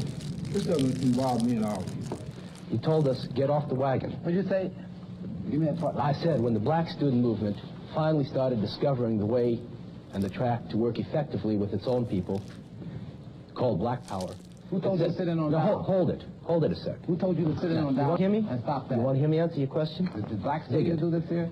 When you discovered black power, brother. Did black students stop traffic in the streets? Hey, you want to hear me or not? When the black movement discovered black power, Stokely stood up and he said, all right, white boys, it's back to your own people. We'll take care of our own. Why don't you see if you can learn to do something effective in your own people? We didn't know how to do anything effective in our own people, just as you hadn't known how to do anything effective in your own people. You're on to black power now. In the place where we live, the word is student power, because the things that most affect us directly in our roles have to do in and around our roles as students, as young people, with the way the war presses on us and presses on you too. When we strike against Dow on campus, it's a strike for you too. That doesn't mean, we expect you to keel over with gratitude, but you got to realize that there are two forces. The white student movement has been going on for the last 10 years. But what you forget to say is that after each group of students go through the university phase, 4 to 6 years in school, they go out into white middle-class society, and they don't continue the movement. They accept a job, a middle-class job with Dow, IBM, or any other firm. And then these are the people that perpetuate the system. Well, tell me here, where's the violence at? Where's the violence that whites are willing to give to the war in South Vietnam to get the black man free? I haven't seen it. On the streets of Oakland, waiting for the cops to club open our heads. I'm talking about Northeast Champaign. I'm talking about I don't come Oakland. From here. Are my people free in Oakland? No, your people aren't free in Oakland. The real point is my people aren't free in Oakland either. Yeah, but you got a better set than I got. You talk about white middle class. That's exactly why we aren't free. Johnson, you talk about white middle class America being a jungle. You talk about it from your point of view. Dig it, man. What is your point of view? None of us know how to, kids who've grown up in the white movement go to work for Dow when they get out of college. They have a lot of trouble figuring out how to move next because nobody knows how to move in adult white middle class America. That's one of the most important things. That's not solving our problems, though. Don't tell me about it. We got to work on our problems, too. Well, here, you got one problem here, and that's black people. No, you got one problem. We got two, black and white. No, you're right. You've been trying to get in for a minute. You want to get in? I just wanted to say it's real good that the issue has been brought in like it is, because you can't really discuss the whole question of Dow without realizing that what is some of the fundamental questions about the society. To question Dow's coming on campus really means that you have to question the war in Vietnam and the impact Dow and napalm is making on that. And then you have to go on to see that this society is founded on the fundamental foundation of racism and exploitation, and black people have been the real victims of that racism. Speaking for black campuses, you know, I mean, I don't want to get involved into any question about whether or not a cat has a right to come on campus and recruit black students to come to work for them. They're scared to come in Tougaloo. They sent applications down. They have a very good reason to be scared. For the same reason the director of the selective service system had to be scared. Black people have been being the laborers for this society and being put in slots for this society for too long. Now, as to how white people and white students deal with that on their own campuses is their problem. And my problem is getting black people to understand that our struggle is related to the whole struggle of really tearing down, destroying the system and building it up. Now, if whites want to do that, good, but they can't tell me how to work on black campuses, and I'm really, frankly, not interested in telling them how to do that if they really want to move to destroy it with integrity. But if they just want to intellectualize about it, I don't want to even get involved in that. A call is put out, work in your own community. And for many of us who got our start working in the black movement, the realization of working in that movement was what...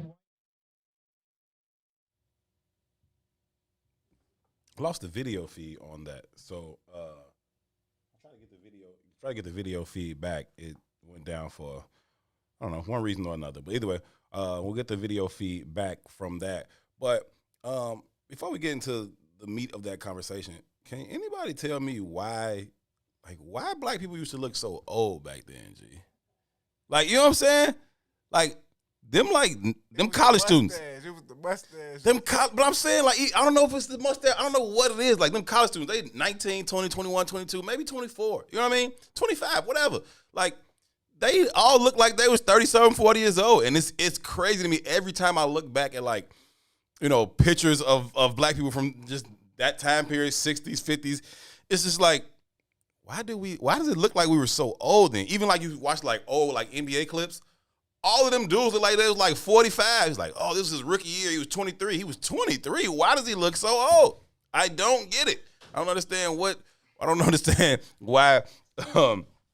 why we used to look so old. No, I get it when you say like poverty ages us, Cherie, but we ain't never been in poverty. We ain't rose above that. I just don't understand. Like, I'm telling you, go back and like look at like clips of like basketball from like, I don't know, 60s, 70s. All of them dudes look old as hell. It's like, he was 28? No way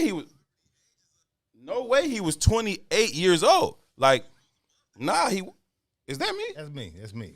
My bad. Like no way he's 28 years old. I don't know. I'm sorry. I didn't mean to go there. Reddy Rock said, I can't stand you, y'all. That's because you know I'm telling the truth. I don't understand why we used to be looking like that. But anyway, I'll keep it moving. Like Salim, you would tell me what is that about? Because I look at Salim now. Salim. Nah, because he was there. Why y'all look old? Why y'all look so old back then, Salim? Because you look at Salim now, and he looks young for how old he is, right?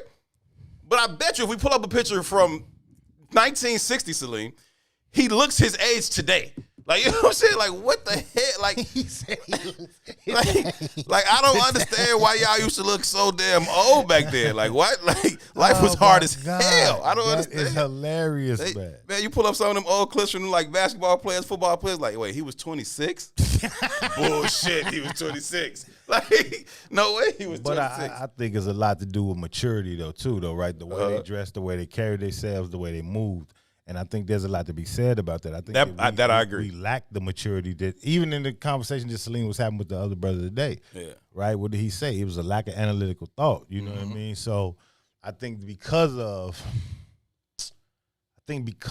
the levels of visible oppression, you know, I said this a long time ago. We always talk about how black doesn't crack and, you know, black people look young.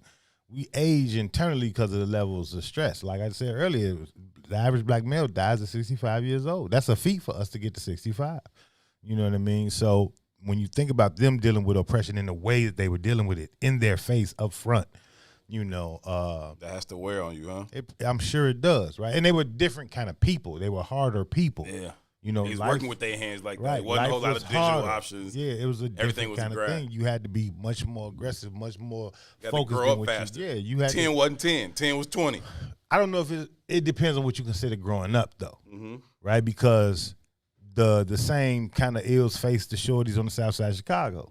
You know what I mean? Where they're dealing with life or death situations by 9, 10 years old. So in a lot of lights, you got to grow up by 9, 10 years old in the south side of Chicago. It is what it is. That's a very, very, that's the reality of the situation. But I'm talking about, you look at some of these 26-year-old athletes and they full ball spots. Like everything is just like kind of like, you know. Yeah, but you know, we got that today. You know, they making jokes about Tory Lanez. But here's another thing to think about too, and how media works. Yeah. When the pandemic hit, one of my boys hit me with this the other day. He was like, "You ain't think about this. We don't even think about it no more." When the pandemic hit and people couldn't go out to the barbershop and go out to the regular beauty salons, and I'm speaking from a high level media construct, like, you know, those people who people pay attention to, the entertainers, the athletes, the people who are in the media spotlight per se.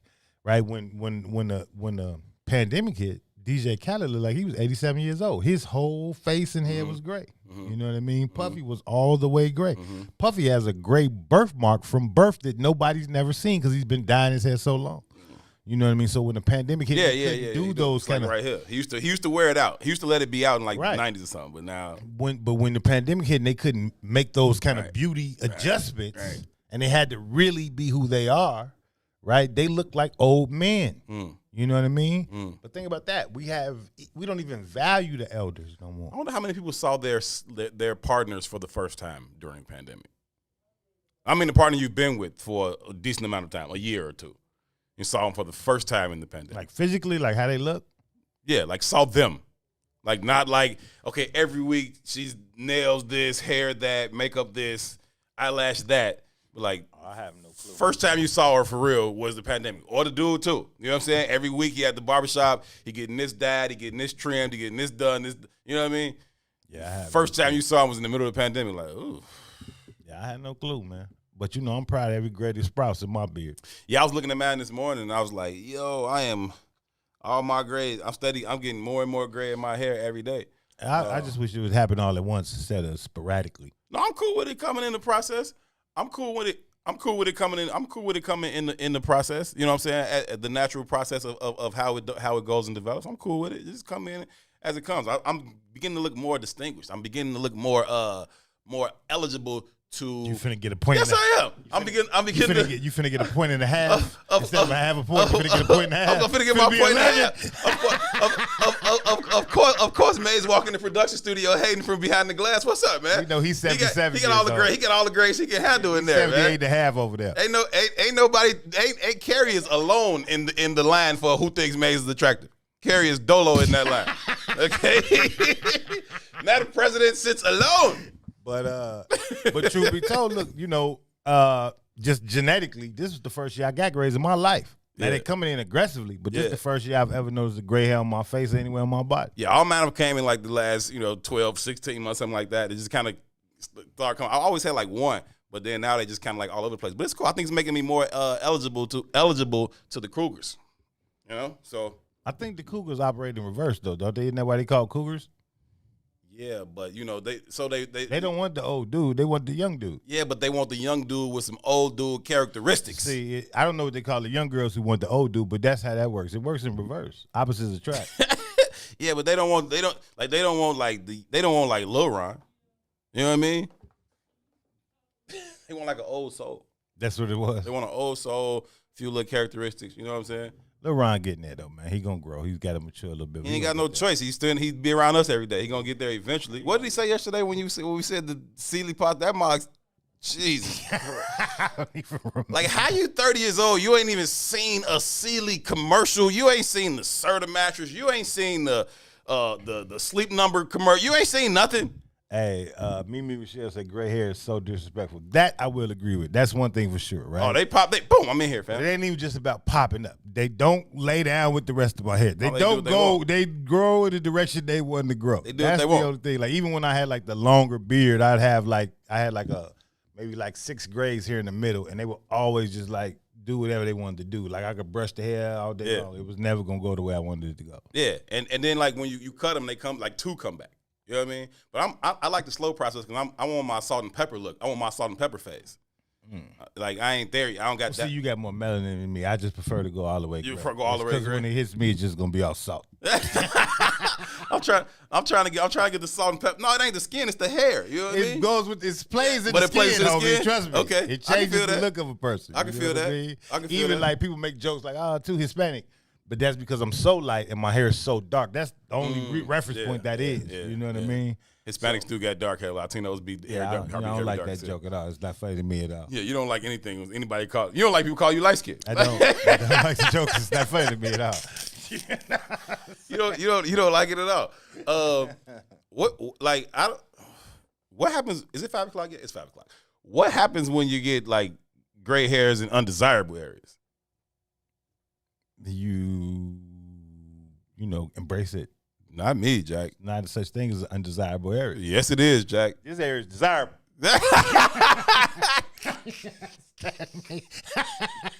You understand me? Highly sought after area, looking at prime real estate. What's wrong with you, man? I'm just saying. It's a matter of perspective around here. You know what I mean? How y'all deal with it, man? How y'all deal with it when y'all get grays popping up in south of the Mason-Dixon line? I don't give a damn. I ain't really for it no way, so I wouldn't even know. We're gonna take a break. When we come back, it must be 5. It has to be 5. I checked the clock before I said that. And I was right. Yeah, it is after 5. And I don't think we spent 2 days. You know, oh my God. Oh my God, Boosie. I love y'all so much, man. I love y'all so Granny much. box, wax off. Y'all Wax off. Y'all know it's 5 too. Huh? Yeah, nobody really sees it. You just take it all off, wax on, wax off, easy. They crazy. They wow. You out here man. looking like a newborn. I swear to God. You don't like that? It don't matter to me. That's not your preference, though. No, it's not. What's your preference on box maintenance? Being there, I don't really have one around the. And it can do whatever it wants. It can be like. I mean, it can't be. I can't say it can't be nothing. I'm mad. Yeah, you picking your teeth after cunnilingus? You see how white folks did influence y'all? This is a reflection of white supremacy. Until you fully understand white supremacy, what it is. Every wax you think you had will only confuse you. That's it. Well, this is the white people. Sign me up for white supremacy because I'm straight on that. Hair is a protecting barrier too, though. Yeah, that's true. Be clear about that. I understand so that. The reason why Lil Ron be itching like that is because he's dealing with the baby box. That's why he be itching all the time. Little nigga back there got the scabies. Shannon, what up, family? You just walked in on the box conversation about gray hair on Granny Coochie. Boosie is crazy as hell. Please let me get the break before I get in trouble. Yeah.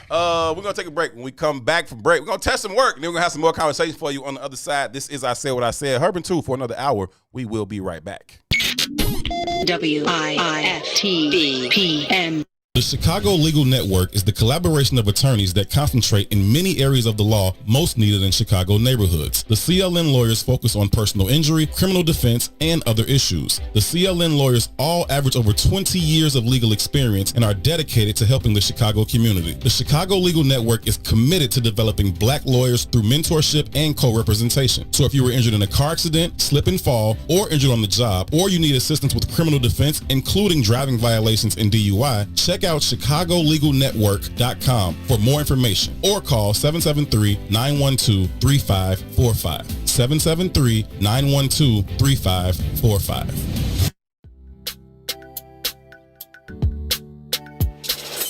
Sissy's Taco Bar Pop-Up is back with more hours and more days. Check them out at their new pop-up location at The Woodlawn, located 1200 East 79th Street. Sissy's Taco Bar offers authentic street tacos infused with international soul. Now every Tuesday, Thursday, Friday, and Saturday at The Woodlawn from 12 p.m. to 7 p.m. New vegan tacos have been added to the menu too. Visit SissyTacoBar.com for more info.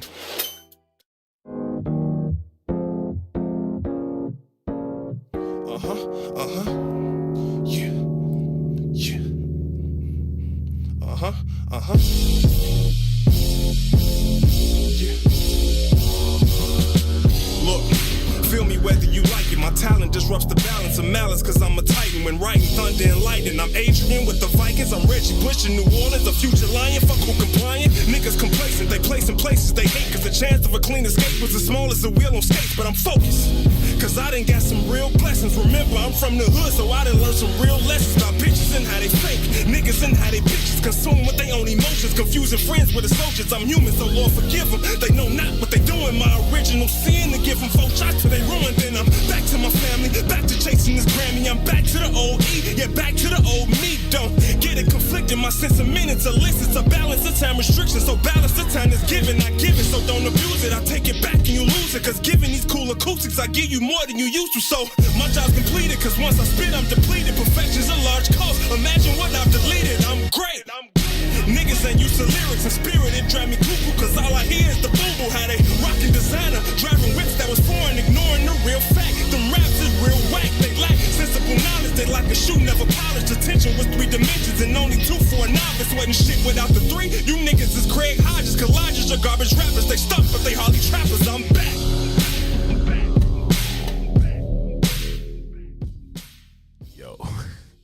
Yo, he be walking on that track. I'm not gonna lie to you. That shit is fire, man. He say so. I had to listen to it like 15 times before I can catch it all. That's cuz though? Yeah, man. He walks on that joint, man. Man, it's fire. Anyway, welcome back, man. We are back. We are live from inside the What's in It for the Black People Media Studios. This is intellectual thuggery at its absolute finest. We like to call it I Said What I Said. His name is Tu. My name is Herb. In the production studio doing all the hard work or whatever the fuck. It's Ron Riller. Ron, you still good in there? I'm perfect. Glad to hear it, my brother. Glad to hear it. Please cut your mic off for the duration of the show. Shannon, question, Queen. I was a teenager when I found out box hair turned gray. Now, either Shannon was dealing with some old Negroes, or Shannon's a mutant. Like, Shannon, you was like 18, 19, turning gray in the region? In the region. In the region.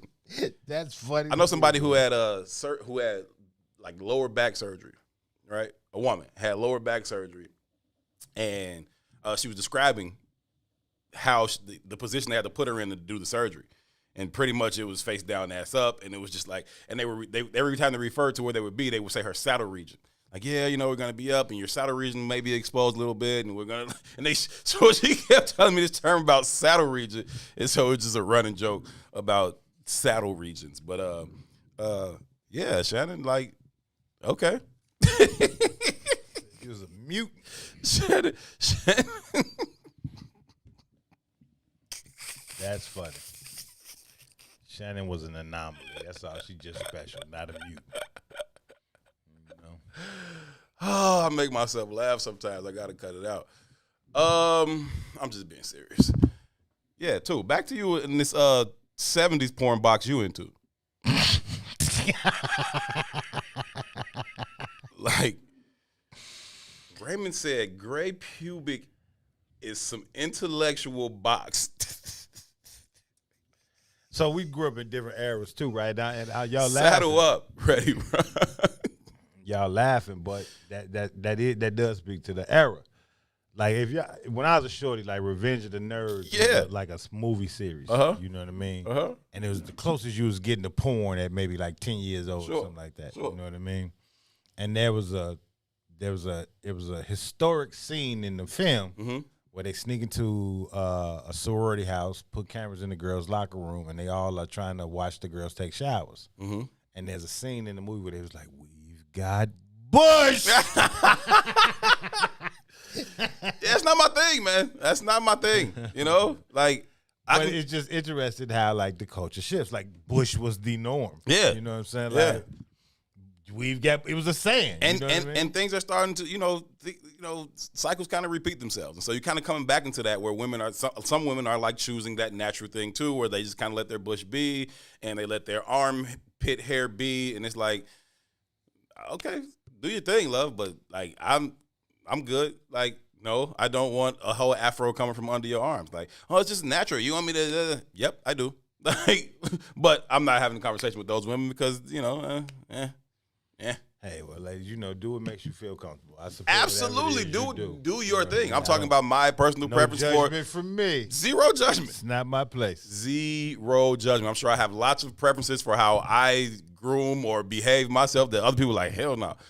Do your thing. I'm not judging. I'm just announcing my preference because I have a microphone and I get announce my preference sometimes. So my preference is just whatever my wife decides.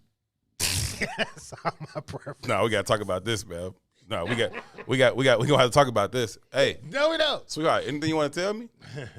What you mean? I just noticed, the grass is getting a little higher than usual. We good? And it's cool. Like, I'm not saying it's got to be, completely gone. Although that's a preference, it could be there, trimmed and neatly, done. But like, what are we doing here with this? Unless it's like something different about it, like redheads. The Carbon Master drapes. Then that's just interesting to look at. Yeah. I love when you ain't got nothing to say. Okay. Natural is best. Waxing is convenient. So Ready Rock got a bush too. Okay, cool. Or she's living the convenient life. You just don't know. She's either convenient or bushwhacking. That's what we're going to start calling. Instead of wax, call it bushwhacking. Hey, Ron, what's your preference? To be invited to the room. It doesn't matter. No, I'm playing. Go ahead. What's your preference, bro? Just skate. That's all. It ain't got to be all off and ain't got to be all there. Okay. Somewhere in the middle? Just take care of it. Just take care of it. Be a good manager of the box. Shout out to all of the good managers of the box, man. Neatly done. You want it styled? I've seen it styled. You didn't see some braids in it? I've seen it styled. A little twist? I've seen it Or you mean styled. like a cut little design in it? I've seen it If I styled. see braids, I'm leaving. No, you're not. I'm gone. No, you're not. Ron ain't walking out on He no ain't box. walking out at all. I'm gone. Ron ain't walking out on no box. He don't care what it look like, smell like. Ron is there. I got to be all the way messed up. Shout out to all of the great managers of the box, man. It's a tough job, but some people do it well, some people do it not so well. But to all of you all who are great managers of the box, we respect it and salute it. If y'all only knew how I accidentally found out. Oh. You walked in on your parents? You walked in on So back very to the curious now. Revenge of the Nerds joint, though, right? Uh-huh. And being from a different era. Like, I can remember the first time I saw a shave box. Yeah. Because it wasn't common. I'm trying to think when the first time I saw a shaved box. I don't know. Because it was common.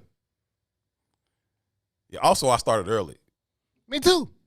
But people who was with me early, it wasn't the culture of the day. But I'm saying it, never mind. Okay. That's too deep for me. Okay. You follow me? No, but I'll go with never mind. I always Okay. I'll If I say never mind, because I'm willing to pop off and say something. So if I say never mind, we should probably leave it at never mind. Stay right there with it. Never mind. BT say we've got Bush. Right, we've got Bush. That was a joke in the neighborhood, right? That's funny. Yeah, bless their hearts, man. Bless their hearts. Do what you will. But even when it's such an anomaly these days, though, when what's the old girl named the light skinned big head girl? Mm-hmm. You know what I'm talking about? Tisha Campbell? No, Jennifer Martin? The one Kanye used to date. There was got a child by the other rapper dude. I really don't know, G. But she had the internet photo where she had let her pubic hair grow, and it was like a big thing because it was unusual. Yeah. I can't remember her name. If it's coming out the side of your panties, we have a problem. We're going too far. Yeah, see, I'm from a completely different era. I remember You kind of like it coming out the side. I remember you looking for it out the side. I remember going to a pool at a shorty. I was like, yeah. You're looking for it to come out the side. No! Yuck, dude. Amber Rose. Yeah, that's who it was. Yeah, when she did her like photo shoot or whatever. Oh, yeah? It was like a big to-do. So if it's coming back, I guess that would be the center point of where it was coming back from. No. I know, and I know it is a defense mechanism, and it catches things and prevents things from, becoming issues for the box, and boxes are very sensitive. And that is why, again, I have the utmost respect for those who are good managers of the box, because that thing is the wind blow the wrong way, and you know what I'm saying. You gotta take 2 weeks off. You know what I'm saying? So you know, I respect it and salute it. But whether the hair is a defense mechanism or not, you know, what it does is it all the things we're talking about, keeping it from going in the box, it holds those things right there. And now it's, you know,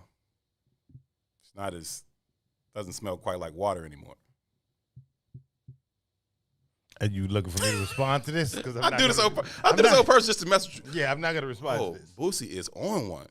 Okay, Boosie is on one today. Do you see her? I saw it. I'm not gonna respond to Boosie either. Herb is a gynecologist. Hood gynecologist.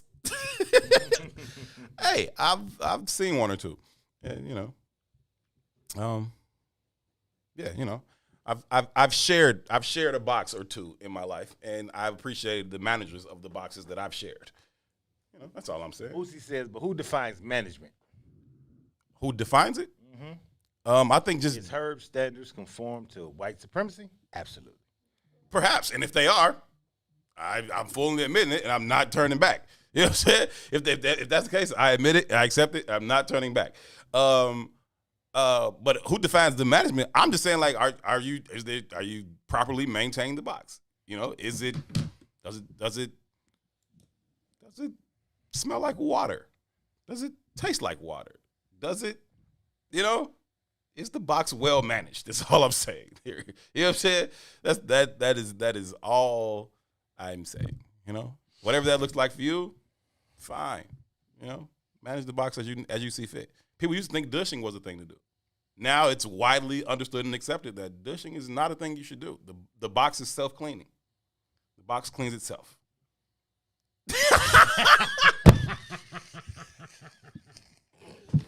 It is a self-cleaning instrument that you don't really need to fuck with. Like, stop, just leave it alone. Find a soap that works for you. Find towels that work for you. Find undergarments that work for you, and manage the box. Manage the box.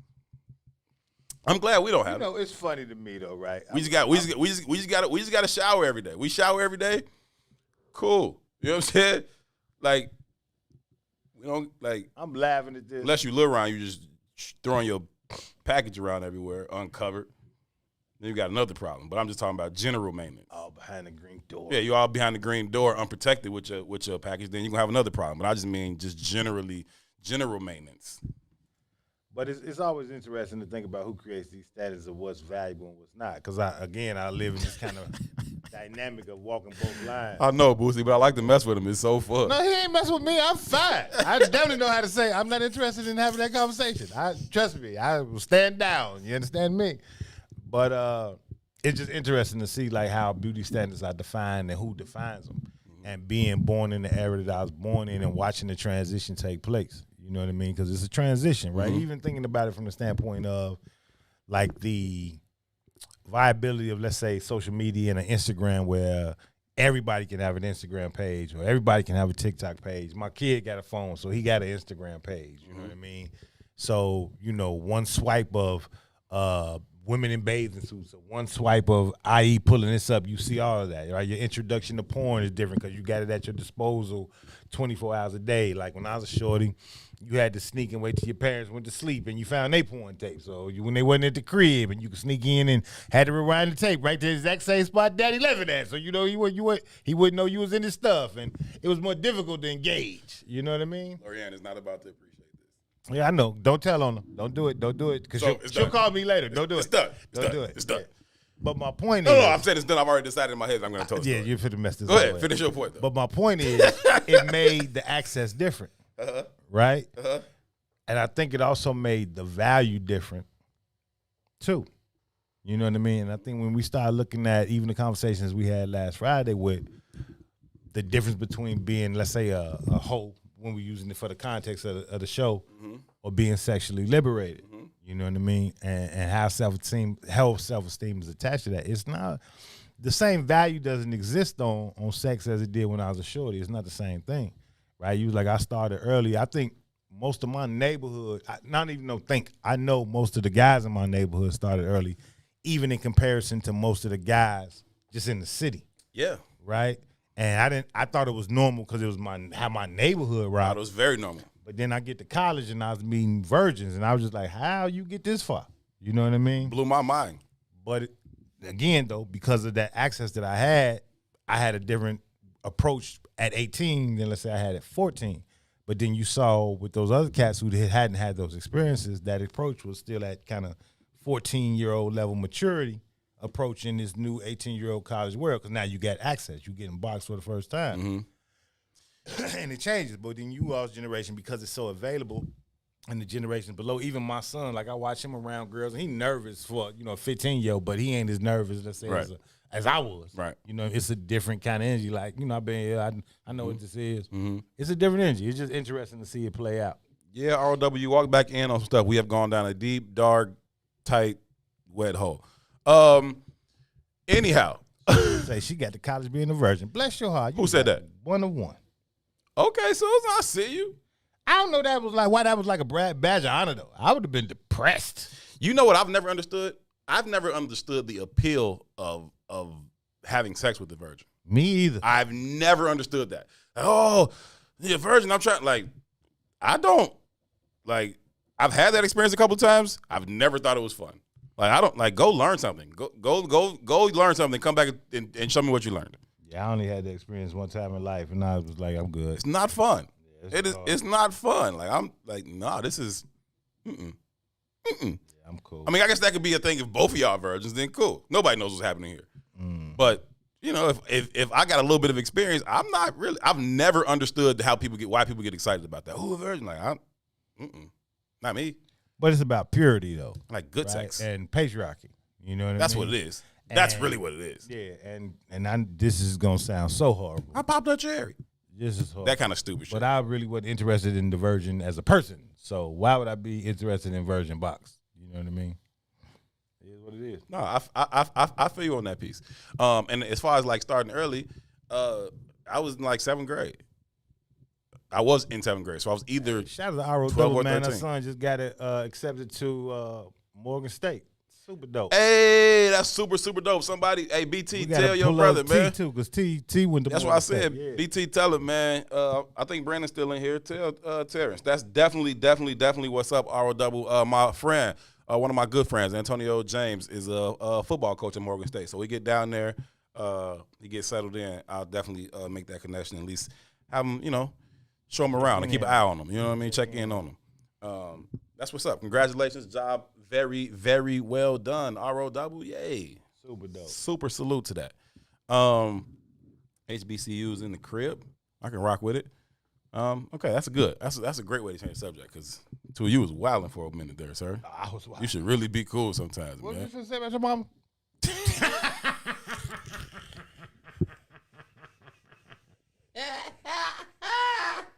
Now put me on the spot, Jim. Quick. I like it. What I was about to say was, one day, this was well into my adulthood. I don't remember what happened, to be honest with you. I don't remember what my mom had stumbled upon, if it was a conversation, or I don't remember what it was, or she had popped up at the crib and saw something she'd rather not. I don't remember what it was. But anyway, it comes up in conversation, and she's like, she's talking to me about whatever the thing was. And she yeah, that's crazy. I don't know how you get into that, though. And I'm like, ma'am, let me tell you something. The first, okay, it might have been something about porn. I don't remember what it was. But I was like, the best porn I've ever seen, found it in your drawer, man. Found it. Black booties 184. It was like when they all had numbers and stuff. It was like Booty Talk 47 or something like that. And it went that thing went down. I was like, whoa, okay. That as much as anything else shaped my preferences. So if you got a problem with what I like, ma'am, I found it in your drawer. I don't even know what I was looking for in her drawer in the first place, but once I found that, I forgot the other thing. Whatever. That's hilarious.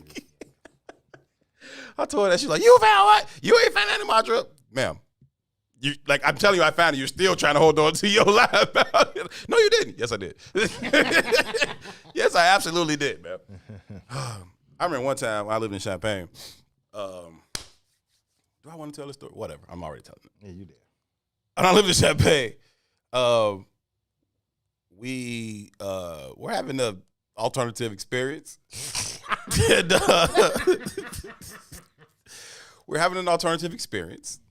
And next thing you know, it's like 7, 8 o'clock in the morning. And, you know, the alternative experience act of it is over, but all the participants remain. And so there's this knock at the door, right? This knock on the door. I'm like, what is going on? It's early, waking up, like still half drunk. Like, what? Who's at the door, fam? Go to the door, look out the peephole. It's my mama, my mother-in-law, and my father-in-law, right? And I'm like, what the fuck? So I just yell back into the room, like, yo. She's like, huh? Like, the parents are here. She's like, huh? Like, all of them. They're here. They're at the door right now. You didn't know they were coming? I don't think we knew they were coming. I think they thought they was just like going to surprise us and pop up and spend the Saturday afternoon hanging out with the kids. The kids were acting very grown. Okay? The kids were acting very, very grown. But there was nothing to be done at this point. You know what I'm saying? Like, it was that door, and it was like a balcony door. You know what I'm saying? And it was like, no, they're not finna do that. So just open the door. And, you know, so they kind of just making themselves comfortable in the living room, dining room, whatever. And they still don't know. Right?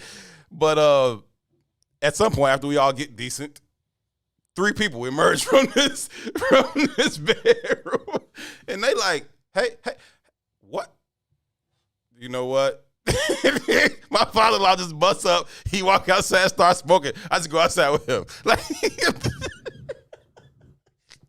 I don't know what made the people pop up at our house that morning. It was early as hell. Like, I don't know what made the people pop up, but yeah, man, true story. I got a lot of truth. I got a lot of stories, man. If I told all the stories, y'all be like, this dude is nuts. Share some more. Nah, man, that's enough sharing for today. And maybe every couple months, something I'll share. I showed that video that I put up on Instagram about that story from Carbondale. Every couple months I'll share a wild story like that. But yeah, I got a few. Yeah, you can share it with the audience, man. You know. Hey, why not? I tell you in private, but I'm not sharing it with you. Yeah, I know, but you know, why not? You know, it's just my truth. You know, I'm not sorry for it. I'm not apologizing about it, and who cares? Look at Mama, I remember that day. Save something for the book, Herb. Nicole, if I had the patience and discipline to write a book, I would. But instead, I'd just rather tell y'all. This is your book. Live out loud. I'm a talker more than a writer. You can't pop up on kids in college.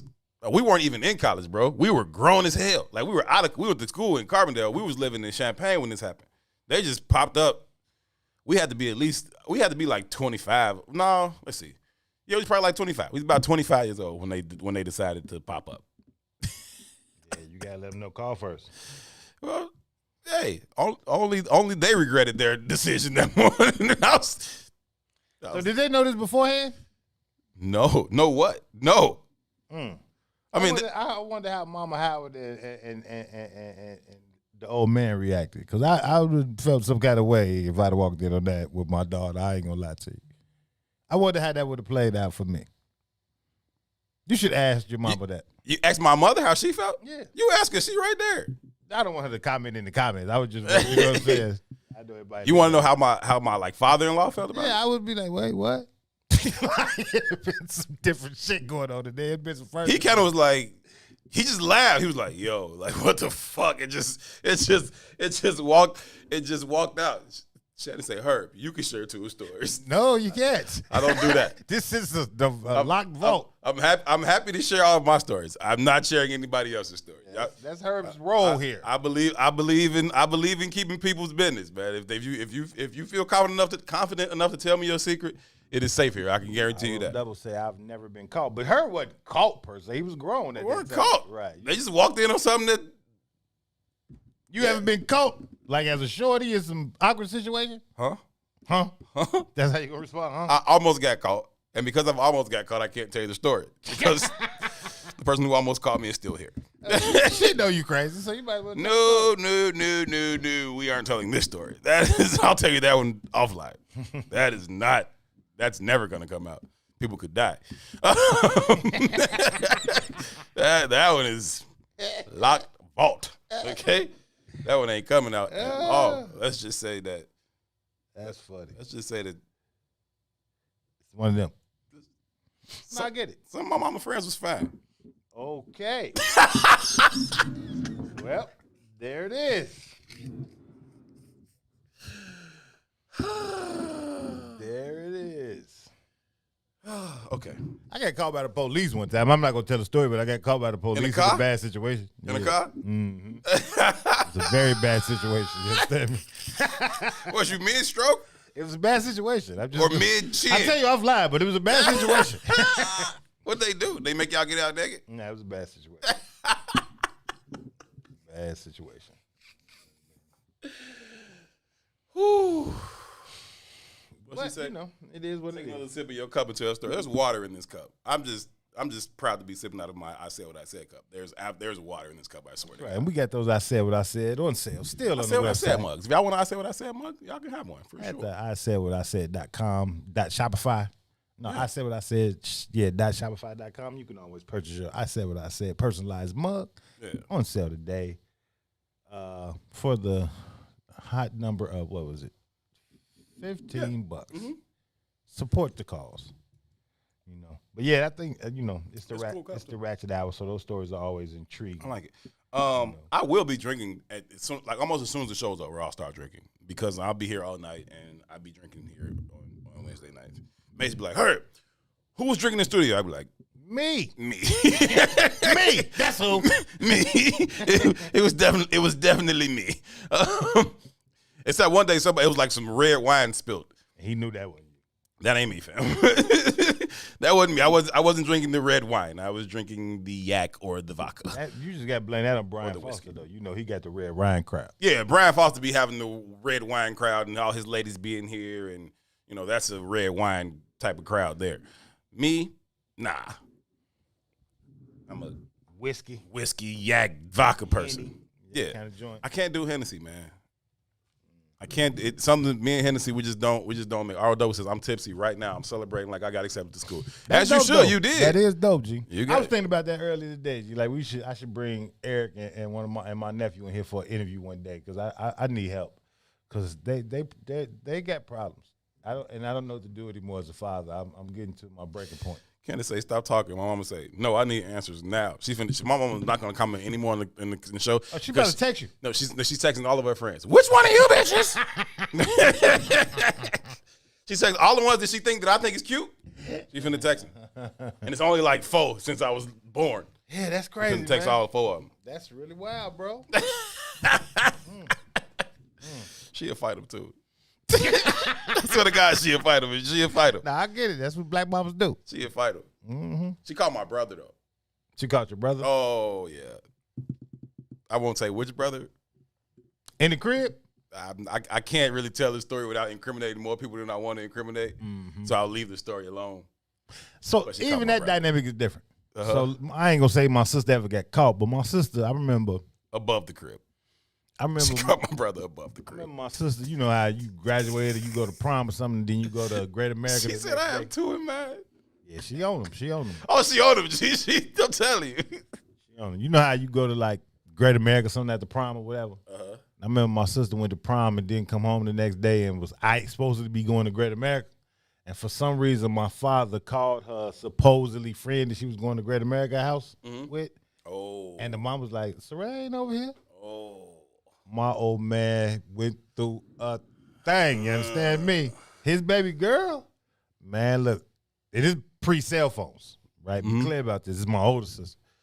So when she finally got to the crib, it was WWE SmackDown in there. I felt so bad for her. But then I think about that same dynamic. I was probably half her age. Oh yeah, and it was I'd cool. be like, man, I'm finna go over here. These rubber And subs. it's like, I done seen them all. It's different. It's different. It was very different. It's different for the guys, man. It was very different. It was different for the guys, man. My cousin Danielle, she lived with us most of the time that we was growing up, and her experience was different in the crib. All the rest of us boys, we had an experience. Danielle's experience was different. Like she only really had one dude she talked to. This dude named Sino. Rest in peace to him. But I wrote double said my boyfriend swore he was getting something, but I wasn't messing up my prom hair. You have no respect for that man. Hey, yo, that's the other stories. Like my prom, wild business. Like wild business. She talked about. He asked my brother Daz, was it you? I'm not telling her which one of them it was. No, you know which one it was. You caught the one I'm talking about. You caught. Like, but anyhow, moving right along.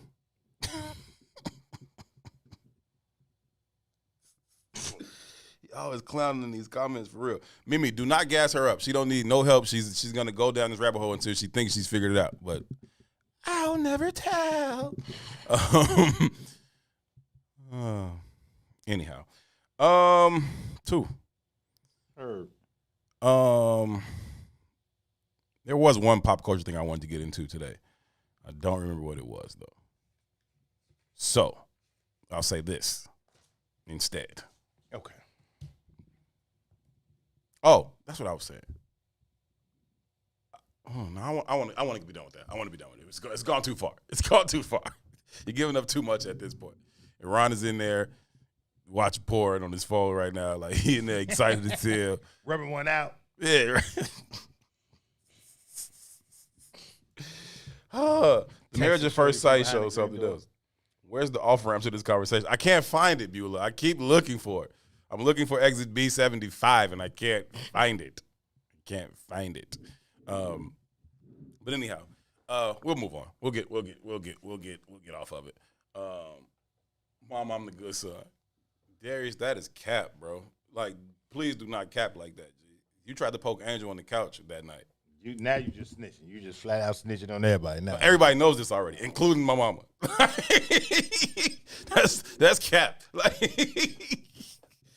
he tried to portray that role. That's another conversation, G. The lengths the dudes will go to get some boxes. What? Untold lengths. Yeah, I got a partner. Who's married. Right? Now nobody's gonna never know. Yeah, no. Is, right. But he got a 3-story crib, but it's like small. It's like half stories. Like every 5 steps is another story type of deal. Mm-hmm. This man said he got out on this couch with the neighbor while his old lady was in the upstairs. Wait, he got down on his couch with the neighbor while his lady was upstairs? I couldn't believe it. I said, gee. Oh, you My grandma used to hit me with it. She used to tell me this all the time when I was short. She say, 2, God only protect babies and fools. And that ain't a lie. And she was like, which one are you? Right? And if you ain't none, you ain't gonna never be protected by you God. better stop doing stupid shit. But when I think about it, all my homies just like, OC, wow, they get away with everything. They get away with everything. I'm definitely childish. Oh my God. They get away with everything. That's real. That's crazy. Ready Rock, I don't know why the video cut off on us like that. But I don't know how to get back to it either. And so I think it'll cut off again, but we can get that popping tomorrow as well. Yo, wow, how do we get here, bro? Like this is 5 o'clock and you started it? Like how do we get this far down the road, man? What's wrong with y'all, man? That is the honest to God truth. What's the honest to God truth, Shady? Fools get away with everything. Oh, okay. Babies and fools. Children man. and fools. Yeah, no, that's real. That's real. That is real. And the Ready Rock said they get away with it until they don't. Yeah. You wait for the other shoe to drop your whole life. I guess you're right, but I be seeing some dudes get away with some amazing stuff. I be like, man, I can't even steal out the self-checkout line. Chris Rock said, you know how they say it don't work for me. They gonna get theirs. Like some people never get theirs, man. Never get theirs. Like some people just never get theirs. Can't say about your ass kept driving. Herb, you drove us all here. Y'all ain't nobody jump out the car. Oh, y'all kept coming with y'all gray box stories and whatnot. It all started with elderly waxing box. gray hairs. Stories from the elderly box. Boosie said granny coochie and left.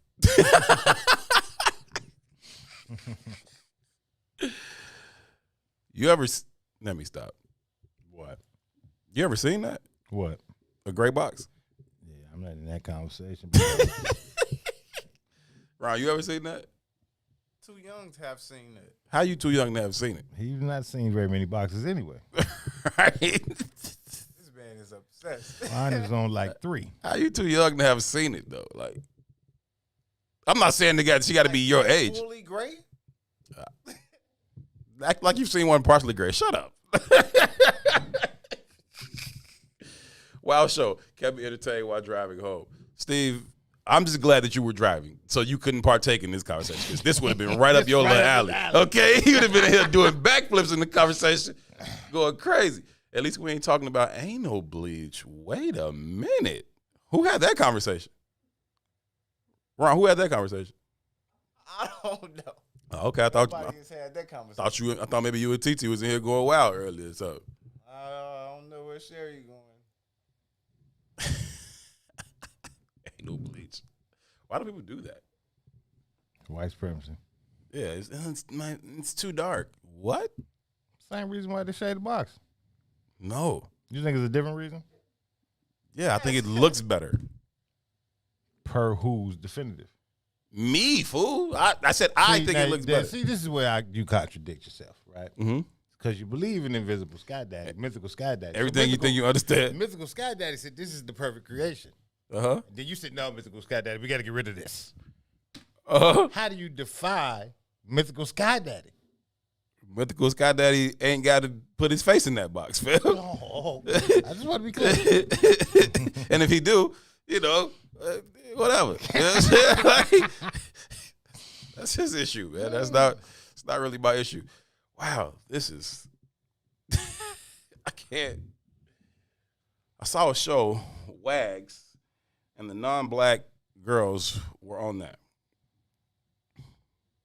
I don't know where it comes from. This poll is always like right in my way when I'm trying to read the comments. I'll be like, what are they saying? What are they saying? What are they saying? Y'all in with me? What y'all talking about? Y'all in with me on this phone call? I'm going to FaceTime. What? You say what? I don't know what my mama talking about. She talking about FaceTiming somebody. Anyhow,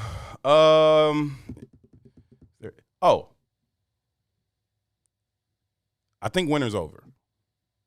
I think we beat it. I think we finally won. You think we beat it? I think we finally won. I think it's finally out.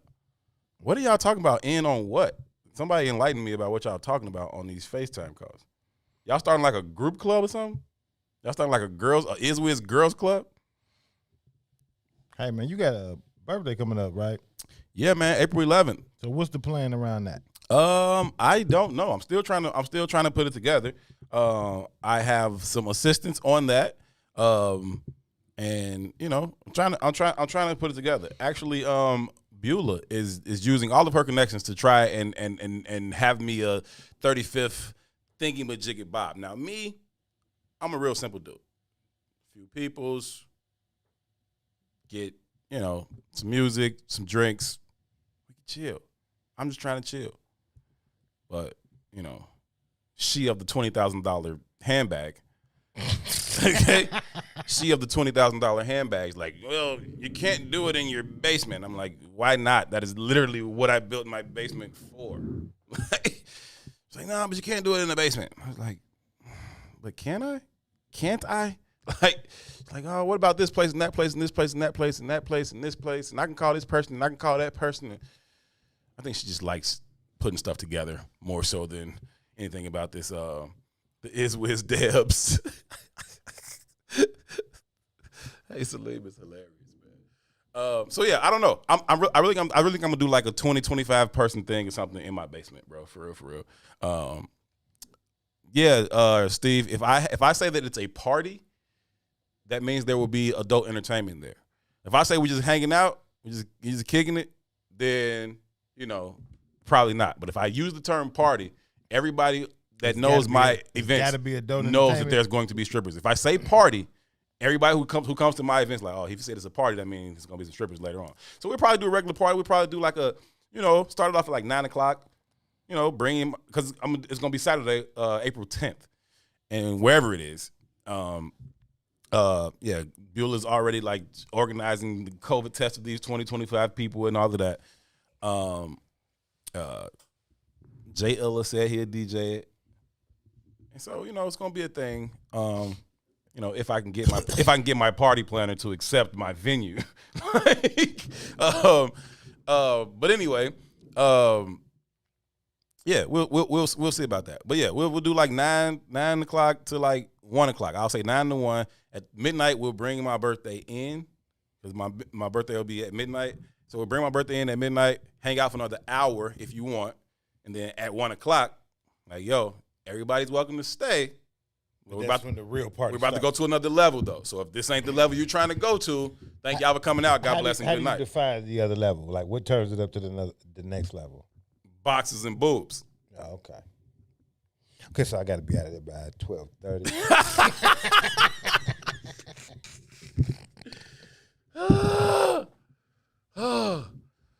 Well, we have found an alternative. Anyhow, what am I saying here? Yeah, so that's what's gonna happen there. 1 o'clock. Then we'll do like a 1 to 3. Then that'll be it. Yeah, that's cool, man. You know, that's an interesting way to bring 35 in. Yeah, I mean, you know, if I had more time and the world was in a different place, I'd probably do something else. But COVID is they opening all the restrictions off COVID pretty much anyway. I heard the other day Lightfoot is opening up restaurants. I think she said it either 60% or 75% capacity or something like that. Yeah, as long as you adhere to the COVID restrictions. Yeah. So if that's happening now, I'm assuming by April, late April. Maybe even early April, you just don't know. Yeah. You know, we might be full off restrictions. You think about like Texas lifting all their restrictions, you might have to, it might be really going down. I wonder how that works, right? The strippers work during COVID? I don't know. I haven't seen these strippers in over a year. I wonder how they get paid during COVID. That would be interesting. They moved to Atlanta. Doing house calls. It's still COVID though. Like, do you have to have like COVID restrictions? Like, do you got to get like? It ain't a regulated industry like that. If you're a stripper and somebody call and book you to come to a private party, you just go if you want to go. No, I get that too. But if I'm inviting you to my house, I would want to know, right? So wouldn't I ask?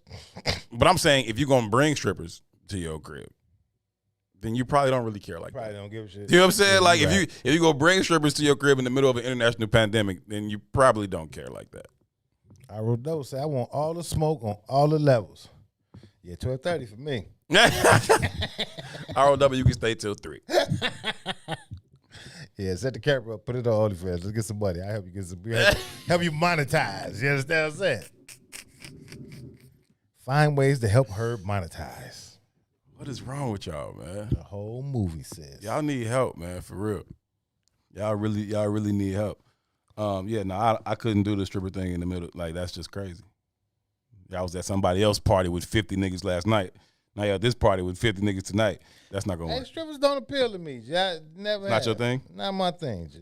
I can respect it. Never have. I don't get it. I can respect it. You know what I'm saying? Except for this one stripper in Miami. That one stripper in Miami appeals to me. Ooh, King of Diamonds, sir. Other than that, I was cool. King of Diamonds. Somebody, I think it was Steve. Somebody asked was Secrets still open. I don't know if that's open or not. Help me help you. I ain't been to Secrets in 30 years, but I don't know if I told you this story, but there was this club out in the south suburbs, and one of my little criminal cousins used to run the club. So he happened to owe me some money one day. I rolled out there to try to pick up my money. Now, mind you, it's like 11:15 when I get out there. Know he got my money because he get money out the door, run me my money. Right. You know Come on what with I mean? it. And that's the only reason I'm there. Run me my money. But you stayed till 4. So he's like, no. he on me. He's like, cuz you can't leave yet. You got to stay to like 1. You got to stay to 1, cuz. I was like, gee, it's 11 o'clock. Yeah, I'm not but standing here to 1 o'clock. I want my bread, I'm out. You know what I mean? He was like, gee, you don't understand. You got to stay to 1. And I'm like, for what? What happens at 1 o'clock? Why is 1 o'clock special? He's like, I can't tell you. But if you stay to 1, you ain't going to believe it, G. You ain't going to believe it. So I still didn't want to stay to 1. But he would not give me my money unless I stayed to 1. So he's holding my money hostage. So I stayed at 1 o'clock, G. Mimi said Secret's been closed. Yeah, I ain't been there in forever, right? But Steve live out of town. That's why he asked. But at 1 o'clock in the morning, and mind you, this is a big club, G. This is like a huge club. 1 o'clock in the morning, a siren goes off. And all the women, now he got strippers in there already, like doing the stripper thing. But they start falling out the woodwork. In regulated areas. Right. You know what I mean? Right. But at 1 o'clock, G,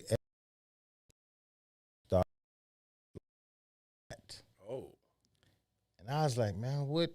Let me write that down. What the hell is this? You know what I mean? He said, dog. That'll be at 3 o'clock. This is called free strip. The chicks pay they pay the regular admission fee to get in. 1 o'clock, you got an hour, 2 hours, however long you get to strip, and you can collect dough. Amateur night. It's basically amateur night. Write that down. We might add that to the post. I was disgusted at the levels of poverty that we're enduring in our community. I don't think that's what it was about. That's exactly what it's about. I don't think so, G. Every woman in there gets naked, bro. Yeah, but I don't. That's poverty. I don't think all of them were. See, you think that everything is about the dollar, G. It's not, G. It is not. Some women just want to fucking dance and strip like that. Like, I'm saying some of them probably were there to collect some cash. But some of them was just like, yeah, I've always kind of wanted to do this. I always wanted to hop on the stage and just see. It wasn't no stage. They was just where whatever. they were. You know what I'm saying? Like, whatever. You know what I couldn't see how you could make no money. If everybody's going, there's no money for you to be made. It's not exclusive. You're not special. Then you don't get a tip. Yeah. It was interesting, though. I'm not going to lie about that. It was interesting. B75 said, once we get this thing figured out, she needs you to do the creatives for it.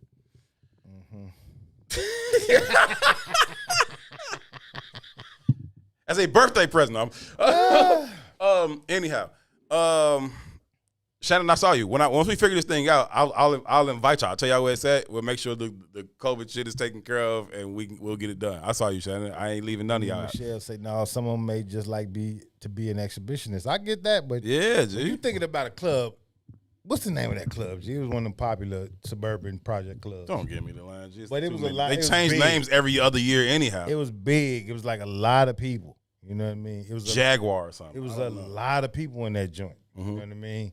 And just to see it go up the way, because it was like conditioning at its finest, dog. It's like if I could manipulate this many people to do what I want them to do when I want them to do it, black people be uber powerful in the country, man. I swear to God. See, that's what you think. You in your mind, because they're stripping and you don't like strippers and you anti-stripper culture. I'm not anti yes, you nothing. It just ain't my thing. He wasn't at Arnie's. He wasn't at actual strip club. Yeah, it wasn't Arnie's.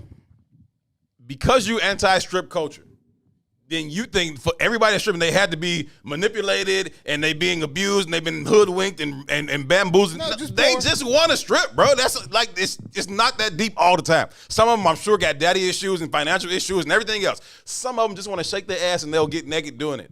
It ain't that deep for all of them, G. I'm with it. I get it. I'm clear. But for 3,000 of them, something's wrong.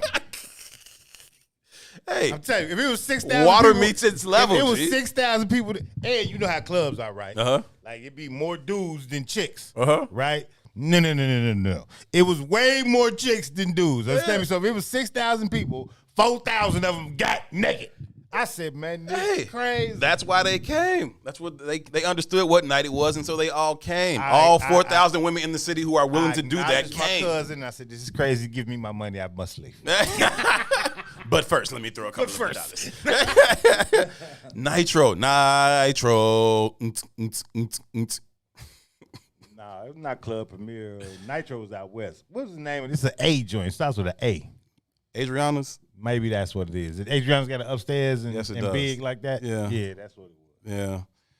All my Argyle Gardens cousins was running that shit. Yeah. You know what I mean? So it was. Yeah. I'm assuming the average woman that was in there was from 103rd to Argyle. Well, and that's pretty much where it stopped. It's up there. Yeah, it was up there. It was definitely what they was on. It's up there, man. It'd be like that sometimes. We're gonna add that to the list. Bueller, write that down. 3 o'clock. 3 o'clock. At 3 o'clock. So we're gonna bell rings. We're gonna do 9 to 1 for the party. We're gonna do the birthday toast, bring the birthday in at midnight. 1 o'clock, we go to Turn Up Town with the adult entertainment. Okay. 3 o'clock, you said they rang a bell?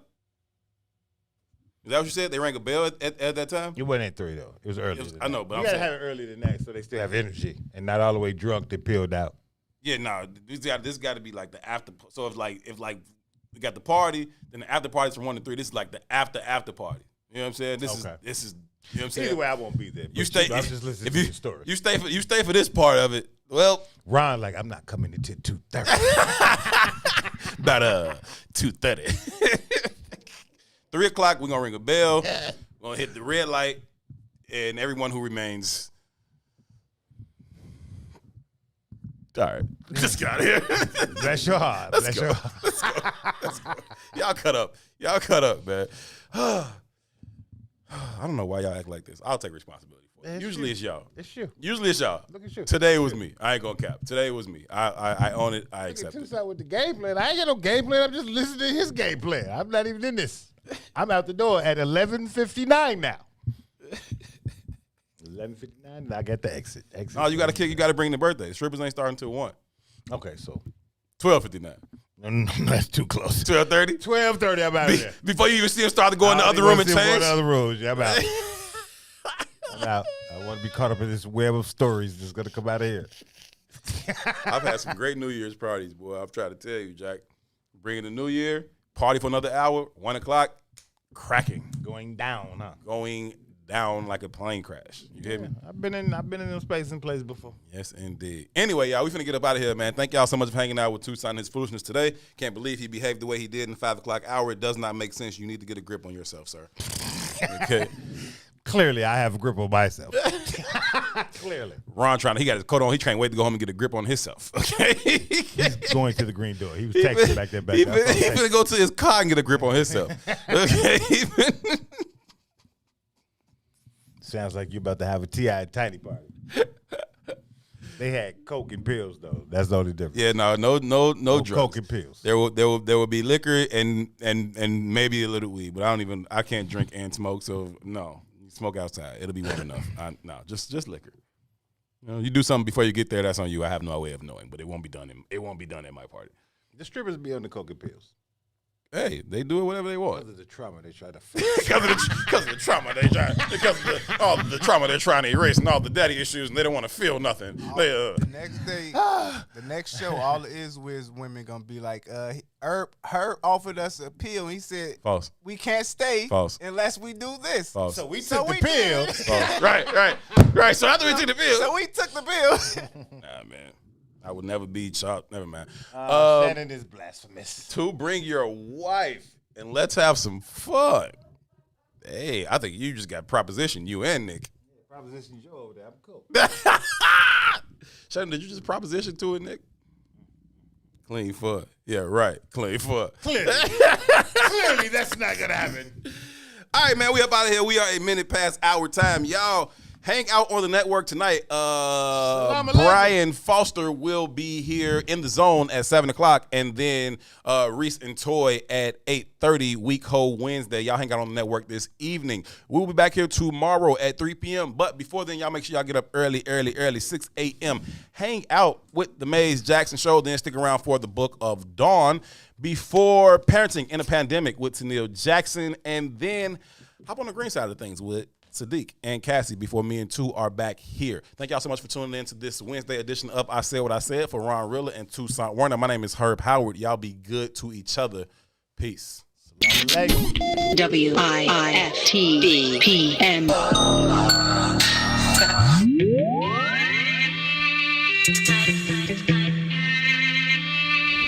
Hey, Tool, let me test your work. Hey, Herb, let me test your work. You about that life?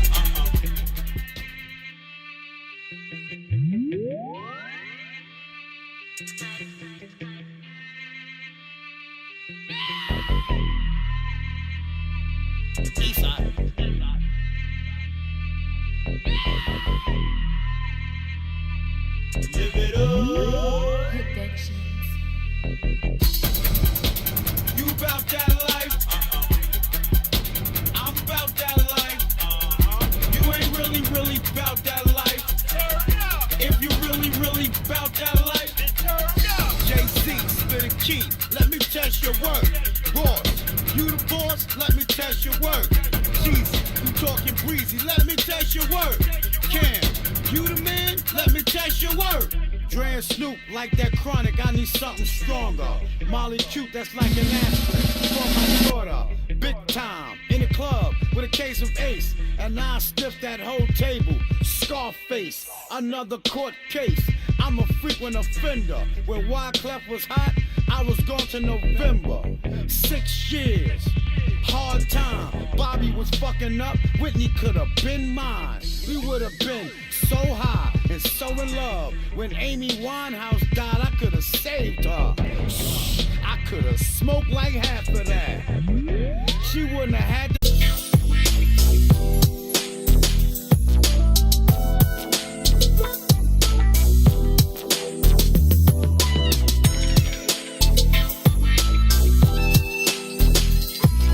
How you change the background?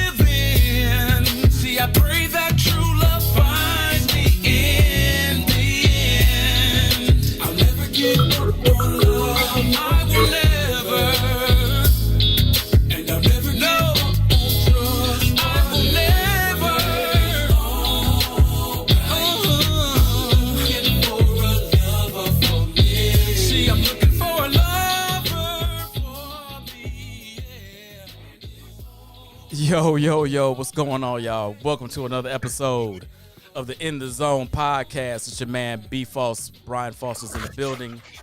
Welcome to another Wednesday. Thank you for joining us. I'm super excited about this one. I hope you are too.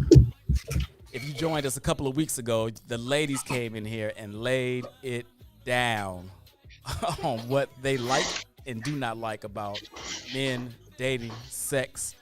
We talked about baby licks, all of that. Yeah, Bam looking like, what is a baby lick? Yes, that happened. Today is the fellas' turn. It is our turn, fellas, to talk about what we like and do not like in dating situations, meeting young ladies, how we approach, how they appreciate or don't appreciate how we approach. And in the bedroom, what they doing right, what they doing wrong. It's fellas night, y'all. We don't get many, so let's get into it. Let me introduce my boys. Now, let me tell you something. I got a lot of associates. I have very few friends. These gentlemen are my friends. I've known all of them for more time than I care to admit. So we're going to have a good time today. I'm going to get to my in-studio guests last, but I'm going to get to my boys on the screen first. First and foremost, my man, Ill States, 50 grand, the light-skinned legend, the Al B. Short wannabe. My man, Danny, what's going on, baby? What's up, B? How you doing, bro? It's good to see you, brother. Happy New Year. Man, Happy New Year, man. Happy New Year. Good to see you. All the time. We interact on the book, but we don't see each other often. Right. Hey, then I got my man, my VDP fam. We've been throwing events together. I don't even want to say how long. This man took me on my third trip to the Dominican. This is my dude. I rocks with this brother, Jeff Murray. What's happening, baby? Yo, B Fox, what's good, brother? We ready to make this happen, man. I think it's our turn tonight. Hey, brother, it's our turn to get it in. Jeff, what's wrong with is that your headphones? Who making all that noise? No, Somebody got a lot of noise going on. Not me. Is that me?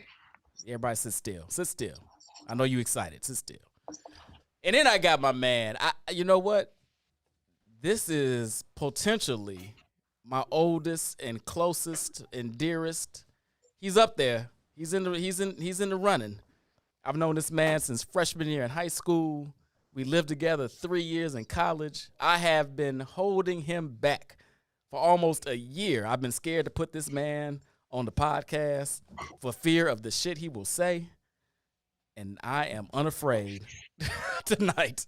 This is my dog, my boy, my Ro, my West Side homie, Bam Eek. What's going on, boy? What up, black man? Look, that's funny. Like, I'm about to get him a drink. He gonna loosen up. He trying to be cool right now. Anyway, so if you joined us, like I said a couple of weeks ago, the ladies got on here and laid it down.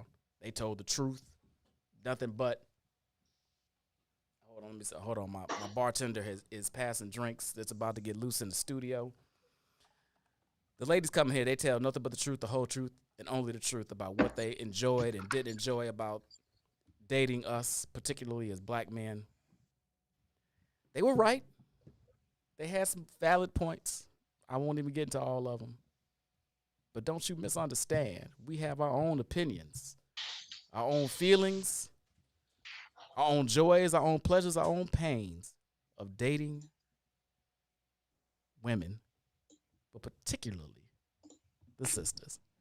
You all are the queens of the earth, the mothers of the world. We love you, we respect you, but y'all suck occasionally, and we are going to let you know why. So, let's start it out.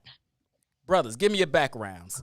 And by backgrounds, I mean, you ever been married? How long you been single since that marriage? If you've never been married, talk about that too.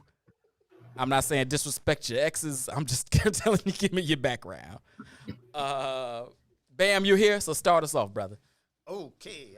Well, get into that mic. Okay. Well, I have been married. I was married. Well, I ain't gonna give you all that. I was married in 2012 and I was divorced in 2016. Probably because of me, but I accept that. I've lived in Chicago most of my life, not all of my life, but most of my life I've lived in Chicago. So I'm accustomed to being around African American women. I went to the U of I, so it was some milk down there too. I'm just being real. You want me to kick it off? I'm kicking it off. Here we go. And so there was a lot of other things down there too. But all I'm gonna say is I've been in enough relationships to know that as I get older, I get wiser. And certain things that I probably would have accepted when I was younger or would have tried to do, I'm not doing anymore. So I think that I am growing as a person, period. Okay. You had a lot of room, so we're going to let that happen. Daddy, holla at me. All right. My background, let's see here. I was married 7 years with my ex-wife since 2005. I'm still fresh off the boat. So I got divorced in July of 2019. So mid-pandemic. Right, yeah. Right. So got divorced, and 6 months after that, pandemic hit? Less than that. So you barely got, right when you was in the middle of get your swerve back, pandemic. Right, the world shut down. So I'm still new to the game, or being out in these streets, but as we all know, they're kind of closed right now. So okay. All right, that's rough. And you said you got married, what, 20 when? 2012. 2012. But okay. we were together since like 2005. Okay. All right. You could have been on the last show. We'll talk about that later. Jeff Murray, holla at me. Yes, sir. All right, man. My story is a little bit easier. Never been married, no kids. Been out here, been dating. Come across some good ones and some bad ones. And we're gonna share some of them stories today. So that's what it is. That's what it is. Pretty clear cut. No kids, no following around, no baby mamas out there. Just building, man. Trying to continue to build and grow, and make the space right as we can, man. Change the world in a good way. Bam, you want to say it or you want me to say it? Is this a plug? What? That motherfucker out here dropping his dating resume. I see what he doing. I ain't got no kids. Oh, man. I'm just trying to build. I got you, Jeff. He's putting it all out there for everybody. Stay in your lane, Bam. Talk about yourself. I'm just saying, man. If it's a plug, everybody can put a shameless plug in. Look, me and Bam look at each other the whole time. Like, you hear this mug? Ain't no married, no kids. I'm building. Oh, man. Ladies, hey, you heard him. You heard what he said. You know where to get in touch with him. Yeah, that's right. You already see that. You already see it. They done. No. All right. So let me ask this. So we've all been single, even if we aren't at the moment. Although I believe, let me clear the air. Everybody is single, meaning not married. Correct? That's correct. That's correct. There you go. So when you've been in the dating world, whether that's now or previously or currently, the approach is on the man in general. It's our responsibility. We can even talk about why that is or if that should be a thing today, but we'll start here.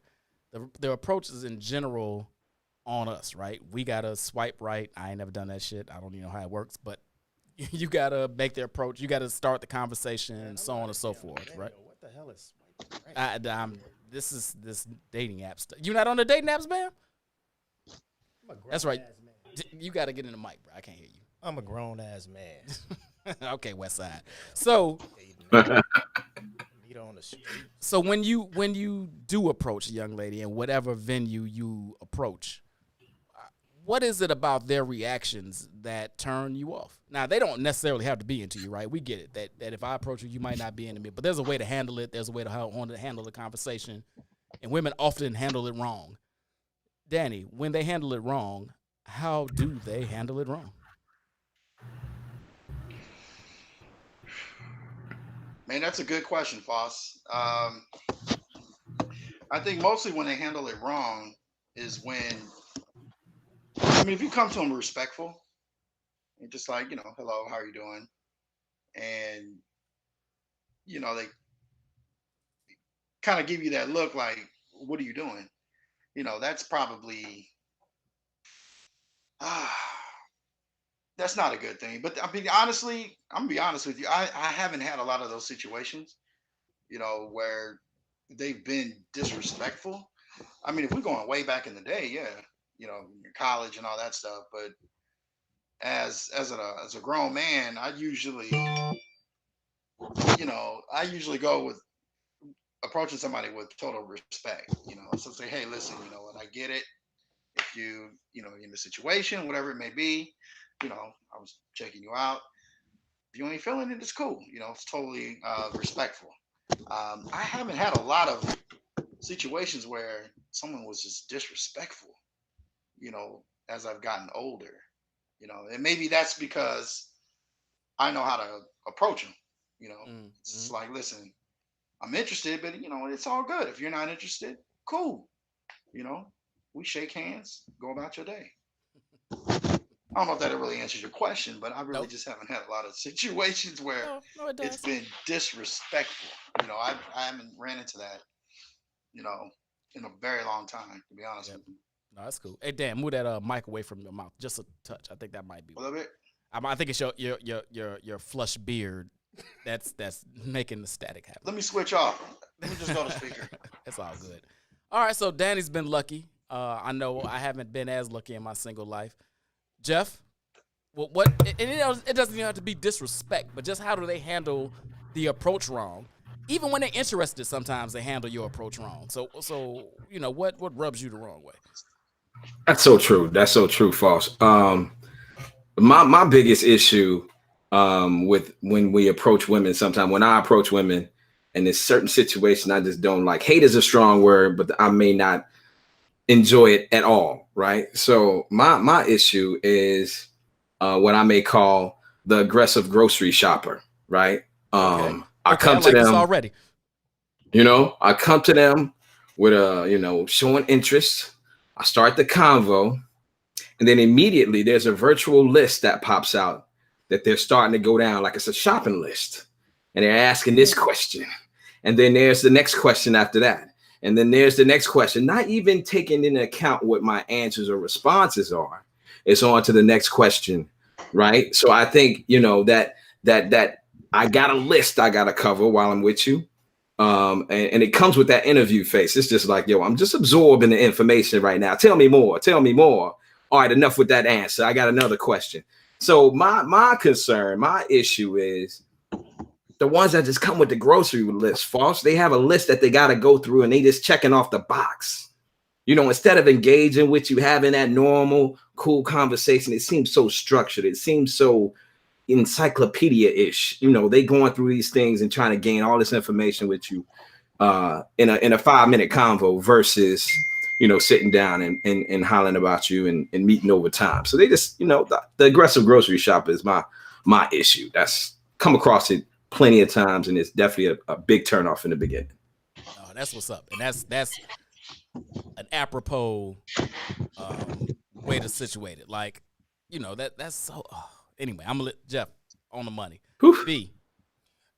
Hey, I agree with both players because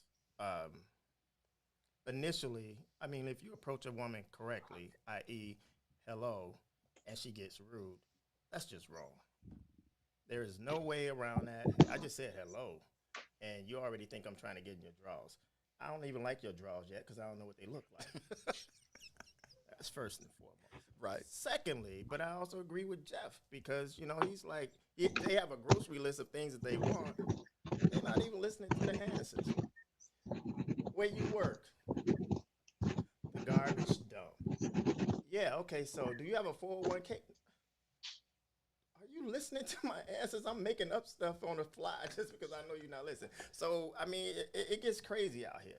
And the thing for me that I just hate is just a rude person, period. because there's always a way to handle things. And if you get out of pocket, you keep saying, I'm from the West Side. I grew up on the West Side. The West Side may have to come under me. Okay, now you become all kind of different names that your mom didn't name you. I didn't mean to, but you pushed me there. And I don't use those terms often. But what I do is I make sure that the person knows that I'm not happy in that situation. It's like, okay, I see how you feeling. It's cool. And at the same time, even along with that, you have to recognize when it just ain't working. As a man. Yes. Yeah. Yeah. Hey, no, this ain't rolling. All right. Thank you. Hey, sorry. Hey, she might be. Her man might be sitting 3 seats away. That's right. Might be a bad day. Whatever. It could be anything. It could be anything. So you got to recognize when it's not necessarily her being rude, but she's trying to respect her man some kind of way. Right. True. So I mean, I'm throwing all that out there because it's not always just the woman. Yeah. You know, sometimes you got to read the room. And if you don't read the room well, then, hey, well, you get consequences sometimes. No, fair. That's right. Because it's not always on the woman. That's not always accurate and or fair. So I appreciate that perspective on it. But let me ask you all this. So you've been in a club or a bar or a social setting, and you've approached somebody. And I'm not saying it went left where she was, rude or abrasive or whatever, but it just went left. And for whatever reason, you felt a kind of way. Now, Bam, you've already said, depending on how far left it goes, you might have to say something. Call everything but a child of God. But how do you handle that, right? Because I think it says something about the man and the way he handles, quote unquote, rejection, right? It says something about the lady and how she handles the approach, but it definitely says something about the man and how he handles the rejection. So, I want to make sure we're being fair and equal in this conversation. How do you move around after you've not been your interest has not been reciprocated, Jeff? Yo. It all depends on how she come at me, but if she comes at me respectfully, sometimes you'll come across a queen that'll be like, "Thank you so much, King. I appreciate you. But I'm currently engaged, or I'm not available. But have a great day." And in that respect, beautiful. Hey, Queen, have a great evening. Hopefully you enjoy your night, right? So it all depends on how you come at me. You come at me a little left. I'm not one to have no argument or disrespect a black queen in the middle of some club or some environment.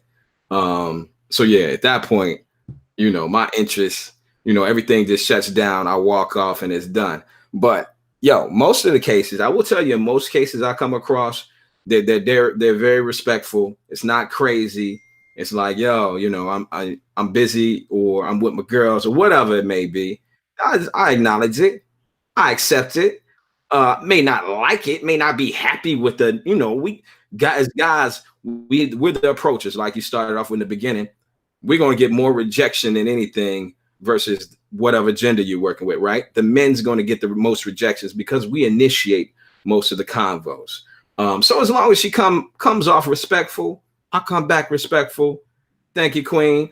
Appreciate you. Have a good evening and keep it moving. When it's left, I almost let them get halfway in their sentence and walk off, and then just let them be seen talking to somebody else completely. I'd rather do that. And then people were looking like, look, who she talking? That he just walked. So that's my approach. If they're respectful, I come back respectful.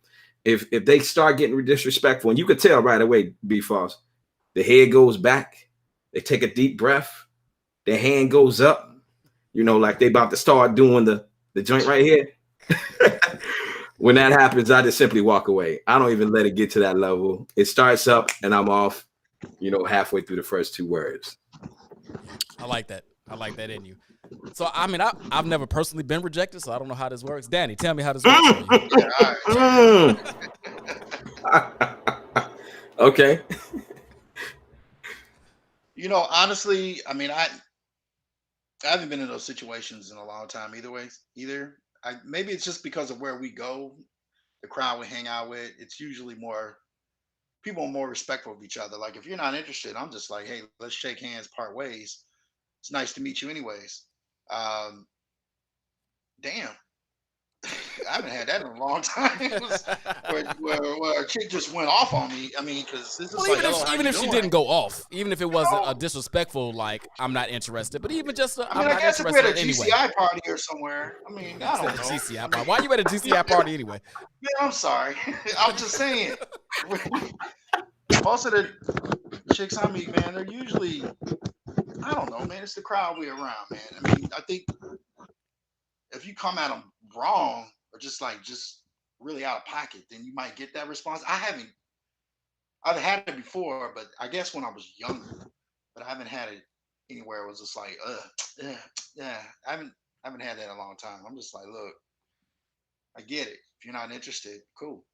You know, Let me ask you this, Dan. Let's flip this question. I'm gonna go on about my way. You know. Now let me ask you this question. No, fair. Disrespect. And then B, I'm gonna come back to you in a second. No, please. Let me flip this question. How do you approach a young man? Excuse me. What is your typical way of approach? I'm not saying you got a line or any bullshit. I'm just saying if you are approaching a young lady, how do you typically approach them in a public space? Yeah, I have no lines. I think mine is just hello, hi, how you doing today? You know, and if they're not engaging that from that point, you know, kind of getting a feeling like, well, all right, you know, I get it. I don't have like corny lines or anything like that. And a lot of times I think as a guy, especially like you're in an environment where it's a club or a bar or whatever, and you see somebody, you're trying to pick up the vibe anyways. Like, are they even like giving you a vibe from the get? You know, and from there, I just run with it. You know, if Danny got that light skin game. He like, hey, how you doing? Oh, you don't like it? Fuck you, then. I'm out. I'm out. I'm light skinned. You don't like this? You know. That's right. Where the white women at? Where the white hoes? Hey, where the white women at? Who said that? Where's that coming from? But you know what, Foss? I mean, honestly, to be honest with you, if a hello, hi, if she's interested, most women know within the first couple minutes whether they're interested in your ass or not. So it really doesn't matter. No doubt. Few seconds. Yeah, they know. So you can say whatever you want. If they're not interested, they know. So no doubt. You can say some stupid shit that might sound corny, and if they think you cute or fine, they already in anyway. So they gonna forgive you. I like you. I don't give a fuck what you say as long as it ain't no disrespectful shit. Yeah, no, men talk themselves out of more draws than they've ever talked themselves absolutely. into. So agree. I've been there. We all have, trust me. I've been there. Bam. I forgot the question. I know we went around a little bit. So if you've ever been quote unquote rejected in your approach, how do you handle it? Hey, you handle it 3 ways. First of all, sorry. You apologize for disrespecting their space some kind of way, because I'm letting you know. And this has to do with this has to do the difference between when I was in undergrad. It's been a long time, by the way. True. When I've been undergrad and rolling through the relationships that I've had since then. So if I was an undergrad, bye, walk away. That's about right too. But you that's still actually hold on. I knew you were an undergrad. That's almost verbatim. Which all right then, bye. You always walk away because honestly, as a black man, and we're realizing that more and more today, that our presence in any place now is a threat to most people. Yeah, true. So even back then, I knew that. So back then, it was all right, bye, peace. Another one. But now I'm at the place where I'm sorry. Hey, I didn't mean to disrespect you. I was just trying to say hi. Hey, let's keep it moving. Because the thing is, I want to de-escalate. I want to de-escalate the situation before anything else happens. Like I say, I don't know if she got a man that's sitting over here who just went to get some drinks or something like that. That's right. And I don't know who he's with. He don't know who I'm with. And so things just change now. And that's the difference between 18-year-old Bam and 48-year-old Bam. No doubt. 30 years is a lot of time, and so it's different. It's a lot different. So first way you can walk away. You can just walk away. I agree with Jeff. Hey, she about to start going. She about to go pulling off the hair and whatnot. Hey, you can walk away. Wait, pulling off the hair? You know how it is. Damn. That's Madison Pulaski shit. I don't even know. That's Chicago. That's Detroit. That's Atlanta. That's L.A. That's New York. Popping off the earrings. That's people who have. Anyway. So, Herb and the boot tripping. Go ahead. So what I'm saying, before they get there, you can walk away to de-escalate because you don't even want to be a part of that scene anymore. No doubt. And the other way is you just say, hey, peace, blessings be unto you, and keep it moving. Because, I mean, hey, black men are losing their lives and black women are losing their lives for a whole lot of shorter reasons than trying to talk to somebody. So it's not even worth it anymore. Nah, I feel you. Good point. Hey, so let's downshift a little bit. I want to ask, and this is a crazy question, right? I asked the ladies this, and some of their, I was like, this is it? This is your answer? So I want to ask the brothers, the worst date you've ever been on. I need you to tell me about it. Bam. Worst date you've ever been on. Tell me about it. Man, I've never been on a bad date. Never been on a bad date. Oh, you know what? Actually, the worst date I ever went on was a date that I was ghosted on, so I didn't even go out with the chick. Boom. Well, that's not, That's the worst date for me. You've never been on a bad date? No, never. Because when I go out, it's like we've planned it. Things are going to work. Unless you don't show up, we all good. Okay. All right. Jeff, worst date you ever been on? All right, so I was almost in Bam's thought mindset because I'm thinking like we set up the dates, they should be good all the time, but then one hit me, and I was like, nah, all the dates I've been on ain't been great. So I'm gonna call this date the "Honey, I'm Home" date. Jeff got a label for everything. I love it. It was date number 3. Okay, I met her. Years in my 30s, young 30s. Met her, took her on a couple of dates. I was like, cool. She was like, look, I want to take you on a date. Can I host a date? I'm like, I like this. I'm like, okay, got a little push. She want to do something early on. I like this. So I'm like, cool. She's like, all right, meet me over my crib. Saturday, swing on through around this time, around 2, 3 o'clock. I'm like, cool. I'm going to do it. Come over to the crib. She opens the door. The first thing that threw me off is she kind of looked back and said, he's here.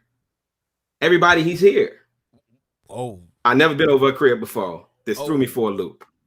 I didn't know what was going on. I said, wait a minute. He was about to get jumped. It sounded like a setup. It sounded like a setup. That's the term. But she had a smile on her face. So I was thinking maybe it's not a setup.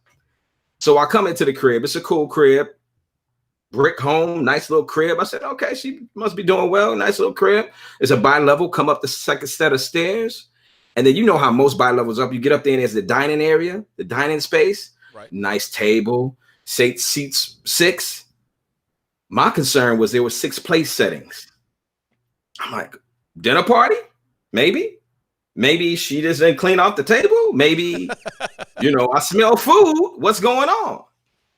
She's like, hold on, let me check on the food. She goes to the kitchen.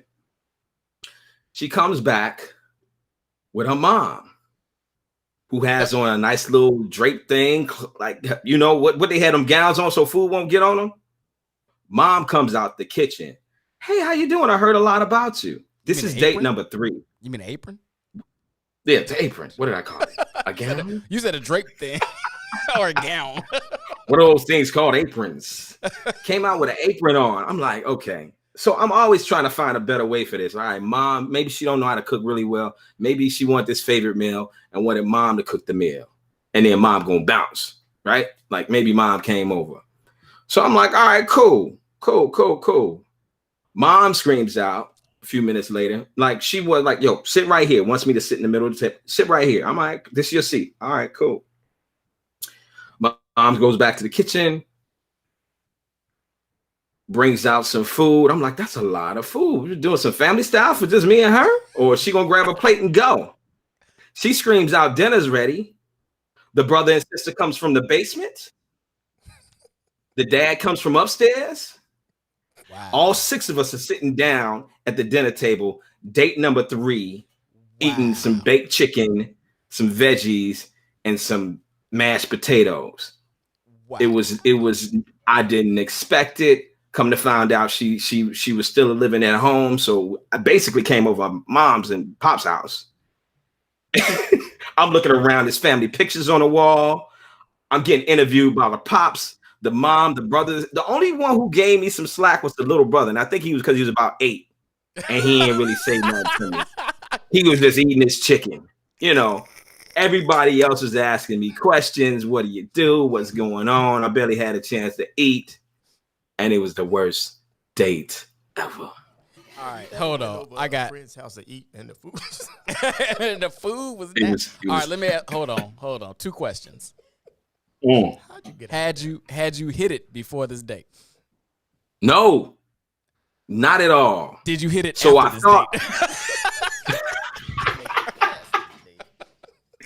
Great question, because after that I jetted. It was no more date number 4. It was no date number 5. Not even a 3.5. That pressure that happened after only 2 dates prior to that was too much pressure. Like meeting the family, the moms, the pops. I'm sitting at their dinner table. You haven't even left the crib, and I'm getting interviewed on date number 3. So no, I didn't hit it before that, and there was no hitting it afterwards. But I will tell you, moms could cook, because the food was fire. That's the only thing that kind of saved the date. I stayed only because the food was fire. Mom could throw down. All right, so let me ask you this, because I don't know why Bam's asking me to ask. Bam, you could ask. How did you get out of there? I start eating that food fast as hell, because you know what? I wasn't going to be disrespecting Mom. I was like, let me clean this plate. And I said, I got to go. You know, I got something I got to do. I forgot all about it. And back then, it wasn't a whole lot. One thing that did happen, I did get a call while I was in there, and the phone did vibrate. So I was like, I got to take care of something. I got to roll. But yeah, I couldn't make nothing. I had to make up some sort of emergency, because obviously I had planned to be on a date with her. I made time. I blocked out some time to be with her. So I couldn't say, oh yeah, 30 minutes later, I got to go somewhere. So I was like, oh, I got to take care of something. Something came up. Ate the plate, ate everything on the plate, wiped up the gravy, and I was out. At least you had a good meal out of that joint. It was a good meal. It was a great meal. Mom threw down. That's scary. Danny, worst date? Can you hear me? Yeah, we got you. All right.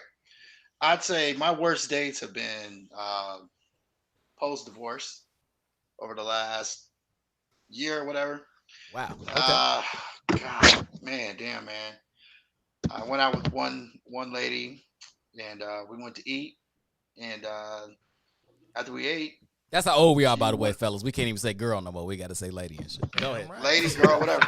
Well, in the first place. So we leave, and she took me to church. Wait, now, don't get me wrong. Listen. I'm all about the Lord, but on the first date, I'm like, I'm not really trying to go to church, She was like, I want to go to church. I'm like, damn, okay, this is interesting. That just threw it off for me. I was just like, man, this is a first date. We're going to church. Look here, man, I'm not the devil. I'm just telling you. I didn't want to go to church on the first date. Yeah, she threw me off with that. I had another bad one where she was just on her phone all night, texting and just saying that she was talking to people at work. Yeah, that shit threw it off, man. Yeah. I get it, but it's kind of like, all right, well, maybe, I get it. If you're not into me, whatever, that's cool. But if you're on your phone all night, that's a throw off. And then I've had a couple where the girls just didn't look like who they did first time on their profiles, because let's be honest, a lot of times right now the only way you can really meet someone is online, and they just abuse the filters.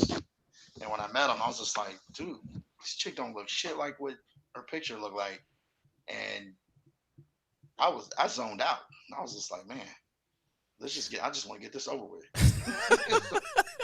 So I've always wondered about that, right? Like, before you start going out, So you chatting and you say, all right, I'm interested enough to go out.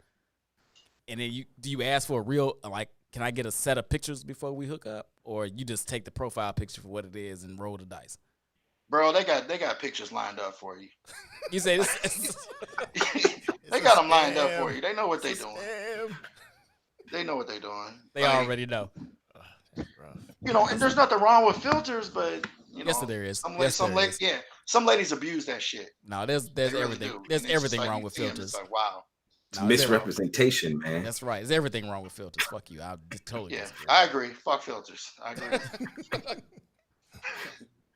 Let me see your scars. I'm cool with it. All right. Let me know. Let me know up front. I'm good with that. Let me see your faults. That's right. I don't mind your faults. Let me see them cheetah stretch marks. I ain't bad at that. Right. Show it all to me. I might find that sexy. Don't lie. Lie to me. All right. These are some, except for Bam. Jeff, that's a horrible. That's Jesus. Anyway, I'm not. Actually, Jeff, man, that's kind of funny. It's only funny because of how it turned out. But I'm just saying, like that I would. Yeah, that's a bad situation. I would have ate like King Tut. I would have ate like King Tut, and I would have ghosted her for the rest of my life. And I would have put everything that I ever thought she knew about me. A whole nother situation. I was trying not to be disrespectful, you know. No, you a good dude. You're a good dude. Y'all better than me. Hey, let me tell y'all a story real quick. I got to back up to this other piece about how you approach a lady. So when we were younger, part of what we did to play games with each other was like not hate, but hate. So we were outside of this club. I was trying to think of the name of this club earlier. To this day, right now I can't think of it for whatever reason. And I was married, and I don't know if Bam's going to remember the story, but I'm about to remind him of it because he's sitting here. We were outside of this club, and I had driven, and I had just had a shorty, my first shorty, like my first baby. And I had a car seat in the back. So I'm about 10 feet, 15 feet, close enough in ear range to hear, but not enough to be a part of the conversation. And Bam is hollering at this little cutie. He on this little cutie. And he leaning on the car, because I had a sexy little whip. He leaning on the car, and he talking or whatever. And I'm not sure if he's trying to perpetrate like it's his car, but he leaning on the whip. I'm from the west side. I ain't do that. Yeah, I'm just saying. But he was leaning on my whip, and I'm over on the side talking to somebody else. And he got her. Like, she's in it. And then she happens to look in the car, and she's like, wait a minute, you got a baby? He's like, no, this my boy's car. And he hollers at me like, B, ain't this your car? And I'm like, no, remember you drove tonight. and she stomps off, and Bam looks at me like, why? And I'm like, because it's funny. Yes, I do remember. Anyway, I'm sorry, I had to tell that story That was real fun, fast. but you know what? We have fun. Cinnabar, that's the name. Cinnabar. Oh. We were outside of Cinnabar. That was hilarious to me. Yeah, we had yes. fun like That's a good time. That's a good time. I mean, and at the same time, I mean, just to piggyback on that for a second, just because he ruined that doesn't mean that it's not a lot of other women running around in there, so that you can holler at somebody else. So exactly. So and that's I've how thrown he kind of took it back. And I've thrown him plenty of alley-oops, so he can take that one. But let me ask y'all this. So women always talk about how men talk themselves out of sex, or talk themselves out of a relationship, or talk themselves out of a next date. But we are not the only ones that do this or guilty of this. Clearly, ladies do this as well. Yep. How do ladies talk themselves out of that next date, that relation? What have they ever done, said, walked a path where you were like, oh, this could be, oh, nope. Daddy, how have they tripped themselves up in a situation where they were in a good place and then they ruined what they already had going? Danny. Are you talking about, on the first date? Oh, Period. Yeah. Period. You start, period? Period. From the beginning, you talk marriage. And there's nothing wrong with that. But, I mean, if you're laying down expectations from the first date, that's scary. Start talking about Wait. babies. You say the first date they already talking about marrying you or marriage in general? Just marriage and just not marriage in general, but Yeah, kind of like what you just said. Just like, hey, this is my expectation. Mm-hmm. Like when you laying out expectations like that on the first date, and we don't even know each other. It's kind of I kind of drift off. Talking about having kids. You know, church. Y'all gonna think I'm the devil. But I'm about to say, really what you got against church? That's your third anti-church reference. They talk about being celibate. That's a turn off. Oh, so Danny, they can't be virginal. I'm 47. I can't do that no more. Sorry. I've had kids. I'm married. I mean, I'm lying to myself and to you. You don't want a reborn again virgin? You don't want that? I can't do it. No. Well, hold on. I got to answer LaRon. I did the right thing. Hold on, Danny, real quick. Hold on, real quick. I'm sorry. We got something in the chat I had to address real quick. LaRon, it's never okay to eat the booty. Done. All right, let's go. Oh, wow. Keep going on, Danny. I missed that shit. Oh, damn. Okay. I'm sorry, Danny. Go ahead. I had to address. No, I'm done. Those are my main things right there. All right, so those are killers. Those are killers right there. Don't try not to be having sex. Don't go to church. What else? You can go to church, but I'm just saying, like, I don't want to go like on the first date or a second date. I'm like, come on, man. I got you. Jeff, what are the killers? Man, all right. You know my labels. I'm gonna call this the grass is a little greener convo. Let me start off by this. I do appreciate this about Jeff. Jeff comes to do prepared. I love him. Go ahead. Ladies, first of all, again, the grass is a little greener convo. First of all, ladies, please, when you're talking to your man, when you're talking to somebody you're dating, when you're talking to a prospective guy, don't use the word little in association with that dude for anything you're talking about. I'm telling you, first of all, like a lot of times, like, look, for example, let me get to it. The grass is not greener. There's a little green on the other side. First of all, there's a lot of situations, either when you're dating, once the lady gets a little comfortable, she starts talking to her girls on the phone in front of you. You know, they may be married or in a relationship too, and then they start to compare what you doing with you and her compared to this other couple over here, right? So you start hearing anything from, me, like she'll be saying something, her girl will be saying, oh yeah, he took me out to a movie.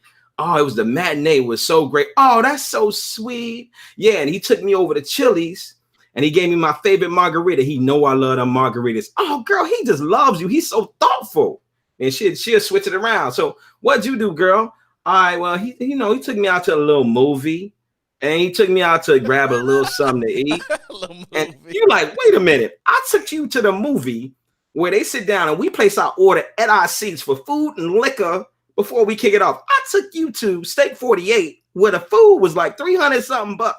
Don't use no little in as an adjective to me and what we did together.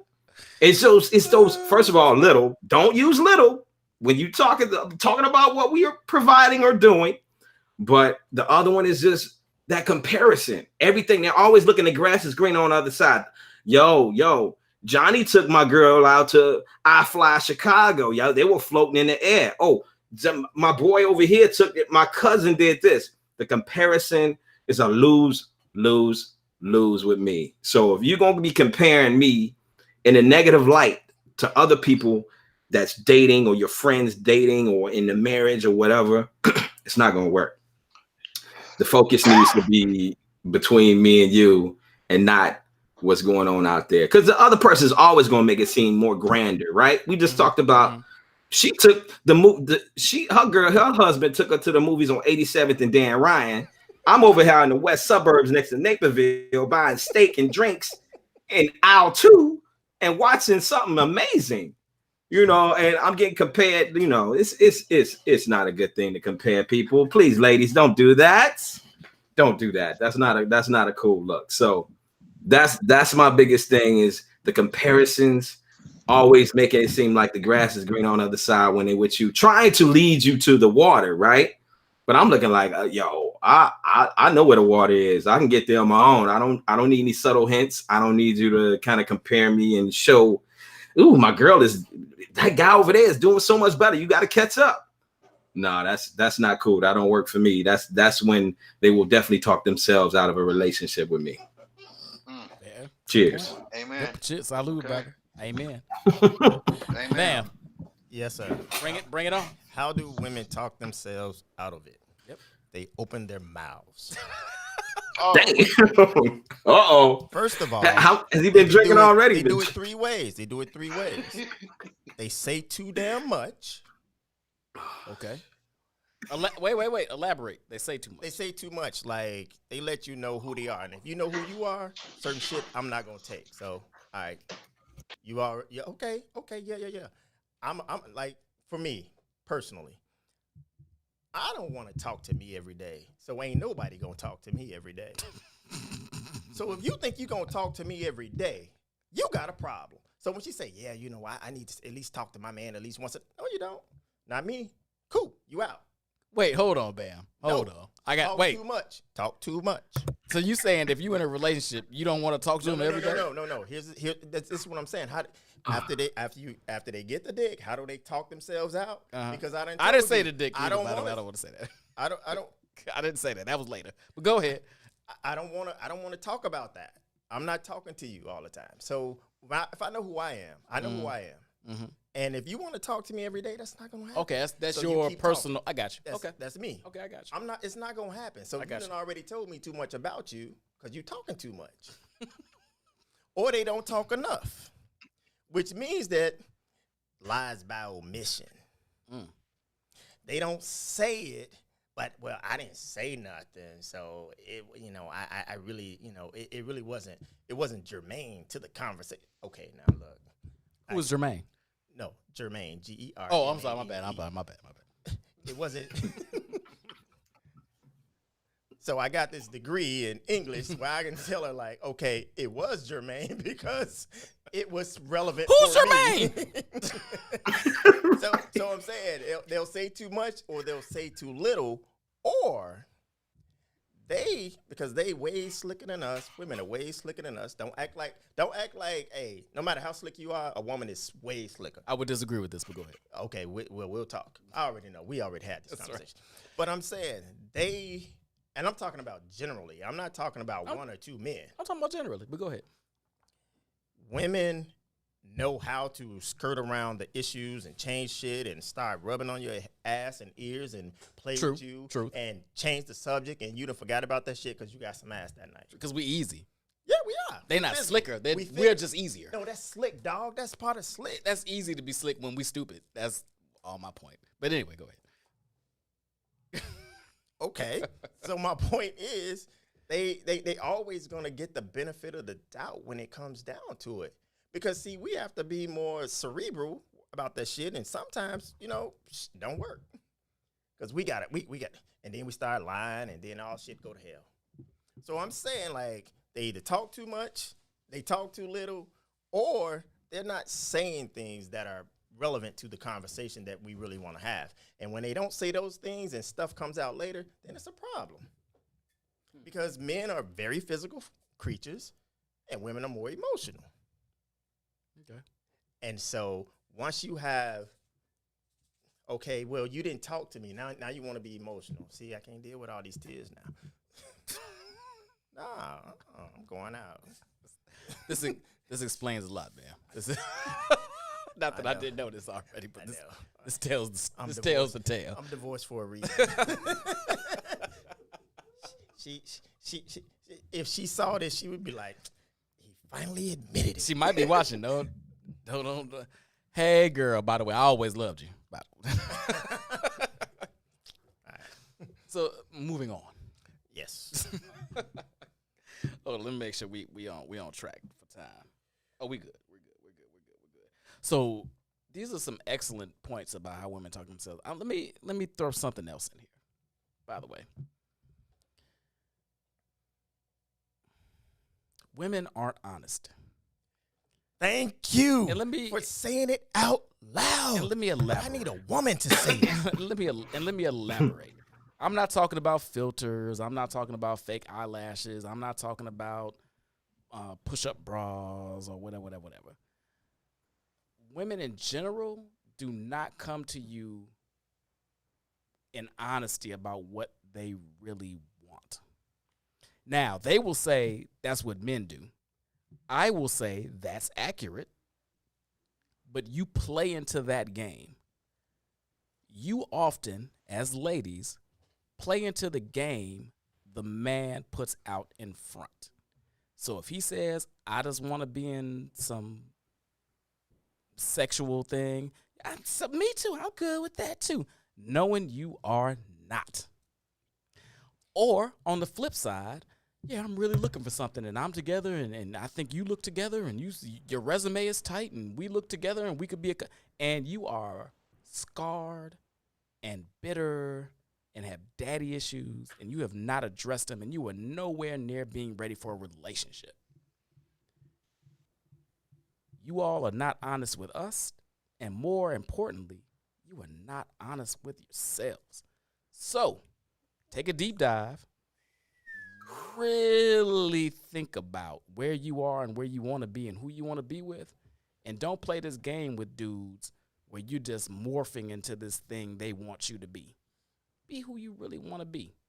And if he's the right man, then you will fit. And if he's not, you're not.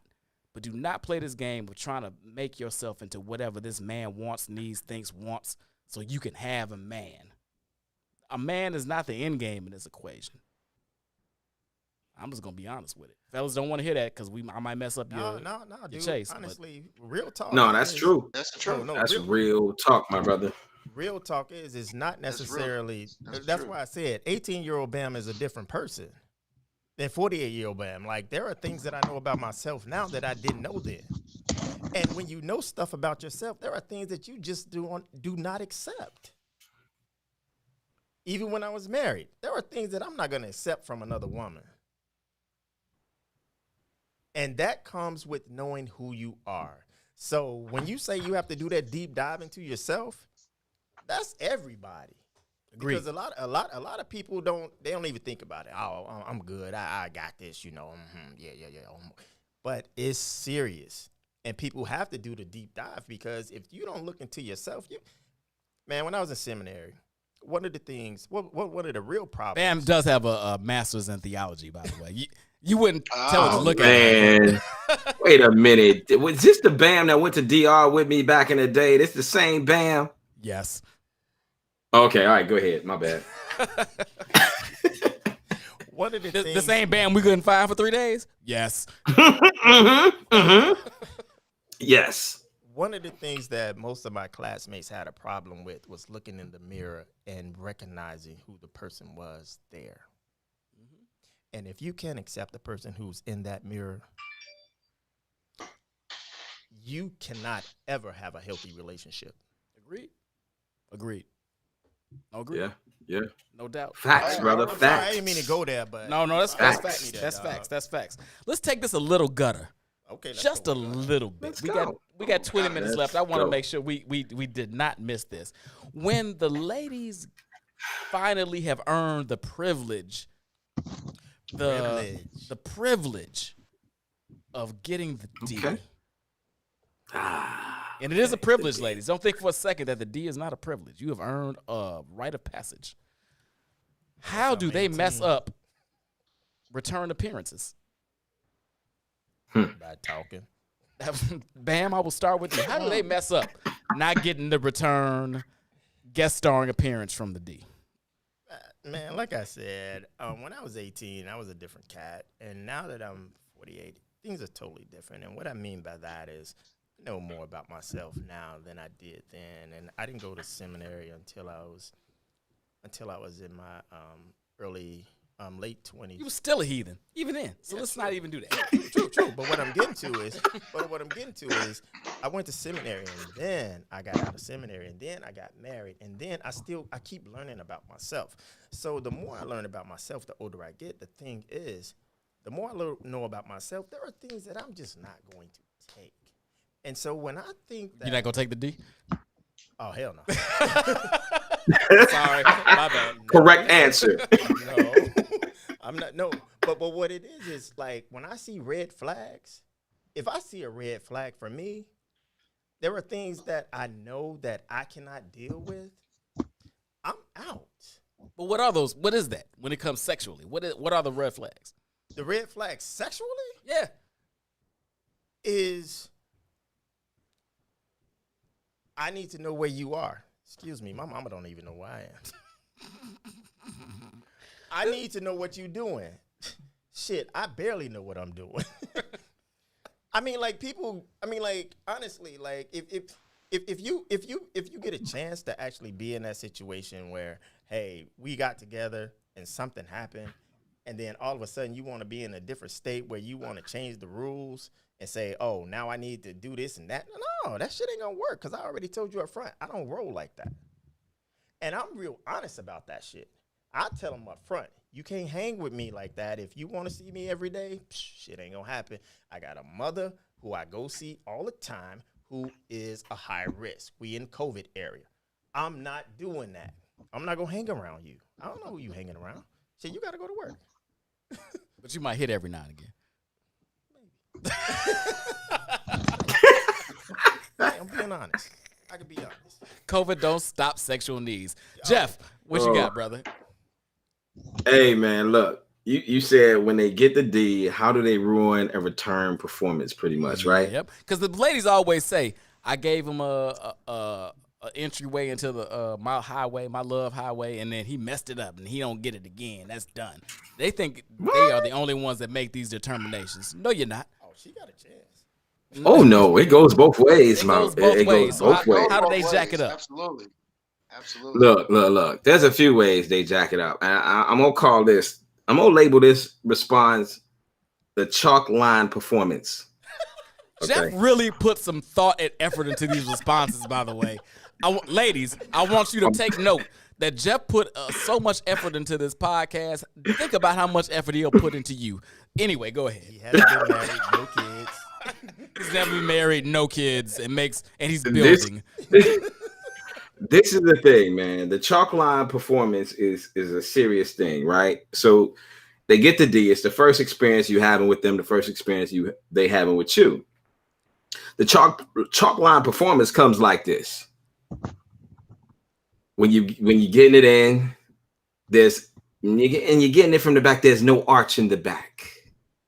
Like right when you want them to roll over, you touch them on the side of their hip and to kind of push them so they can roll over, and they don't roll over. You're like, what's going on here? I mean, and then when it gets down to participating, we get gutter, right? We get a little gutter. When it comes down to putting in work and like you want some reciprocation, like yo, get on top, and they're like, I don't wanna get on top. I just want you to keep doing what you do. We gotta work together as a team. Like I don't mind putting in the work, but you gotta participate. It can't be a chalk. You can't be like you're dead. You can't be laying there like you got a piece of chalk written around your body and you ain't participating at all. And I'm doing all the work, and you not running with the game. You're not participating. No chalk line performances accepted. I mean, there's a lot of if you get that feedback on the first one, guess what? If they're not going to give you that participation in the first one, they're not going to give it to you in the future. So this is where everybody put their representatives up front, right? I'm trying to get my best game, my best performance, and they give me the chalk line performance. I know it's not going to work. I just know it's not going to be there. Now, there's a couple other things that may send me like kind of like shaky. Do it. Talk about it. Like I'm with you. I'm a dude like. I like when I'm in my bed and chilling at night, I like to be cool and everything, chill, like temperature wise. Cuddling is cool for a little bit. But when my arm starts going dead and I can't feel my fingers anymore, and you refuse to let me pull away, that's a problem. I need to be able to pull away after a little bit. You know what I'm saying? That's when you just go on the couch. You gotta be like, I'm going on the sofa. I need to separate. Get over here. We get over here. We can still have contact. I may have a leg on your leg. I may touch your arm or your shoulder. Yeah, but I need to move around. Like I like coolness. That's because so, Jeff got those weighted blankets. He got the money. He got the weighted blankets that keep you warm. Like I need coolness. I need coolness.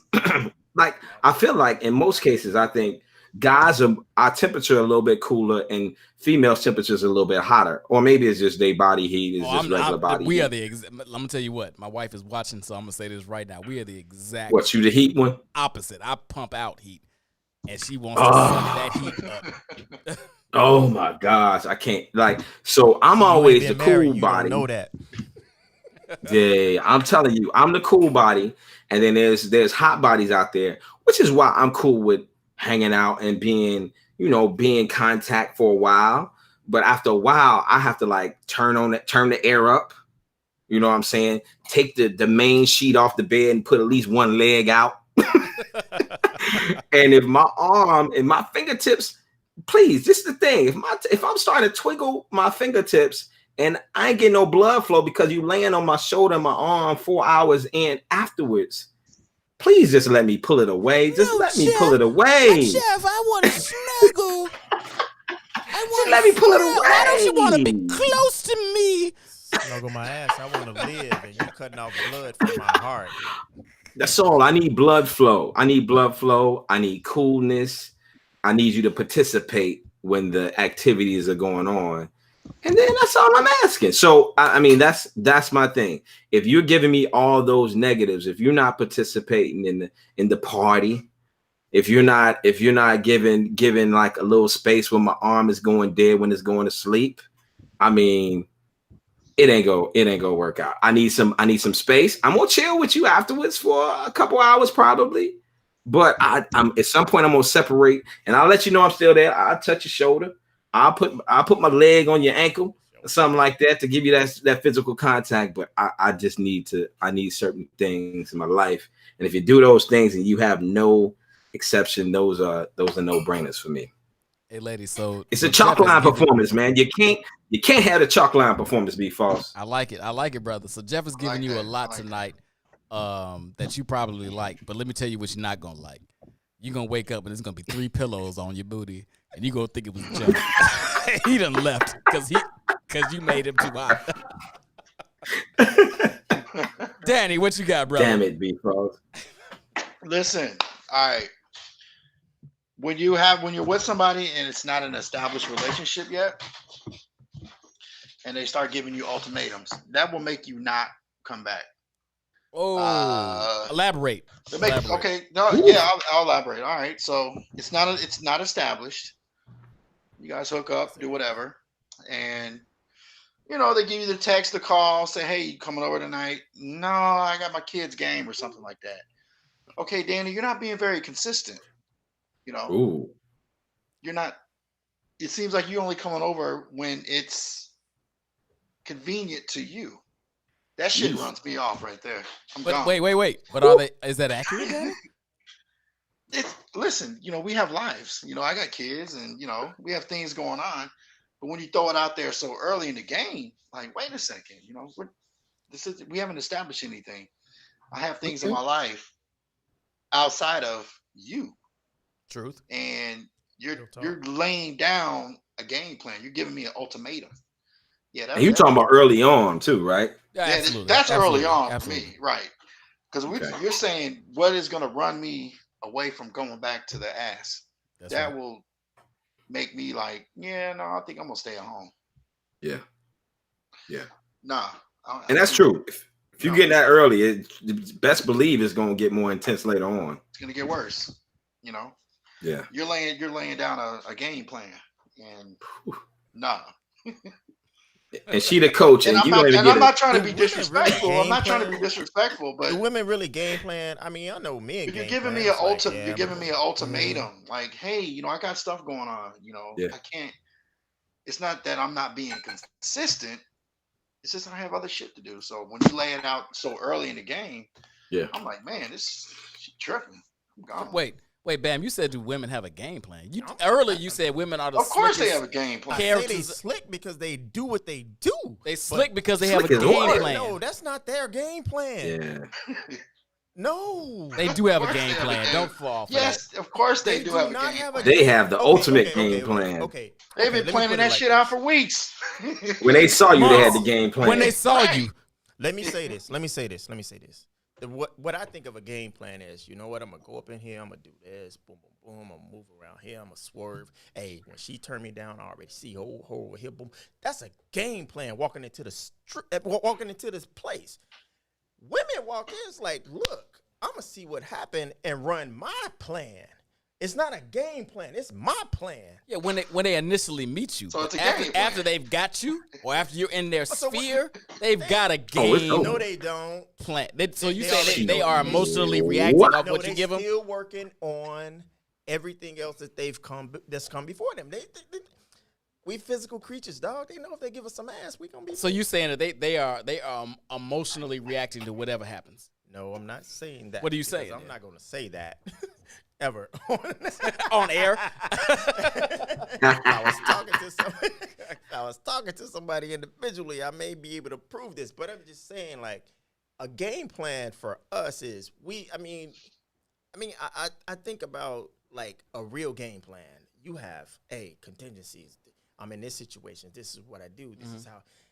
I don't think that women go that far to make the details.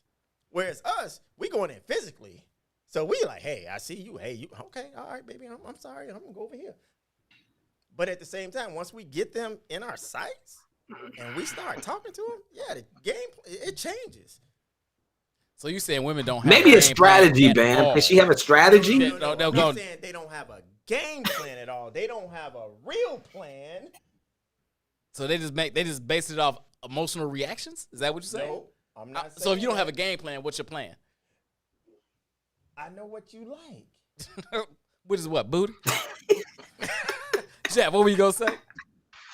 I think it's semantics. I think like Bam is like, yo, I need you to run 10 yards and slant to the left. I'm gonna throw it to you. If not, I'm going over to this next dude. All right, maybe it's not a game plan to that detail, but I think they have a strategy and an ultimate plan that may not be play by play, right? But they may be like, eventually, I want Bam to commit to this. I want Bam to do this, and I'm going to do certain things to make him do this, or at least make it interesting for him to fall for this. So they may not have the exact detail, but they have an ultimate goal in many cases, or a goal or a strategy. But it may not be down to the details of a plan. Like you're thinking, like if we think of plan, a lot of times we think of football, right? Dan already said, yo, you go 10 yards slant in, run it back. You come around, and I need this option over here. Right. Not that level of detail, but every play they want to score. So that's their plan. They may not know the whole detail. Jeff, I would argue that so do we. but define. You're talking about ladies right now. Okay. Exactly.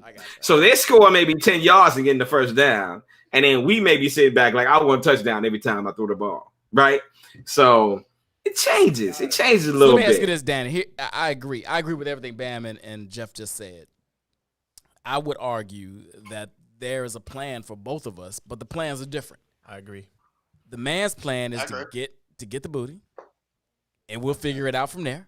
Yeah. The woman's plan is to lock you down, be married, and hopefully, if you got some dollars in your pocket, to get the bag.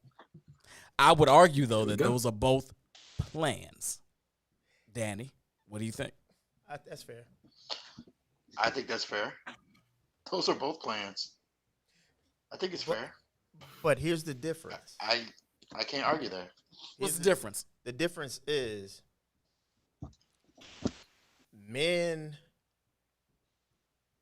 are strategically doing things. Women are working from the playbook. That's a playbook is strategic. No. A playbook has a bunch of plays in it. Oh, so you said they just So it's randomly still picking plays? No, they're not. Yeah, it's picking it as it goes. They're like page 15. There are plays play- that work and there are plays that don't work. That's So- strategic. No. It's That's not strategic. strategic. If you're picking the plays that work, that's strategic. Bill Belichick does not go into a game. That's a strategy. No. He exactly a strategic game plan. That's what I just said, dude. So I agree. Women do have a strategic game No, plan. they have a plan because when you don't act right, she gonna kick your ass out the bed. Unless you're doing it right. No, she'll keep you around as long as she needs you, and then she'll kick your ass out the bed. Fair. Okay, but I'm saying that's not a game plan to get what she's. The goal is the Super Bowl, dog. Oh, I see what you're saying. I see what you're saying. Fair. I see what you're saying. Okay. I see what you're saying. Okay. All right. I gotta salute on that, brother. I got you. All right. I ain't even a lady. I feel we going. All right, ladies, gentlemen. I'm sorry, I was about to say ladies. Gentlemen, we got 5 minutes. I want everybody to have a closing statement. I got 2 seconds. You got plenty of time. Closing statement. What do you want the ladies to know that they need to know about securing the bag? I'm sorry. About Oh, damn. My bad. Oh, What do they need to no. know about what they're doing wrong in a dating or bedroom scenario? This is the one point you have to stress that they need to know, Danny. They need to know that most men we're not that complicated. They need to understand that. We are not that complicated. Don't make the situation worse than what it is. Men we're laid back, most of us. We are not complicated. You know what we like. You know, most of us like the same shit. You know, we're not complicated. You know, just figure it out. That's all I can say. I love it. We are not complicated. Do not overcomplicate We're not the situation. complicated. We're not. When situations get complicated, it's usually because you made them complicated. No doubt. Right. Jeff, what you got? What you want to tell them? I'm gonna keep it short, but I'm gonna pop a whole bunch of stuff in that time. So do it. I'm gonna say this real quick for the ladies, because I feel like y'all need this, and it's coming from the man. Let me tell you this. Couple things. Men are not complicated. I agree with my man Danny. There's a couple things we need. First and foremost, respect. Okay. I know a lot of time y'all think like guys. A lot of times y'all say he liked the crazy in me. We guys that are not broken. All right. I'm going to say from that. Guys that are not broken love to have peace at home. Okay. So if you ever want some long-term joints, show him that you can provide that peace at home and you're not going to cause any chaos. A real man that's not broken do not want to see your crazy on a regular basis. Okay. We know there's issues that come up. We do not want to see the crazy. And no matter what all these people say, we want to see your crazy. We don't want to see it crazy. Treat your man sometime. Okay. Don't wait for his birthday. Don't wait for whatever. What's the Midwest thing where we got the things that they take care of the guys only? It's not Valentine's Day. Second blowjob. Sweetest day. Yeah. That too. That one too. Be False knows about that one too. There's a couple of them out there. But there's Sweetest Day and all this stuff. Don't wait for that. If you got a man that's already doing well with you, treat the man sometimes. It could be something very small. It ain't got to be big, but show that you're interested. Show that you're paying attention. Give the man some Garrett's popcorn if he loves Garrett's popcorn. Bring him a warm towel after y'all done with the D instead of him bringing it every time. Just put it in 5%, 10% of the time. Let's surprise him one time. Like, yo, I'm going to get the towel. I'm going to get the towel tonight. Surprise him, man. And, take care of them.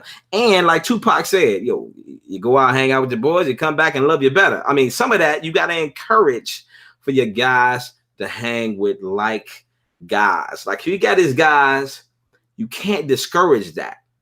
Trust me, ladies, if you can't discourage him hanging with his guys, because he's going to have some issues with that later on down the road. Encourage your guys to go out, hang with his guys, let them do their thing, and come back, and he's going to appreciate you more for that. I mean, those are huge things that we got to remember. And peace has to be at home. I know I talked about the crazy, but peace has to be at home. So the key is, if you have a disagreement, it's always going to be disagreements. Nothing's wrong with disagreements, y'all. Relationships are going to have disagreements. Don't bring the drama to the disagreement. Sometimes we got to sit back and be like, I'm so mad at him. And we're talking like the guys are giving some knowledge to the female. So I'm going to put it in y'all space. Y'all so mad at your guy.